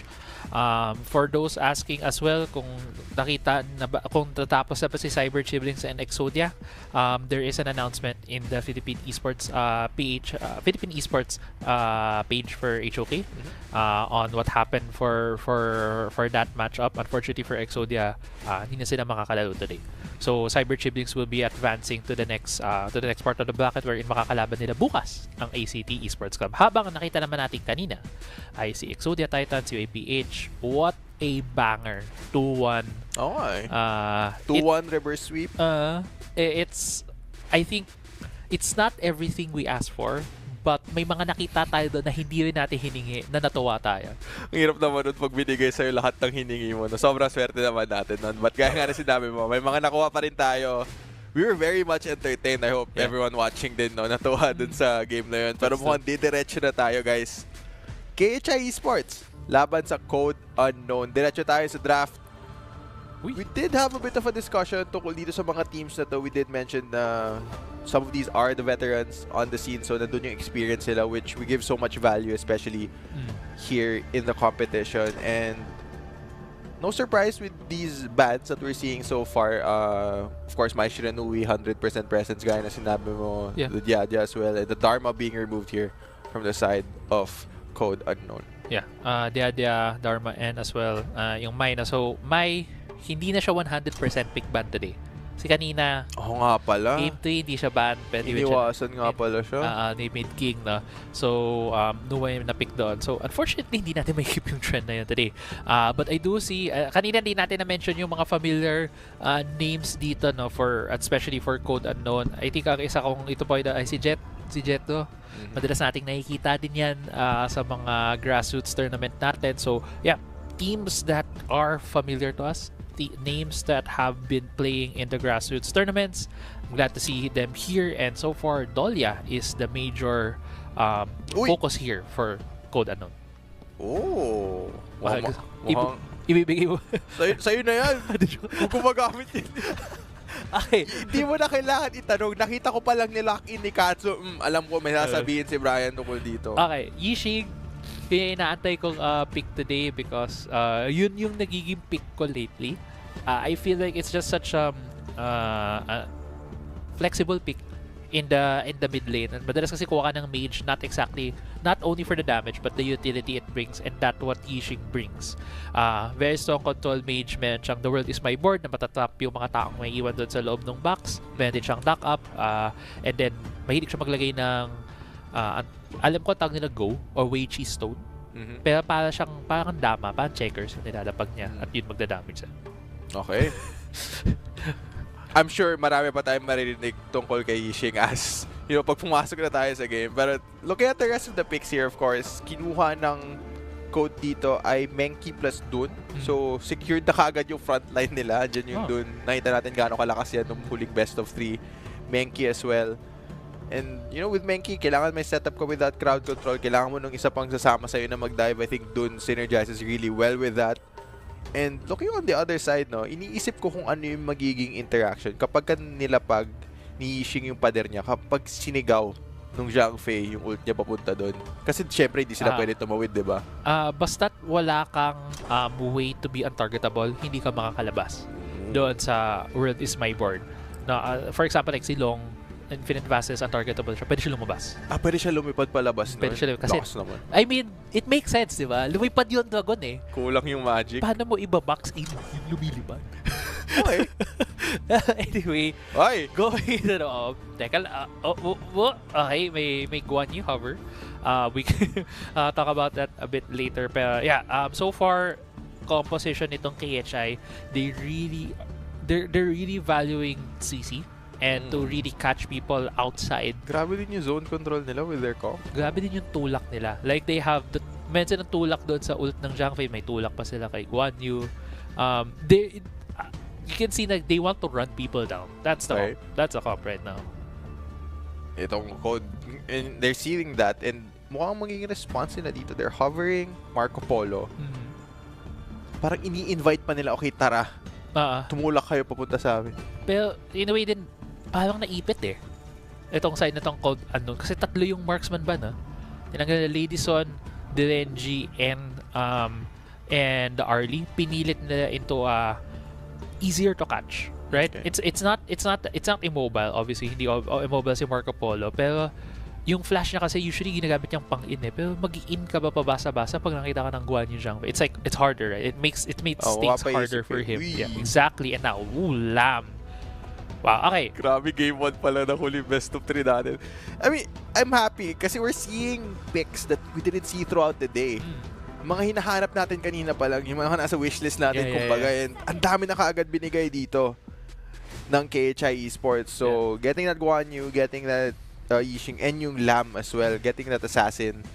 Or I'd say, may makita ko ng Lam, iba yung mga build na not exactly damage, parang mas balanced dun sa jungle, but just adding more crowd control. Yeah. I think adding more crowd control na for the side there of was it Koda? No, it was the other team. It was KHI Esports. KHI Esports. Yeah, ang dami nilang displacement. Yun yung masasabi na gamit nila. Alam, kaya ka din kidnapin, kaya ka tulakin. But looking on the other side for Code Unknown, I'm trying to rethink ano ba yung mga pinili nila kasi they value the Dolia so highly, but there's not really Nuwa, tas Marco Polo, tapos Dun Menki. Walang parang super high prio for the Dolia to reset yung ult. Right? There's a bit of damage. There's the Dream Home, a Newly Blade, but there's no like Princess Frost ult. Right? Walang Winter is here. There's no Long. It feels like hindi siya naging super prio, but right now let's see how Unknown will be utilizing this Dolia. Tingnan natin. So far, ginagamit nila yung Dolia. We see this a lot.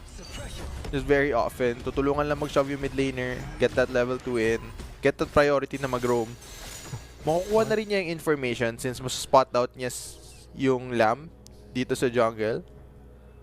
Hopefully, maayos ka agad whatever the reason for the pause is. But going back to yung point you were trying to make with the draft, could it be that inagaw lang nila yung Dolia para lang ma-deny dun sa kabilang team kahit kasi na hindi para lang hindi mag-synergize. Kahit na hindi mag-synergize with the rest of the team, inagaw lang talaga nila. I agree that is a possibility. But it feels such a waste if you pick it first. Right? It's a prio pick eh. If you prio pick a hero, you try to build around it then. Like I see some applications like Marco Polo ult.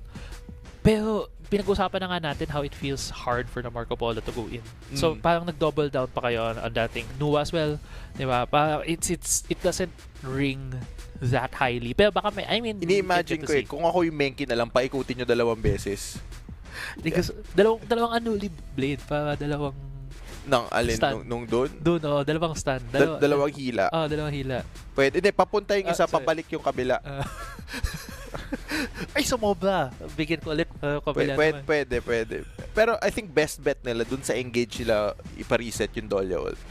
Nag-realistic. Para lang, let's say, at least ma-match sila yung crowd control na nakikita sa kabila and they're gonna give more space for both the Marco Polo and the Nuwa to dish out damage. There's a chance then for them to like chain na habol, no? And as we get back into the game, alis na tayo sa pause. Let's go back here into game 1 between Code Unknown and KHI Esports. Tingnan natin, JP taking a lot of damage. Si Aspec, binanout nyo. Okay, Marco Polo was able to get the bird right there. So good agaw so far. Mukhang wala namang big na pangyayari. Ang tumutulong dito mag-push sa Nuwa ay yung Dude. So it's not the usual na Dolia. Yung Dolia actually nag-head straight to the farm lane, and right now tinatry nilang agawin itong mga camps dito na for the side of KHI Esports. Kasi naman natin KHI Esports what their composition will do. Honestly, they can trap so many people.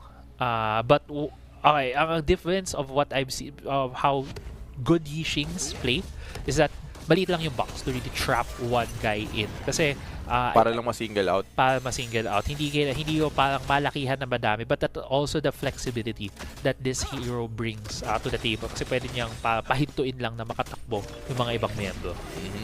And I think one crucial thing here for KHI is just be patient, wait for that level 4. I'm looking at their comp. Ang dami malalakas na ultimate on their side, so maybe be patient. Wait until you have access to those bago kayo magsimula ng mga team fight na ganun. And just expect na i-contest nila agad yung mga Tyrant dito, but both teams just gonna go back and forth here, just gathering info, trying to farm up. And you can almost feel it na sobrang maging explosive talaga yung unang fight is magkatabi lang sila. At some point, no? Very similar din na pace sa ating unang game. from the previous series na nag-aambahan na nagpapakalamdaman pa sila. There's not really a high risk play yet coming out from both of these teams. There's a chance na makikita natin yun once both the Overlord and the Tyrant comes out. Looking at the map state then right now, wala din talagang ngayon going for like that big roam. To note lang din, Dun and Menki, diba, madalas nakikita natin sa jungle, Menki yung actually nagmaman na top side of the map. And I think one reason then for the early passive plays, just respect being shown by both of these squads, knowing na okay, both of our comps, we don't realistically need to make that many plays early on in the game. We know that we can scale up. Tapos doon tayo sa malalaking team fight. Doon tayo lumaban when things start to matter. Hindi yung we're gonna try to go for some picks here. As about 30 seconds bago mag-spawn yung neutral objectives. And mapapansin mo na, ipepwestohan na kaagad to. Na KHI na. Ayan na. Pwestohan na nga nila. 4 na miyembro na lang darating KHI. na si Guan yung nakamotor. Yan yung best skin niya, by the way. Yung motor skin niya. Makes him look really, really cool. Mas mabilis yan sa kabayo, min. So, dapat ba kapag nakaganyang skin siya, mas mabilis yung... Dapat naka-helmet siya. Di ba siya naka-helmet? Hindi ko pa napansin. Okay. Alam naka-helmet naman eh. At least safety first. Safety first tayo dito. Going back to, lalabasan dito yung Tyrant. 3 seconds left. Just from looking at it, it looks like KHI is in a better position para kunin niya yung Tyrant na yun. Dito na rin yung Lam and ang bilis babagsak. And walang contest na manggagaling sa Code Unknown. Trade lang siguro nila for this Overlord. The question is whether or not KHI want to contest it. They tried to attempt for a steal send. Tried to get it there but secure lang siya ng Code Unknown. Wala pa rin first blood na nangyayari. These teams, they're not taking risky bets right now. They're just playing standard na kuha pa ng first turret doon ng KHI Esports. Pero mukhang makakabawi din na the topside Tofi. Almost getting the kill right there. Pero yung motol pa boom lang at nakatakas na dito si Zen. Grabe yung movement ng motor, man. Nakakatawa tignan. Nagkakakira slide siya. Nagkakakira slide. Okay. Tumatagilid eh. Okay, nakatakas dun si Sen. So hindi nakabawi ang Code Unknown. It was a turret that they gave in the that KHI Esports got in the bot side of the map. Wala pang natitrade dito ang Code Unknown. Right now, 3 members of KHI ang nandito sa top side trying to punish, but there's 4 members of Code Unknown na sasagot dito sa tatlo ng KHI. I think isang bagay din to with more experienced teams. So they're happy to just play macro early game. Kung saan magta-trade lang sila ng objectives knowing na okay, if we give this up on one side of the map, alam namin na may makukuha din kami sa kabilang side. So they're just happy to play this macro and not go for many high-risk plays. But speaking of plays, ito si Jet, nilundagan, sinigawan ng Jiang Fei, naikulong, but Katsu not gonna be able to secure that kill. First blood, gonna go over the side of KHI Esports. Jet not able to save. But nag-overstay si Jet dito, dumating na si Sen. On that, Guan Yu. KHI Esports opening up the game. Kuha kagad ng 2 kills plus the tower. Yan nga, KHI Esports getting ahead here. Nakita tayo dito sa replay. World is my board, not really that effective. Natulak palayo dito sa may dingding mga miyembro ng Code Unknown. Kaya nagilid nila. They were able to hit their skill shots and get the knock-up against the members of Code Unknown. Kanina pa lang, sinasabi mo, wala pa nang kukuhang kills. They're happy to play macro, but KHI pulling the trigger right there, getting 2 kills for themselves. Nabigyan sila ng window para i-execute yung dive na yun. And nakita mo yung anticipation nila, just the way they were positioning, hindi pa sila nag-overcommit. Inantay nila si Aspect na bumalik using that ultimate to try and turn it around. And then, doon na sila nag-full commit para dun sa fight na yun. So really well played there from the side of KHI Esports, who right now looking to defend their mid lane. Dami nilang members na nag-hover dito, but Sen is there. He's not gonna be afraid to frontline. Siya yung ang trabaho niya ngayon para siyang walking ward. Titignan niya. Tagakuha ng info. Tama. Siya yung drone, kumbaga. Tagakuha siya ng info right now for Code Unknown. Tinitignan lang nasaan sila. And again, this goes back to yung pinag-uusapan natin sa compositions. No? Mapapansin mo, Code Unknown is having a hard time to initiate anything. Right now against KHI, and even though, tinatry nila yung chase, but it feels like all of the go buttons right now are on the side of KHI. Nasigawan nga dito si YYY, does fall down in the mid lane. Natuloy-tuloy pa dito yung laban. Jet might be falling down as well. Nakidam siya ng dangan, pero natulak siya dito ng Guan Yu, and there's another. Still, the tower dive did not end. 3 kills in favor of KHI Esports. Parang sobrang dali nung naging tower dive na yun para sa KHI. One tanky member goes, okay, the drop ko tong aggro to, it goes to the next tanky member. Parang ang laki nung time nila para lang i-execute yung dive na yun. And even if the damage didn't come through instantly, they're still able to execute. But Tofi trying to turn things around here is gonna get knocked back. Just trying to desperately defend this mid tower. Very right now is gonna be taking a bit of damage. Mukhang Code Unknown are gonna be able to defend that mid lane turret for now. Yeah. But the damage has been done there. Tofi, nauubusan na rin siya ng pwesto dito to try and get any farm. Yeah. Dream Room lang kailangan doon gamitin na Tofi a bit of attacks on the minion wave, no? Pero, tower! May konti pa siyang buhay doon. Still standing up. Chan tries to go in, tries to get the kill right there, pero hindi pa. Nasigaw na si Vero. Nasigawan na nga din. Nasigaw na si Vero, pero ito, daming go button ng KHI. Yung pinag-uusapan natin dito na we killed ang KHI, but no, they won't be going in. They'll be getting their objective.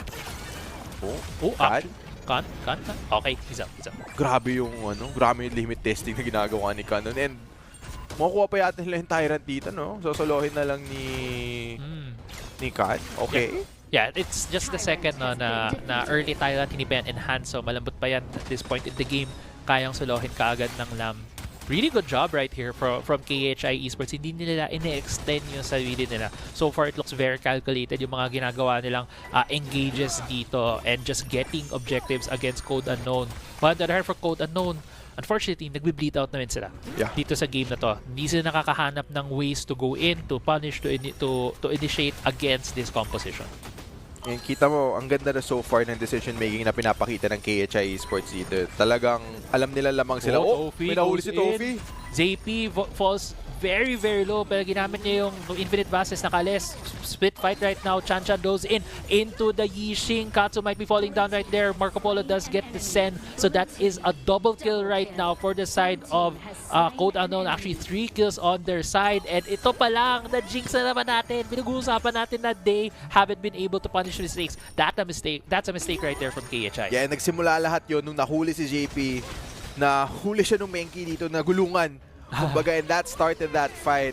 And from that point on, it just got very, very messy for the side of KHI Esports. Hindi nila nahanapan na paraan na mabuo yung 5-man stack nila kung saan kaya nila mag-layer ng CC and really just adjust for their targets. We're gonna head into a bit of a pause, pero Code Unknown finding a very small window of opportunity. Yeah. Ang dami nila kagad nakuha. Yeah, dami nga silang nakuha doon. They're able to get towers, they're able to get 3 kills.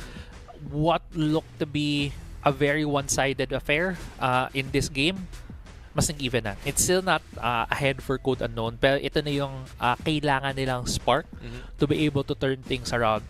But still, the fact remains, the composition is still very different between both teams. KHI, madami pa rin silang go button against Code Unknown. So, in terms of, like in my head, what can happen is Code Unknown still needs to wait for more mistakes coming in from KHI. Yun din yung best bet nila. We saw kung gaano kahirap para sa Code Unknown na mag-initiate ng fights. And for them to realistically get a fight in their favor, they need somebody from KHI to overextend para ma-punish nila. Tulad nung nakita natin kay ZP doon. And I think yun yung talaga yung best case scenario na hahanapin ng Code Unknown as this game goes on. Yeah. We'll see. If you're just joining us right now, hi. Hello. Nag-add lang tayo ng kaunting pause. For everyone still here with us, we'll just get that sorted out for a bit as we wait for both teams to be ready. So far, 3 to 5 ang kills. I think in towers it was like all outer turrets. I think all 3. All 3, wala na no for the side of Code Unknown. Sila medyo tagilid dito, but they're still fighting back, and I really want to see how, actually hindi ko pa nasa spot when ginagamit ng Dolya yung ult niya to refresh. Antayin ko nilang gumulong 2 beses yung Menki. Hindi ko rin napapansin sa totoo lang. Pero ganun talaga kapag kayong comp, wala ka nung specific na okay, nire-refresh ng dolly yung ult nilong. Yung mga ganun na bagay, that one, you watch out for it. Yung mga malaki ultimate talaga. But so far, we haven't seen it that much.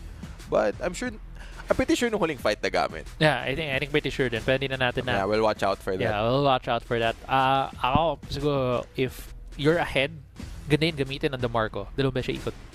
Dalawang beses siya sasayaw. Dalawang beses sa sasayaw. Okay.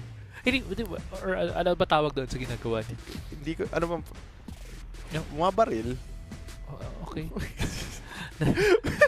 Probinsyano ba to? Hindi naman sila umikot ng ganun sa probinsya. Well, I don't know. Hindi ko pa napanood, but it could be something na ginawa nila. I wouldn't be surprised if makita natin na umikot silang ganun. Or mas more unwanted. Kasi may tricks eh. Pwede. Okay. Naghanap ng ano nga ata, movie reference. Tapos may all that tells you is you need to watch more shows or movies. Anyway,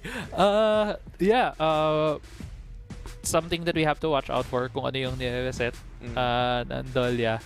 In terms of the other for KHI side, ligop lang yan eh. Yung gano'n, no? Like, you made a mistake, 3 guys fall down, turrets were taken. I don't think it's any cause for panic. No. You still have really strong engage. May pa rin kayong tools na pwede Same pa rin yung yung win condition nyo eh. You still need to look for fights 5v5. Okay, kulong natin to dito, ganun. Same pa rin dapat yung magiging approach nila. Even if they, let's say, got caught there. They need to like still maintain a similar approach because that's what got them ahead in the first place.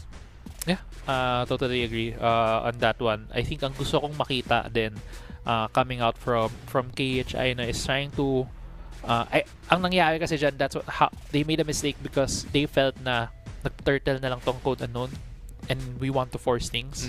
But we saw earlier in the match between Exodia and UAPH, ang ginawa na Exodia is inintay lang talaga nila yung UAPH, no, hanggang lumabas, and then they were able to punish the other team. I think yun ang kailangan gawin dito. Hindi pa kailangan maging impatient ng KHI Esports.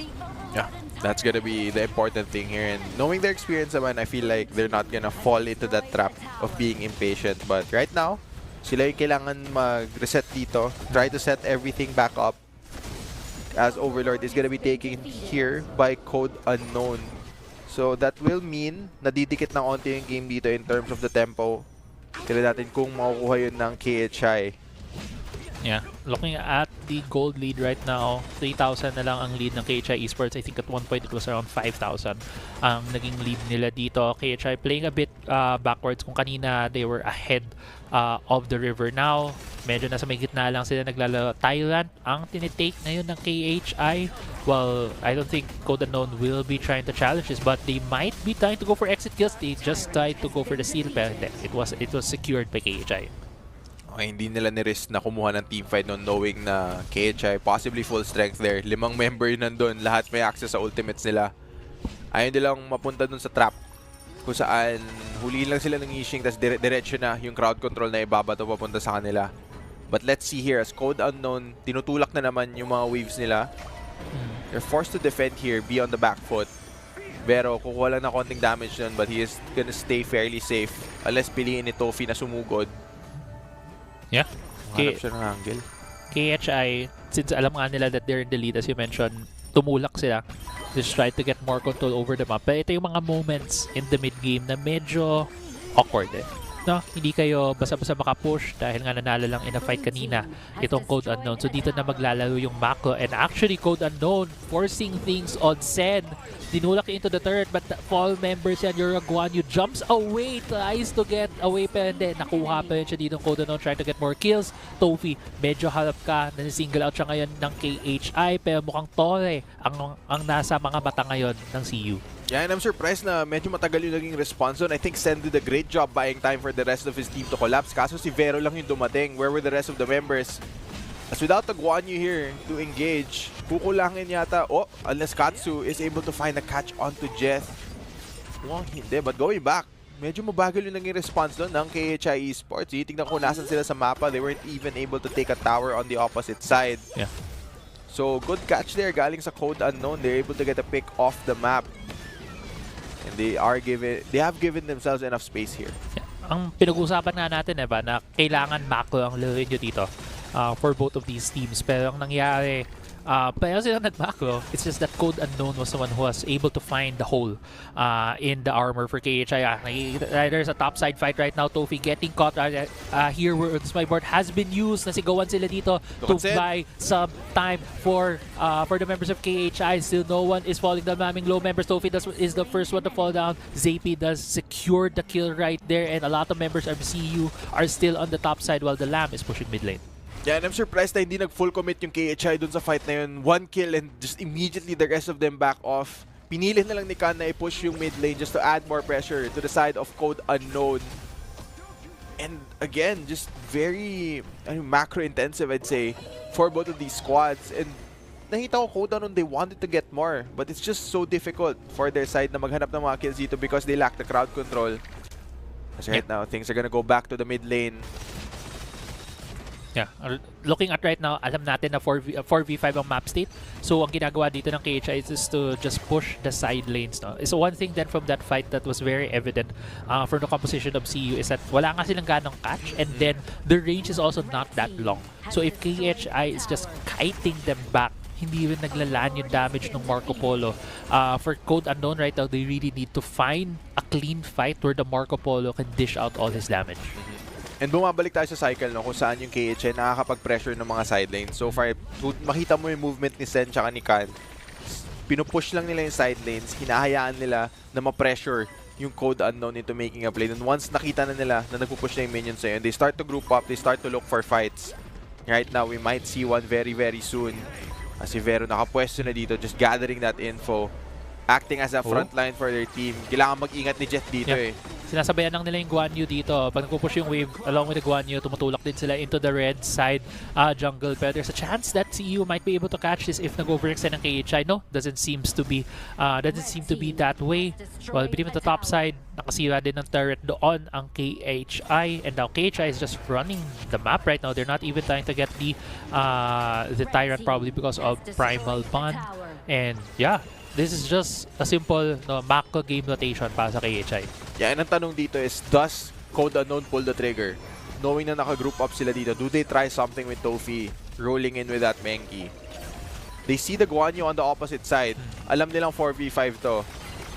Pero mabilis kasi Hindi sila bibigyan ng chance. Hindi sila bibigyan ng chance. Yung Guan Yu, nagtulak lang ng konti, and KHI, very aware kung ano yung kailangan nilang distansya na ibigay sa sarili nila against CU. Hindi sila kayang engage doon ng Code Unknown. Now, Tyrant is being secured right here, and I believe CU is trying their best to push in, but no, naputulak din sila ulit ng KHI. Yeah, just some damage gonna go back and forth here. Tyrant masesecure dito ng KHI. Tignan nyo kung nasan si Sen. Shoving that mid lane, forcing Tofi to deal with him. As Khan gonna try to find a catch here onto Jet. Hindi niya mahanap yung knockback doon, but doon in trouble. Zapi trying to dish out that damage. And again, atras lang ang Code Unknown dito, not feeling confident na kaya nilang kunin yung fight na yun. KHI gonna do the same. Yeah, I believe Sage's Sanctuary has been secured na yun by Khan. So the Lamb, mas may option na siya to go in to try to really go for a big catch right there. Pero just eating up the bullets coming out from the Marco Polo. Doesn't mind at the moment. But going back tayo ulit sa rotation na yun, Chisto. Side lanes, sinashove pabalik ng KHI Esports. Tatama yung waves na to, and they're trying to catch out Code Unknown. The question is, will they force it in the tower dive? Yeah, baka pilitin nila dito. I'm looking out for Aspect kung anong play yung kaya niya gawin. But Sen in the backline. Big knock. Grabe, nahuli ka agad yung Noah. It looks like this is gonna be a cleanup for the side of KHI. They decide to go for the dive. Inubos na ang members ng Code Unknown. That might just be the end of the game here. Tofi just left to defend against 5 members. He's not gonna be enough. What can a Menki do? Pa siya. Hindi niya kakayanin mag-defend dito. Nagdesisyon na ang KHI. This is the moment na tatapusin namin yung game. Yeah. And decisively. Nag-decide lang sila. Again, it's the go buttons, right? Ang dami nilang ways to start a fight.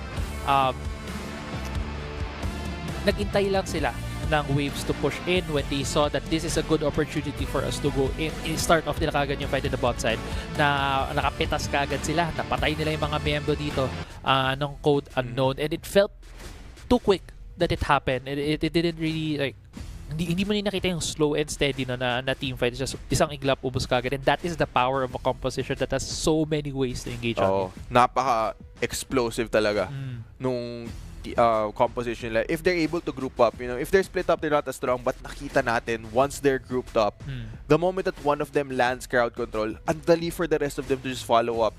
Para naglapag ng board si Katsu on the board tawag din. The world is my board.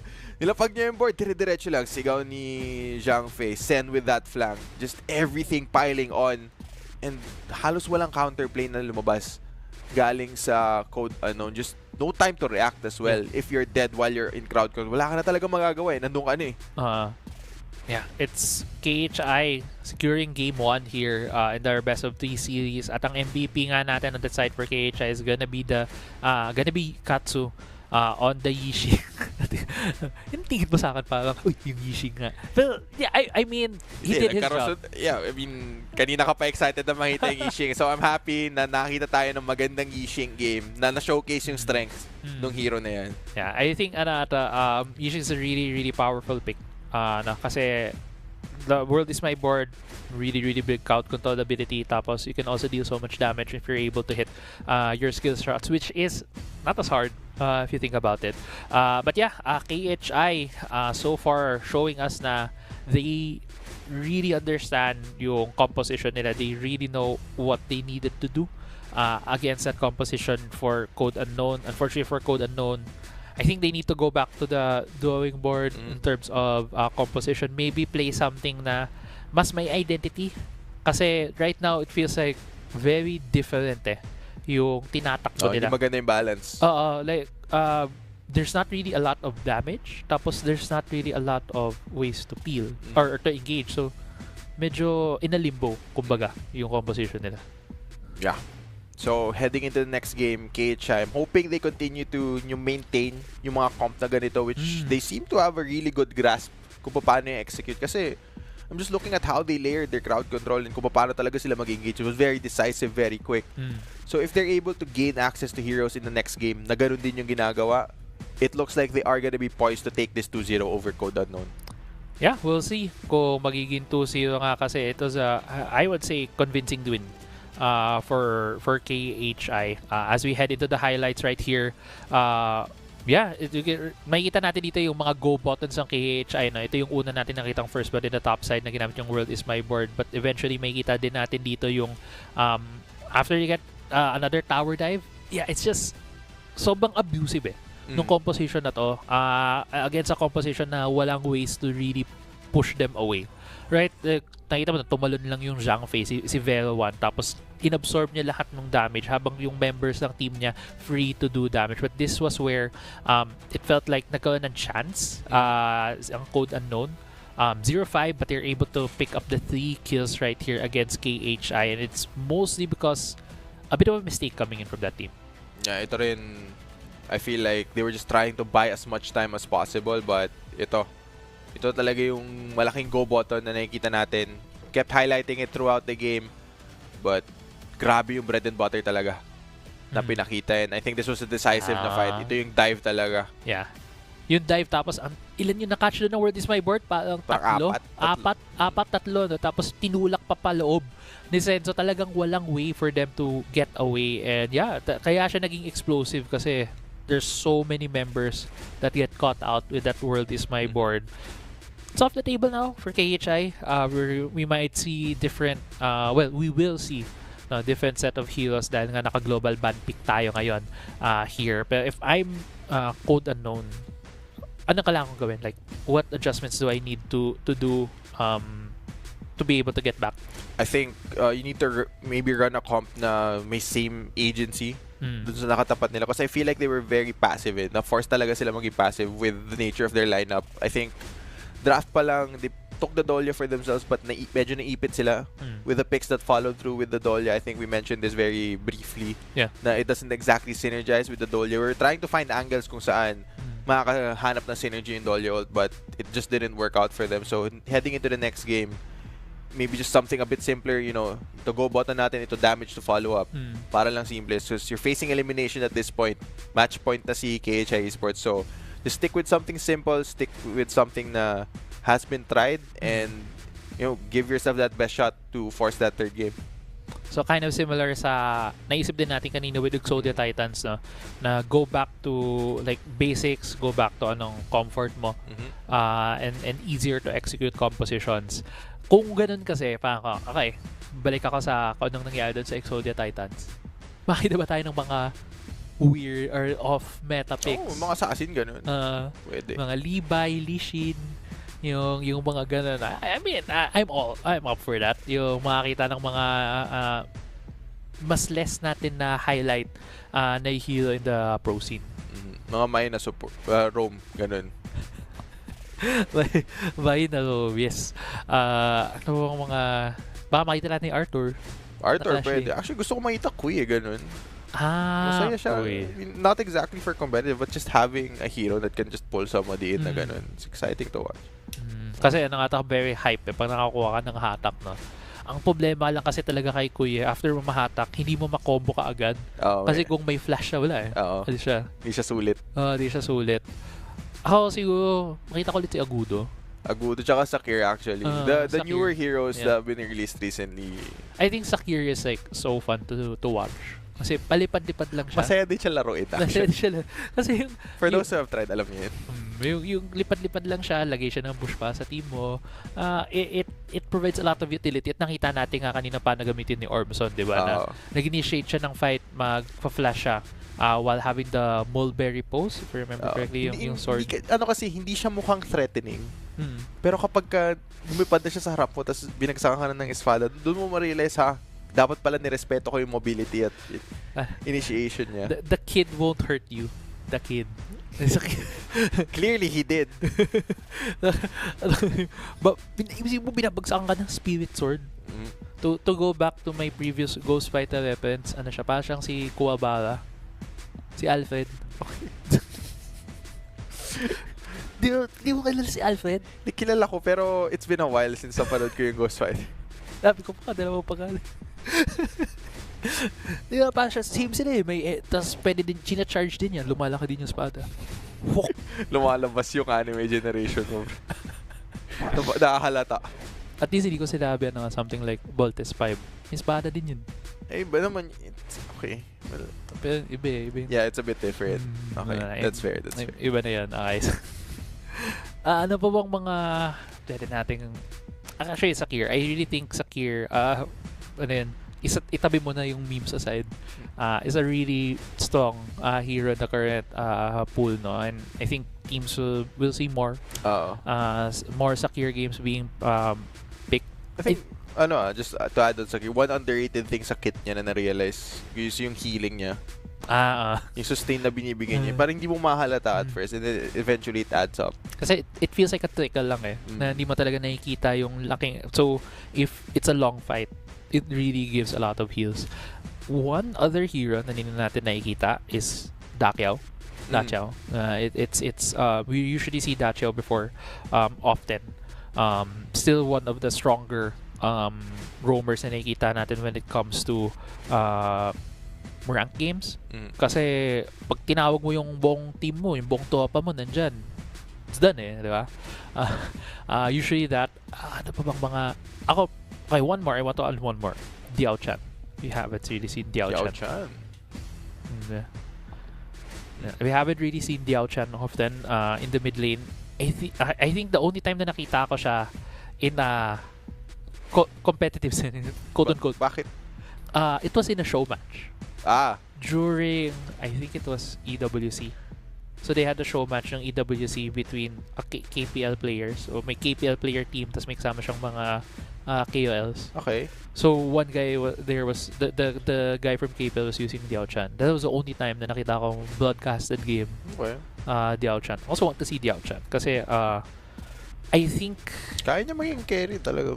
Exactly. Kaya niya maging carry. It's very different from a lot of the mid laners na nakikita natin. Kasi most mid laners parang secondary support ka, you deal more Hindi ikaw yung mobility. primary na damage yung team na constant. Mas Pero siya kasi utility ka. kaya niya yun. Yes, kaya niya gawin yun eh. Just with a couple of items, kaya na niyang mag-deal sustain damage. Yeah, so yeah, I think something like that would be nice to see. Tingnan natin, no? I mean, pwede natin tignan ulit yung tier list na nirelease ng Boom.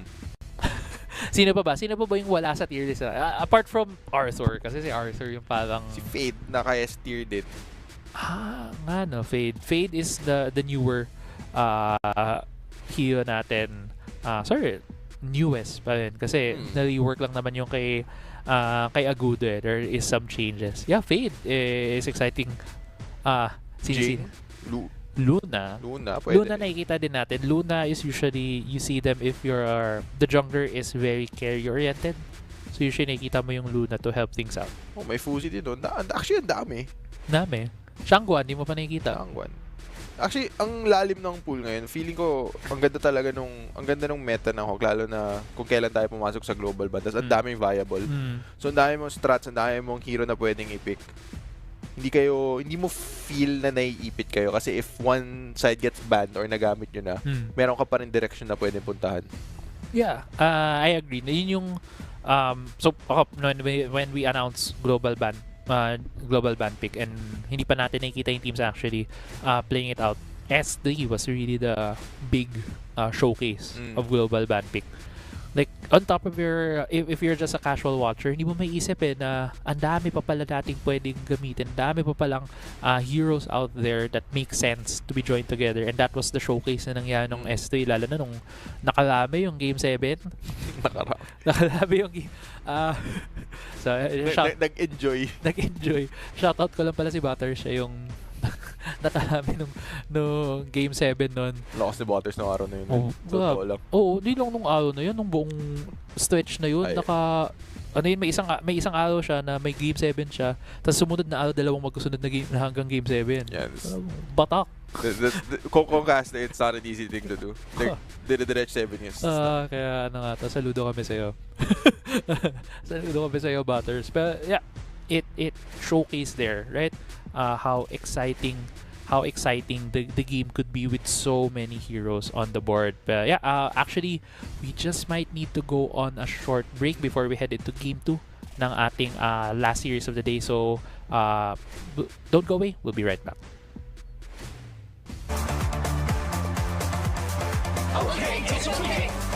Honor of Kings 2025 Global Collegiate Tournament Season 1 is about to begin. With a total global prize pool of over $100,000 US. Show your skills and compete for the glory of the world's strongest university. Follow us for more details at HOK Club and the HOK official community. We await your participation. OK, HOK!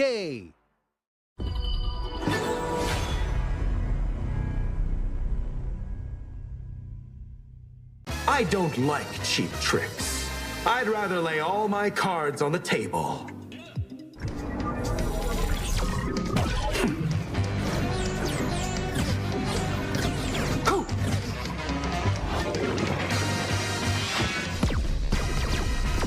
Blazing through the cosmos, illuminating the stars. The Star Charmers are here. They are.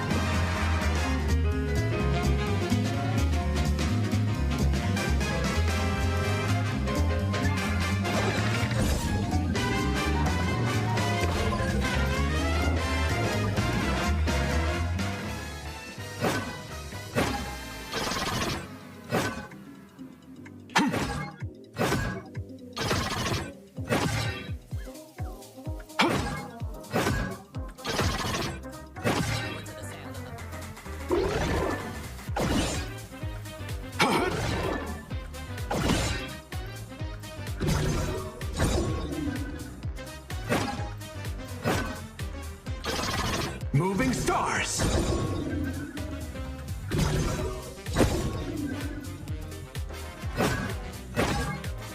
The best show is always the next show. Dazzle!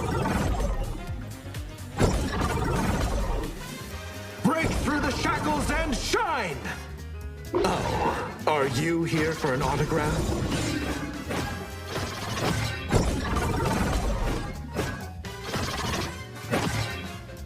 With the power to manipulate dimensions, I hold the universe in the palm of my hand.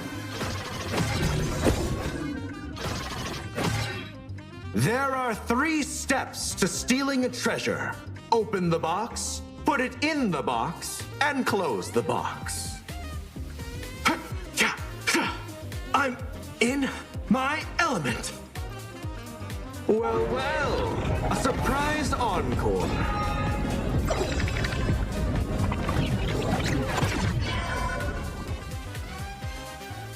For my performance, I shall break through the boundaries of this universe. Your performance lacks creativity. Target neutralized.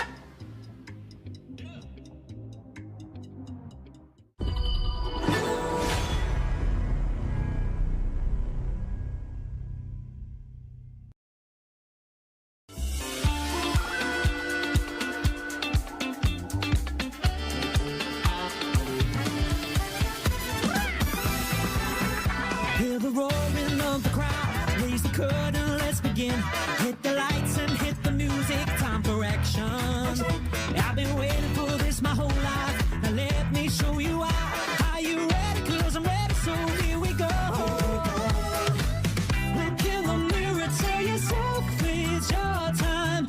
If we believe in magic, we can dream, we can fly. You'll be unstoppable when you remember, feel the power in your heart. So go on and let it shine. I wanna see fireworks in the starlight. This rhythm is burning deep inside. Electric, so alive. I'm gonna dance all night in the moonlight. Won't stop until my dreams are alive. To the world, I'm gonna touch the sky.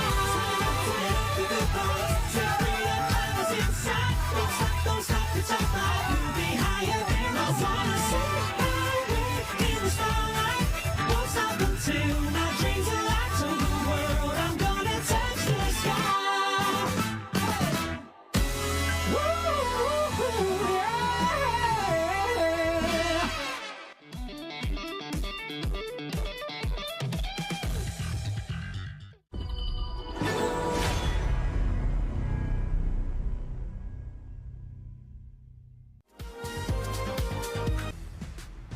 Welcome back everyone dito sa PKL Spring 2025 Qualifier Finals. Papasok na tayo into potentially yung huling game natin para sa ngayon. So, currently up KHI Esports 1-0 laban sa Code Unknown. Kami pa rin casters nyo. My name is Chisto. Alongside me, Crazy Apple. And what are your thoughts just, heading into potentially what could be our last match? I think at least for me, no, I want to see Code Unknown na makabawi dito. Potentially, as you mentioned mo, baka last match, pero pwede tayo may isa pa na game kasi best of 3 itong series natin, race to 2 yung mga teams natin. So, honestly ako for Code Unknown, they just need to really go back and rethink na simpler comp. Nakita naman natin some teams have already done the adjustment like Exodia Titans. We'll see kung kaya din nila gawin yun dito. Talking about Exodia Titans, kung sino manalo dito will be facing them tomorrow. So a lot of more exciting matches na makikita natin bukas, no. Para sa ating mga viewers ngayon, tomorrow we'll be having 2 best of 5s and 2 best of 3s.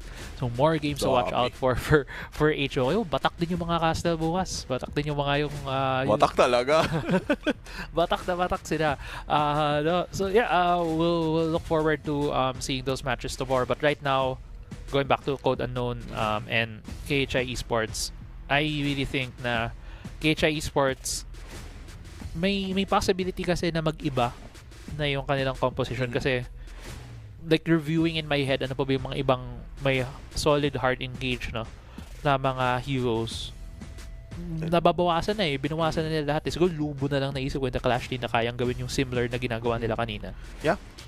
There's still definitely a lot of available picks na may go button tulad ng game na yun. Some of them nasa other side pa tulad nung Dune na hindi nila kinuha. So depende kung paano dadaan yung draft, but there's a high chance nga na mag-iba yung draft nila. And we'll just have to see pagdating doon kung ano yung magiging approach nila heading into this game 2 if they wanna close this out 2-0. But just quick recap kung paano tayo umabot nga dito, no. Just very, very simple game plan galing sa KHI Esports. And I think na-execute nila very, very well because of how easy it was to just go in, get these kills, just transition them into taking objectives right after and control the game from there. Yeah. It's also, it helped na ganun ka straightforward yung comp nila that they could focus on macro.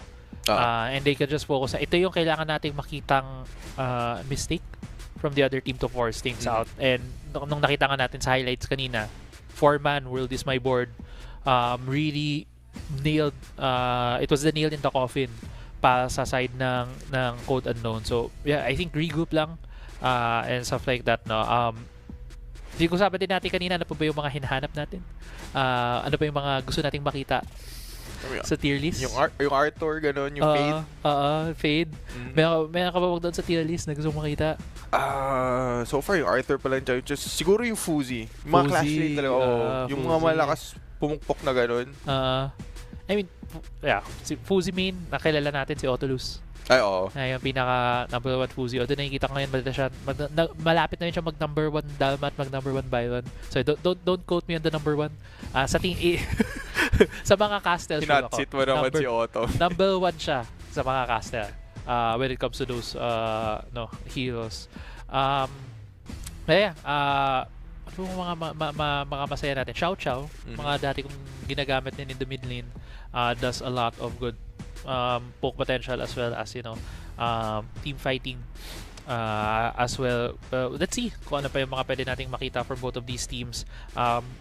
Reviewing as well, to go back lang din for the whole tournament bracket na for the PKL qualifiers. We did start out with the top 16. So the top 16 had 8 teams from the Open Series, 6 teams from the Open Qualifiers, and then 2 direct invites, which was Elevate and Rough Road. Sila yung mga naglaban-laban. Today we started at 12 teams and we'll be ending the day with just the last 8 teams nandito sa PKL Open Qualifiers. 3 teams lang ang ating kukunin para makapasok into the regular season. Yeah, today talaga yung first day pa lang ng broadcast natin, puro laglagan na kaagad. Masakit talaga, but that's just how the story goes for a lot of these teams, a lot of these players. Ganun talaga. Yeah, I mean, at the end of the day, it's a competition, right? Competitions have winners, losers. Even though tayo ay nalulungkot na nakakita natin na natatalo yung mga teams. Lalo na yung mga matches kanina kung gaano kadikit yun. It close. felt bad na one of them was gonna go home after that. Pero it's how things would go. Kumbaga, ano nga yung isang saying, it's how the cookie crumbles. Kumbaga, pero we'll see these teams then. I hopefully for the grassroots, no. Let's go back lang din if for like some of the teams that we already know that will be going into the PKL. So like Blacklist, Boom, these teams right now, I'm sure they're watching yung itong qualifiers na to, already scouting sino ba tong mga pwede nating makalaban in the PKL. And again, going back sa na-mention din namin kanina, for PKL, hindi lang yung pagiging best team in the Philippines ang at stake dito. It's also a way for them to get into EWC. And if our longtime viewers for HOK Esports remember, mataas ang prize pool pagdating sa EWC. So itong mga players na to talagang let's go, pasok tayo sa EWC. Chance na lumipad kayo doon. Yun.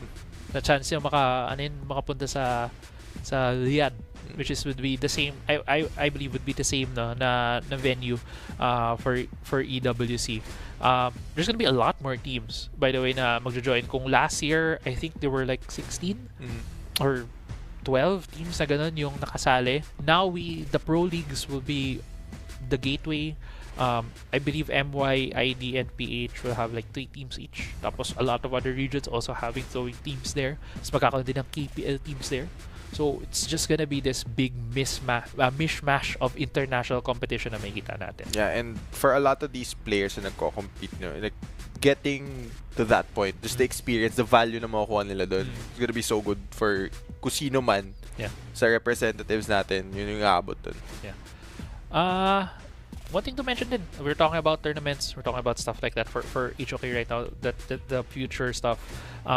If you guys were watching the standby, yung mga videos na pinapakita namin during the countdown, meron doon yung KCS, the HOK campus series. So that's also running right now, one of the programs that we have for esports. For Honor of Kings. It's more catered pa sa mga estudyante. Ooh. So kung ikaw ay nag-aaral ngayon sa isang college or university at gusto mong mag-compete, gusto mong magkaroon ng chance na makakuha ng scholarship grants at iba pang premyo galing sa Honor of Kings, make sure na sumali kayo sa KCS. Makakuha nyo yung mga registration yan meron sa Honor of Kings PH Esports page. By way doon para kayo ay register. Make sure na din na i-check kung meron ng campus group yung inyong university. Oh, so some universities announced na nakasama sila dun? Or is this like an open for all? Open for all. It's an open for all thing? Oh. Yeah, open for all in the sense pa na kunyari wala pa kayong campus group. Pwede ka pang mag-apply. Nagkaroon na kami ng mga apply before. Basta mag-apply kayo. Basta mag-apply kayo. Kung wala pa kayong campus group pero gusto nyo mag-join in the tournament. Madali pala eh. Madali nga lang. Kailangan nyo, laan nyo lang na oras. Mag-register lang kayo sa Google Forms. Mag-register lang kayo. Intayin nyo yung email na kayo ay yung isa sa mga campus ambassador for your school or the campus ambassador for your school, and yun, kayo ay pwedeng manalo ng scholarship grant. Actually, narinig mo yun, Chiso? We'll be heading into the Diretso na tayo. Potentially last game of the day, guys. A lot on the line dito para sa Code Unknown. Sila naman ang mapupunta sa red side dito. KHI will be hopping over to the blue side. Sakto na tama na yung colors. Well, kanina pa naman blue side to. Kanina pa naman natama na sa yung blue side na actually ano nga to, in our perspective baliktad, no? Okay. Tumama na pagdating sa camera. It's the mirror effect. Anyway, eto na, heading into game 2 of the last series, last BO3 of the day. KHI leads this best of 3 1-0, possibly last game of the day. Mai Shirunui has been banned, so wala na siya sa field. Diadia ang makikita nating first pick dito for KHI. Alright, so Diadia was, I believe, banned nung huling game. So she's gonna get to see some action dito for the side of KHI. Another one of those heroes, Bright, dito, na kayang mag-engage, kayang magsimula ng fight. Yeah. You know, not exactly the tankiest, but still does have enough durability para mag-frontline dyan. But, something na hindi pa natin nakikita throughout the day. And reasonably excited tayo was the Ogran. Another one of those strong and really consistent performers dito ever since he got released and enabled dito sa competitive scene. Yeah, I'm liking the draft so far, no, sa KHI. A lot of really high tier picks, really strong picks. Mag-shota pa yung pinik nila. Si Jaja sa kasi Ogran along. May think sila. Yeah. In the lore, sila yung the lore's more complicated. We can talk about it later. Pero yeah, basically, kaya sila may matching skins in the game. On the other hand, we do see Dharma, Direnji, and she, one of the heroes sa ating minensyo kanina na gusto ko sanang makitang malaro today. Okay, mukhang makaka-combo ka pa, pero di muna. We're just gonna see another match with the Yixing. So mukhang makakadalawa ka. Just dito pa lang. You know, sa best of 3 na to. Yung unang dalawang best of 3 ko, walang Yixing dito. Lumabas pareho, no? Ito, madalas ko na nakikitang combo to. Kasi madalas naglalaro kami ni Otto for with the Yixing, tapos madalas siya mag-Dharma. Usually pag natap mo sila, so world is my board. Doon mo magagamit kasi tatakbo, diba, sa gilid. So pwede mong masuntok, tapos mababunggo sila sa dingding. So it's a really good combo. Maganda yung synergy. Combo. Yeah, with the tooth manta from the Dharma. Kaso ngayon, tinitignan ko yung pool ng possible na farm lane dito, and may ipit ang KHI dito. Nag-ban sila ng Arlie tsaka Long, tinanggal ng Code Unknown yung Marco Polo, and pinik na rin nila yung Direnji. So, mapaisip tayo kung saan mapupunta si ZP dito on his hero. Depende na lang kung ano yung maging huling ban dito ng Code Unknown. Maging yung huling aalisin nila dito. So, removing another one of those high damage, yung bruiser style na heroes.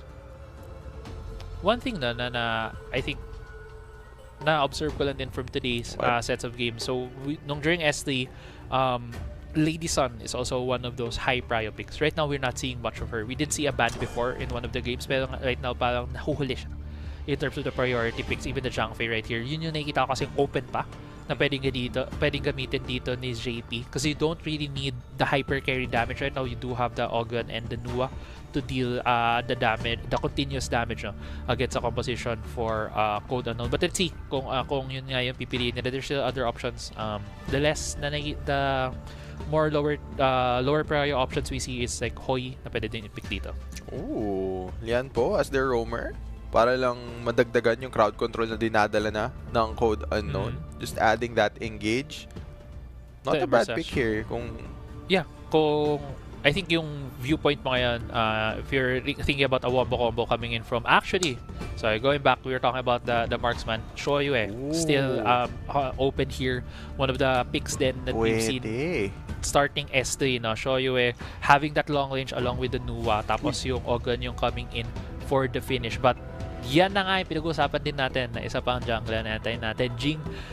Okay, ang dangerous part here for Code Unknown is it feels like sobrang reliant sila na wombo combo. Oo. They need to get that big fight, tapos they need to find something.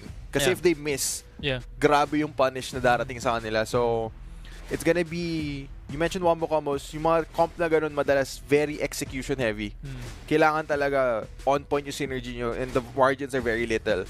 So, I'm looking right now at Code Unknown facing potential tournament elimination. Dito, nila nilagay. Kanilang chances, heavy execution. Tingnan natin kung mapupull off nila. Kasi mataas pa rin yung reward yan kapag nagawa ka nila. Exactly. Kung magdikit-dikit man yung miyembro dito ng KHI Esports, kaya nilang i-wombo combo. They do have the Yixing. They have a lot of tools para makahuli sila.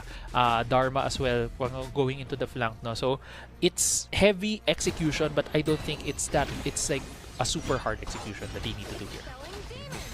Exactly, as Vero is gonna start trading here. And tingnan natin whether or not they're gonna continue yung trend na nakita natin ng Game 1, whereas early game, medyo macro heavy lang tayo. Hindi mo sila masyado magti-team fight. They're just gonna be happy trading across the map. And we've seen that go on, usually for yung mga experience sa teams dito, not willing to make those early mistakes para lang hindi tumaas yung chances nila na mag-fall behind at makatapat ng snowball. Makikita natin dito in the early game, si Code Unknown just taking advantage ng mas mabilis na shove coming in from the DLNG and also the shove in the mid lane. So naka-steal pa sila ng isang jungle camp for the side here of KHI. Very big numbers disadvantage for the farm lane side of things against KHI. Pero dahil doon, nakita nila maraming miyembro sa bot side, nag-invade na dito yung KHI. Really, really good back and forth right now for both of these teams. Yeah, ang magiging trabaho dito ni JP, you mentioned the farm lane, even if he is gonna be behind in terms of that gold, all he needs to do here is stay safe. Huwag niyang hayaan na ma-dive siya na basta-basta and he should be good to go as mga magkaka-fight dito right after the red buff. Chan in a lot of trouble. Jing's getting very, very low. Is trying to dart his way around this team fight. Di pa rin nila nahuli. Wala pa rin bumabagsak dito. But first blood eventually gonna go over to the Ogran. Triple Y gonna be forced to flash away very, very low. Zen not gonna find that kill. Vero still trying Jet to catch Jet here. Khan, is he gonna go for more? Mukhang isang kill lang yung mangyayari doon. Very extended fight but in the end, nakahuli din ng isa ang KHI Esports. They take first blood. That early advantage dito sa game 2 natin. Gets first blood. Good punish right as well doon sa invade coming in from Code Unknown. I think yung nangyayari kasi for Code Unknown, nag-answer sila. As we were mentioning, the back and forth right now for both of these teams, and Mirror Domain has been used again here by Chan to secure the blue buff. Pero dito mapasok na trying to steal from the side of KHI. Khan, I believe ang nakakuha pa yun ay si Chan, and yeah, it's just gonna be the blue buff contest from KHI. What a stun there. Ganda rin pasok ni Tofi. Nasutok niyo yung tatlo sa pader. Pero naipit. Nakuha dito ng World is My Board. Nakakuha sila. They got Khan. And ganda din ang punish nila doon when they saw nga na pumasok the blue buff attempt for KHI na punish kaagad ng Code Unknown. So far, early game, mas dikit ang laban. Yeah, nagulat ako. Hindi ko napansin na pumasok na pala si Tofi. All of a sudden, there's a 3-man stun onto the wall. So great find there coming from the players of Code Unknown, and crucially naka-follow up sila dun sa play na nakita ni Tofi as dito sa blue buff. Chan will be trying to escape here in the middle of 3 members. Grabe yung mobility ng Jing. Is gonna be able to escape as wala na crowd control na iba to ang members ng KHI. I believe naagaw niya din yung buff. So yeah, I think naagaw nila doon yung buff. That was a successful invade coming in from Code Unknown. Good punish as well for this team. No? And different, very different na pacing from game 1. Kung game 1, very passive yung nangyayari, very macro-focus. Right now, si Code Unknown ang nagpo-force ng pressure against KHI. Kita mo na kahit yung dalmang lalim mo. Lalim ni Tofi, naghahanap lang siya dito, naghihintay ng dadaan pa to maybe catch someone and maybe get the assassination. Actually, no, he's just farming between waves at the moment, making use of the advantage that he has against Ali. And mukhang babagal ng konti yung mga bagay dito na just both teams probably waiting for the neutral objective spawns, which is happening very soon. Tinitignan ko sino yung nakapwesto na and kung i-contest man nila. Kasi kanina, they were happy to trade. Yung kunin nyo itong isa, kukunin namin yung kabila. But right now, I'm looking at the positioning. Mukhang parehas silang gustong kunin yung Tyrant. As Khan is gonna be taking a bit of damage here from Tofi. Tyrant is started. Tutuloy pa ng mga teams dito. Mukhang ang call galing sa KHI is ituloy. Yeah. Hihilain ba nun yung members ng Code Unknown na papasok? Both teams parang napaka-undecided pa dala dito. Very undecided pa nga dito both teams. So KHI is going for the for the Tyrant right now. Nagko-commit na sila.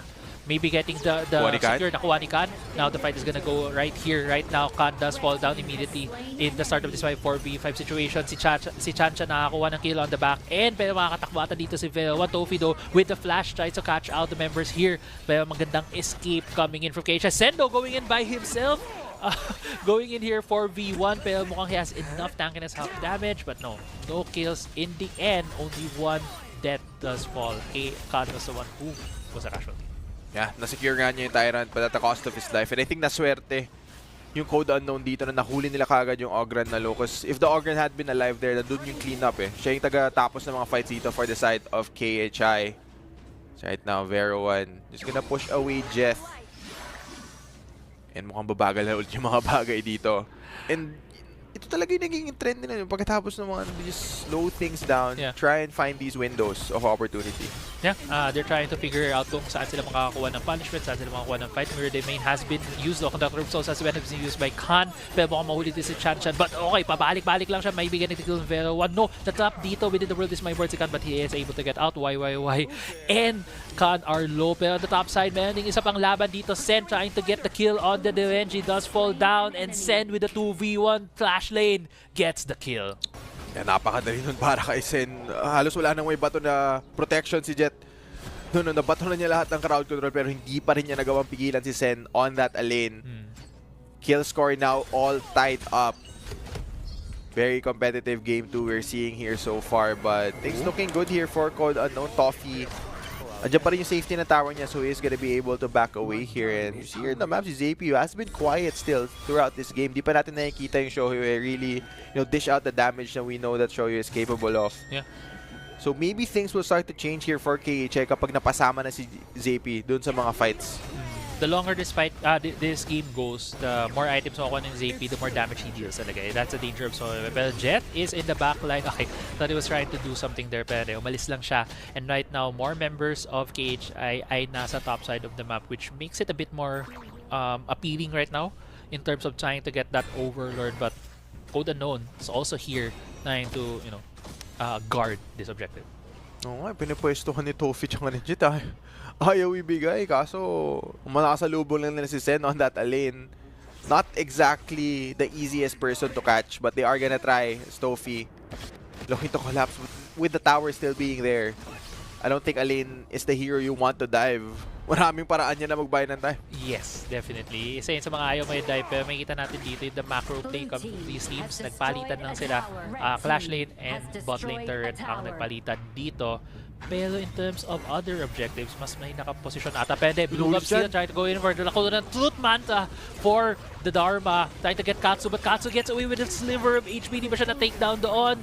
Bell1 as well, trying to get out of the of this fight. Chanchan's not even here. He's gonna go for the objective while Code Unknown just pushes KHI away.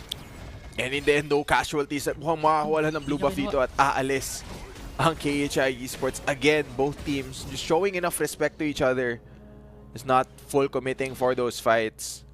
Hindi nila kinuha yung Overlord. I thought, nung nakita ko umakat sa top side si Chanchan, kukunin niya yan. But no, instead, ginawa lang niya is na-clear siya ng wave in the top side to try to, give map advantage right now for Code Unknown. And for Code Unknown, a lot of, you really need to watch out kung paano lalaroin ni Chan-Chan itong Jing because he's gonna be the one, causing the chaos doon sa backlines ng KHI. Siya talaga yung malaking threat dito kay Katsu at kay JP. So, kailangan natin panoorin ano yung gagawin ng Jing. Yeah. Oh, okay.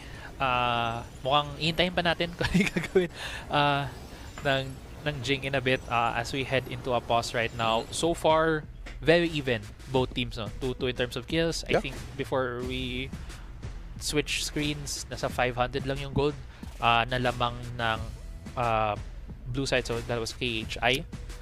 Very even spot right now, pero it seems like KHI nababalik nila yung the game into their favor. Yeah, it's very even in the sense na if one team makes a play, punishing one mistake, the team na nakapunish, biglang sila naman yung magkakamali and mapapunish yung other team. So definitely napaka back and forth nung nangyayaring labanan between those two teams. But you did mention that things are leaning slightly in favor of KHI. I think sila yung nakakahanap ng place as in terms of the macro across the map. So still, they need to watch out for what Code Unknown can do kasi nakita naman natin how they can punish. They have a lot of tools at their disposal na mag-access sa backline na meron yung KHI dito. And they're not exactly mobile, both yung Nua and yung Shohyo. So the carries on their side can definitely get caught out here. So still need to keep that in mind kung kayo yung KHI. Yeah, still a lot of ways for Code Unknown to take advantage ng yung composition ng KHI. And yeah, we'll see how that pans out. For Code Unknown naman, really good start for them. Oo. Kasi better than yung previous game. Better than yung previous. Nakita natin that they were aggressing, taking the initiative, dealing damage, doing fights. Nakikita mo din yung pinagkaiba ng dating nung Jing saka nung Ogan. Like when the Ogan comes in, it's like a force to be reckoned with. When the Jing, kailangan niyang do all these like crazy maneuvers. No, kailangan mo pabalik-balik. Mirror domain, pabalik-balik. na ganun. One thing lang din na iniisip ko nung in-imagine ko yung composition nila. Like imagine you have the world is my board. Tapos may circle doon yung mirror domain. Tapos andito lang siya sa loob, gumagano'n lang. Like it's the perfect wombo combo na para kayo nilagay sa isang blender. So, literal. Literal. Tapos may tumatalon pa sa harap nyo. Nagte-tremor smash. May nagdadabog sa loob. Yeah, exactly. Like, yun yung I think right now the dream scenario na makita natin na ma-pull off ng comp nila. Na-imagine ko na yun. Parang sobrang dami mangyayari sa screen mo. Ano pa? Gagalaw pa ba ako? Di na eh.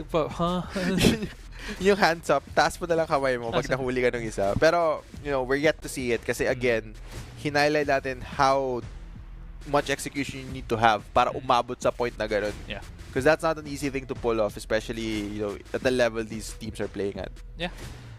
Definitely, it's hard to get those catches. Pero nakita na rin natin kaninang nagawa yun eh. So it's not entirely impossible, especially if you're put in a really bad position for it to happen. For anyone watching right now, we're just waiting para sa pause natin ngayon between KHI and Code Unknown. We're might be just working on some technical issues with the teams, but for sure once it's sorted out, we'll get back right into it. For game 2 of this best of 3 series. Going back to Code Unknown, it really feels that this is a more how should I say this? Parang more comfortable. Na composition for them compared to the previous game. Mas maganda yung synergy na rin nung comp nila. As in, just the picks themselves, they work together a lot better compared to game 1. That's probably a big factor kung bakit mas mukhang komportable na rin sila. And just the way that you can notice the way that they're moving, not as hesitant as nung game 1 na nag-react lang sila and nag-aantay lang sila kung ano yung gagawin ng KHI. This time around, they know na meron sila ng tools na makabawi dito and to actually punish mistakes that their opponents make. Yeah. Yun na din yung sinabi natin from the start, right? Before we start game 2 na we wanted to see something na easier for them to play. Definitely this is something easier for them to play kasi it's more straightforward. Easier in the sense of a stream because it's still Jing. I think Jing is not the easiest to play though. Yes, correct. It's still not the easiest, pero there's a lot of tools kasi around it that makes it not as hard to do. Like imagine before nung wala pa yung mga tools like Yixing, what is my board, you have to layer that with other CC, or kailangan gagamitin yung the mirror domain on an objective fight para siguradong nandoon din sila. Ngayon, pwede mo gamitin yung world is my board para mapilitan silang nandoon. Pwede mo yung mga knock-up, yung mga ibang stun, mga AoE. There's just been this evolution as you think about yung evolution of the game, because we've been at it for almost a year. HOK is nearing a year, I think. No, actually we're June. Oh, malapit na pala. May luto ba kayo pang anniversary ng HOK dito? Hindi ko pa alam. Hindi pa sure. We'll see. We'll see kung meron na mga anniversary stuff. Pero definitely, syempre, if something that we're looking forward to as casters and as fans of the game. Kita niyo na may nakalagay. Yun. Yung boss. Ayun. Mali ako ng turo nung una, man. Kasi nasa mirror domain din tayo eh. So kapag ka nag-dash ako doon, magda-dash ako pabalik dito. Or si Jing lang magagawa nun. Feel ko nga to. Kapag pumunta ka sa edge of your screen, pupunta ka naman dito sa kapila. Okay, we're back into the game, guys. Into 1-0. Pero mukhang may fight kagad sa top lane na Tutmanta, pero nakatakas kagad dito yung Alin on the Sen. Pero ang dami pang layers itong fight na ito. 4 na miyembro kanamit nila against the kill right there on Sen, habang tinrade naman ang Tyrant in favor here of KHI. Okay, so yun yung palitan natin. Pinag-usapan natin yung mga pagtitrade nila cross-map. Sen gonna get taken down, but ang kapalit Tyrant nga for the side of KHI Esports. Need to defend for a bit here though, hanggang makabalik na si Sen doon sa mapa, but yeah. Kanchan was gonna look for something. Tignan mo yung pwesto ni Noah dito. Oh, actually, may pinasok ulit dito si Tofi, no? Pero si Katsu does get away with the flash, and second tier turret goes down in the top side of the map. Ang ganda actually ng pwesto doon ng Code Unknown. They had like the Yixing stand in the middle of the jungle para kung may makatch out na nag-rotate para mag-allow to allow Aspect to just take down the turret in the top side of the map. Now, ang tinatry na sagot dito ng KHI though is the mid lane. And Jeth here just gonna take a bit of damage as Khan. Ito na yung magiging defense galing sa Code Unknown. They are gonna send enough members here. Nakakatakot para kay Chad na pumasok na gano'n. Grabe yung damage sa ibabato. Oh, pumasok si Tofi! Tutmata has been used. Si Katsu. Great catch there. Coming from the side of Code Unknown. Now with the numbers advantage, hindi natin anong magagawa ng KHI, mukhang wala. And that's gonna be Tyrant now for Code Unknown. Yeah. So sa kills doon for Code Unknown, they spent talagang they spent everything, use ultimates to secure those 2 kills. Now makakuha sila dito ng Overlord, and that's gonna be the enhanced Overlord for them. Well, actually no, nag-reset. Ano nila nakuha? Hala. Did that buy enough time? Ito na si Sen. Oh, it buys enough time for them right now. Nakaka-turn around dito ang KHI. They're being chased out into their jungle. Alane does take down the Derenji. Dalawang miyembro na kaagad ng Code na no. It's a disaster at this point. Wala naman yung Destiny passive dito ni YYY na hit siya ng Nuwa from the base. And this Tyrant might go in the hands of KHI. Yeah, iniisip ko, what could have... Wow! May na-snipe. Okay, may nadapa bigla. KHI turning things around. Trade ng Code Unknown, look at na the map. Yung Overlord naman yung tinitake nila, but wow, that was a really good set of plays right there from KHI. And you know, just as we feel na may nagkamali on one side, sila naman yung magkakamali and sila din yung mapapunish. KHI this time around evening out the kill score, and sila na yung lamang sa goal dito as Tofi looking to escape here from Khan, who's playing very, very aggressively. This time, makukuha na ng KHI yung mid-turret. Yeah. And it does open up the map now for them to go and start invading into the Code Unknown jungle.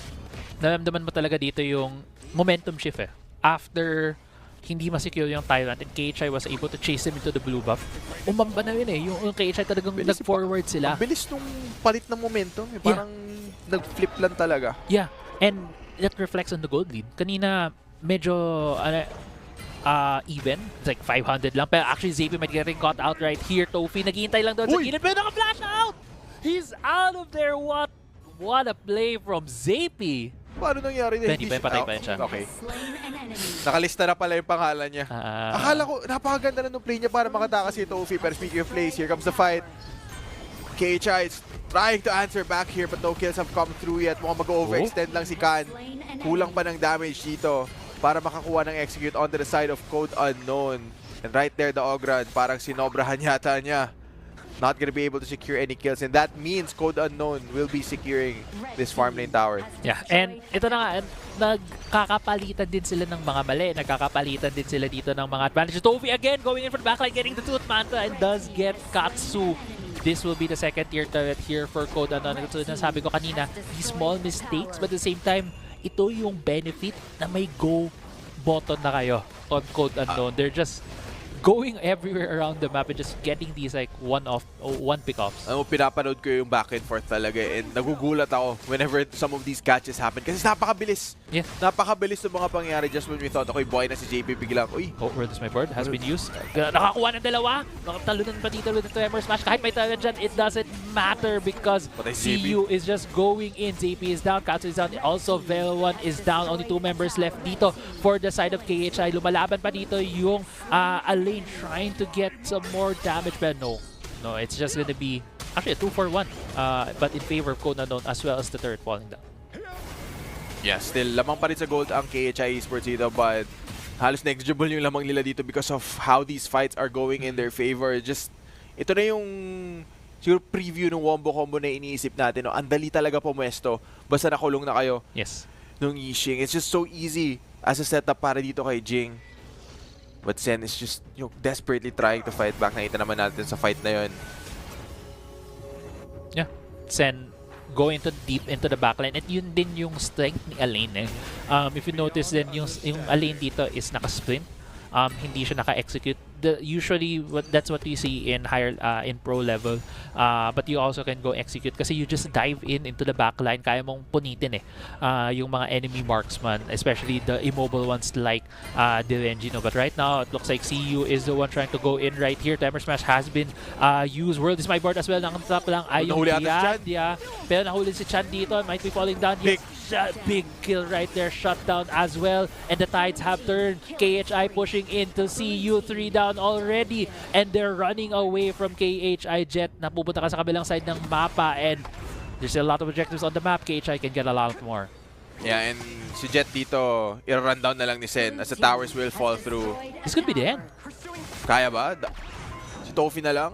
Can Tofi be a hero? Yeah, that's why we're focusing right now on Sen kasi kailangan niya takbuhin dito si Jet, and there's still 4 members of KHI here. Only Tofi to defend. Meron siyang Tooth Manta. Baka kaya niyang patayin yung mga creeps, pero no. He goes in, tries to get the kill, but that's it. That's gonna be it for KHI. KHI might be able to win. Their Timer Smash has been used, but hindi. It's not enough to take down the minions. KHI Esports win 2-0 and advances to the next part of the bracket. Nakahanap ng angle ang KHI Esports sa mag-engage yun. Nahuli nila si Chan Chan on that Jing. A very crucial member para doon sa Code Unknown. And just from that team fight, dire-diretso.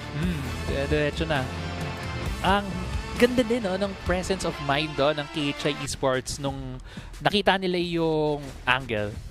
They say, okay, kumpleto pa tayo.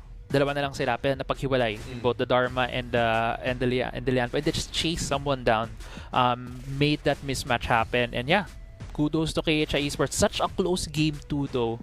Grabe yung back and forth ng game 2. Oh, like I really felt na CU Code Unknown could have like anyone could have won it.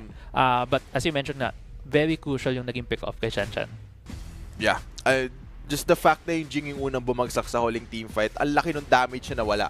And ang laki ng threat na nawala galing sa Code Unknown. And just the moment that the Jing dies, magiging confident na kayo na umabante lalo eh. Yeah. Alam nyo na wala na yung yung nasa blender kumbaga. Nawala yung, inalis yung blade sa loob. Yeah. So ang lalabas na lang, crowd control na lang, pero yung damage non-existent na. Yeah. And I mean, kudos then as well to Sen. Hindi natin siya madalas nakikita kasi medyo nandoon siya sa likod ng fight eh. Like the thick of it where the blender is happening, hindi siya. Nandoon siya sa likod trying to cut down aspect and why. And now looking back, this pick is very pivotal against the composition din ng Code Unknown kasi it disrupts a lot of the backline damage, a lot of the additional damage to take down the Ogran. Yeah, and I think well-deserved yung MVP dito. I think Sen really put his team on his back for this game because looking at how those fights were going, it was such a struggle para dun sa Nuwa at sa Shoyu, kay ZP at kay Katsu. Highest damage Kaya it was very difficult for them to dish out that damage dahil dun sa threat. So the fact na nababawi na ni Sen, yung acting as a frontline and just a huge threat to the backline of Code Unknown. I think well-deserved na siya yung nag-MVP dito. Yeah, well-deserved. Also really good overall na teamwork for KHI, even though early on it felt like si Code Unknown was already taking the lead. Nagkaroon ng back and forth, and then Code Unknown also tried na-extend pa nila yung lead nila. But yeah, KHI heads up catch there na tinuloy-tuloy na nila. So yeah, congratulations to KHI. They'll be moving on to face Exodia Titans tomorrow for another lower bracket match. Magkakatanggalan na naman bukas. But you know, with that, Code Unknown will be unfortunately dropping out of the tournament here. Good run from them, making it all the way top 12? Top 12. This, kung tama ang aking tingin, it's 9 to 12 spots silang ayon for the PKL qualifiers. You could say, diba, that they're at the top 12 in terms of the best teams right now in the Philippines. Yeah, and we're gonna go through the highlights here, no, guys. And if I was to describe yung game to natin, it's just very back and forth. It's a team punishing a mistake and then making a mistake themselves and getting punished for it. Yeah. And nangyari yun multiple times for both sides. So, grabe yung tension na maramdaman mo watching this game kasi hindi mo talaga sure sino yung lumalamang. Kasi kung sino man yung lumalamang, biglang magkakamali naman and mapapunish din sila. Yeah. We also saw some really good individual highlights and some really good individual plays. Like yung mga huli. Dito, ito, yung 2v1 ni Sen against Aspect. Ito talaga yung, like, looking at it now, that was signs of things to come for KHI. And yeah, it was a really interesting game, a really fun game to cast and to watch. No, but in the end, it's really just how the game goes. CU, unfortunately, falling to KHI. Oh, ito yung huli ni Tofi na naging magandang team fight para sa Code Unknown. Tapos ito rin yung nag-reset na Tyrant. I think this was big. Yeah, definitely. Now that we're looking back na the highlights, this was big talaga kasi it changed the momentum. Binigay na ng KHI eh. Oh. They expected na makukuha na, pero ang ganda din ng presence of mind that they immediately jumped in. Oh, tapos 3v5 pa yun. Yeah, 3v5 na yun. Ito yung nakabawi eh, di ba? Like, literally talaga, it really was a back and forth. Although, if you're looking at the numbers, it's still KHI with the gold lead. Talagang na-climb back din nila sarili nila in that deficit. So, at the same time, they were able to really show na sila na yung athlete. But ito rin, another good catch, no? From CU. It's so much action, so many things happening. It's a really, really fun game. And I think yung susunod dito is yung huling team fight na kung saan nahuli si Chan. And crucially, siya yung unang namatay. Siya yung unang na-pick off dito for the side of KHI Esports. Yung talaga yung main target nila dun eh. Yeah. Alam nilang naipit na dun sa blender yan. Si Chan napilitan na lang, okay, maybe I'll try to deal as much damage as I can. And ito na yung dulo, yung Tofi desperately trying to defend but not enough. Like yung at that point, like, you were thinking of ano kaya yung mas tamang play? Would have been to try to push away the minions or to burst them down or to try to get kills. Pero looking at the death timer, then like 7 seconds pa si Chan didn't have enough time. Tried their best in that situation. And yeah, those were the games that we've seen today. No? So for today, 3 best of 3s for today. Yun na yung day 1 ng qualifier finals natin. And bukas marami pa tayong matches. Marami pa tayong matches bukas. I believe we'll be showing up the schedule in a bit. But before we show the schedule, I'd like to remind the viewers na we'll still be having more games coming. Ang ating PKL Open Spring 2025 Qualifier Finals will be broadcasting today, tomorrow, until Monday. Monday nyo malalaman ang huling team na makakapasok into the PKL. Doon din magaganap ang lower bracket. So bukas malalaman na natin yung ibang papasok? 2. Kasi ang format natin ay 3, di ba, yung makakapasok. Bukas, yung 2 best of 5, yung 2 upper bracket semis. Kung sino man na doon, pasok na sila. So, it's gonna be between Elevate... Well, may kita natin yung bracket later, but it's gonna be Elevate 3 Degrees, Rough World, and Looking For. Grabe naman yung mga laban ngayon. Laglagan yung laban bukas kung sino na yung magka-qualify diretso. Parang ano nga to, ngayon laglagan, bukas graduate. Bukas yung mag-graduate. Ito na diploma nyo, PKL. PKL na kayo, pasok na kayo, and yun, it's Yung last day, yung last day masakit, nararamdaman ko. Yung last day kasi, isa na lang Isa na lang yung fight for the last spot. But yeah, we'll be seeing the updated brackets right now actually. And ito nga yung pinag-uusapan natin, Chiso, ito yung mga teams natin na natitira. Yeah, so advancing dito sa lower bracket natin, of course, ACT Esports Club earlier today, Cyber Chiblings, and KHI Esports, tapos Exodia Titans. And then binanggit mo to, yung upper bracket, yung malalaman natin sino na yung mag-qualify. It's gonna be Elevate going up against 3 Degrees Esports, and then looking for Org at Rough World Era. Yung mga matches na nakikita nyo dun sa upper bracket, best of 5 yan. Yeah. So, best of 5 yan. Lahat ng deciding matches that will go into the to PKL, best of 5 lahat yan. So, yeah, yung dalawa tomorrow and then on Monday, magkakaroon pa tayo ng isang best of 5 for the last slot. I think, we'll be heading into tomorrow's matches. Actually, pinag-usapan pa lang natin. So, there will be 4 matches tomorrow. 2 of them are best of 5s and 2 of them are best of 3s. The first is Elevate versus 3 Degrees Esports. The other is Looking for Org and actually Rough World Kadiliman. That's why it's RWKD. ACT Esports Club and Cyber Chiblings. As for the last match would be KHI and Exodia Titans. Reminder lang sa ating mga viewers, yung first 2 matches tomorrow are qualify. If whoever wins, they will qualify for PKL. While for the last 2 matches tomorrow, laglagan din yan katulad ng mga laro ngayong araw na to. Yeah, napaka-excited ako para sa mga matches natin to. Yung unang dalawa pa lang, alam na natin agad sino yung sasama dun sa 5 sa PKL ngayon. Yeah, exactly. Yun yung exciting doon eh. Akin, nakakatawa naman si Looking for Org. Nakita mo, drawing pa lang yung kanilang logo. Tapos may chance na sila. Pag nag-PKL yan, may org na. Hindi na Looking for Org, with org. With org, tas paid pa. Found Org. FO, Found Org. Pero to be fair, if they do make it, there's a high chance na may mag-pick up sa kanila dun sa PKL. Yeah, definitely we'll look forward to that. No, I believe that's gonna be it for us for today. Yeah, that's gonna be for us for today. Thank you everyone for watching. It's been a pleasure to cast the PKL Qualifier Finals. I'm Crazy Apple. Here with me is Chisto. Have a good rest of your night.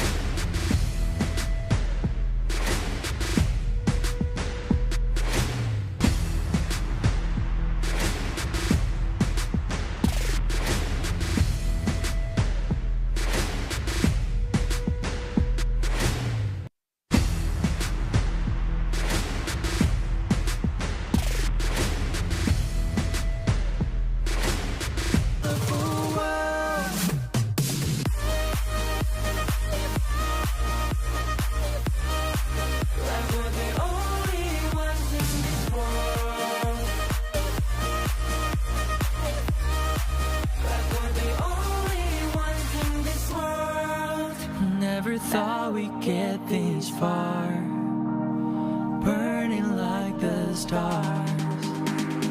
How we get this far, like we're the only ones in this world.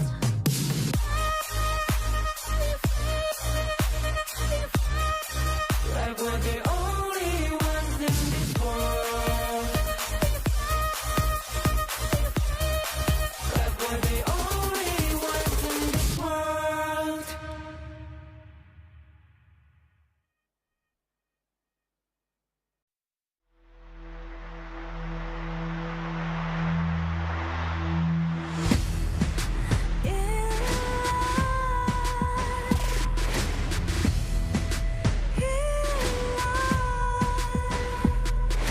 What's a life without its worth?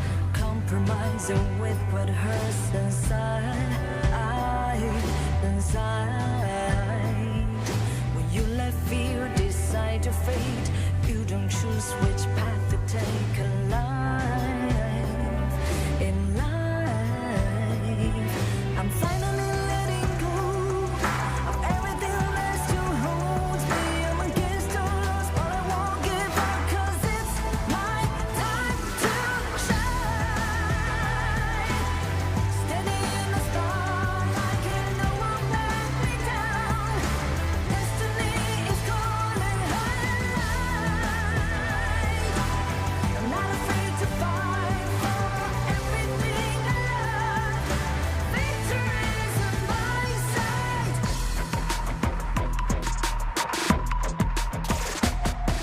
The more we lose, the more we gain. The more that nothing stays the same in time.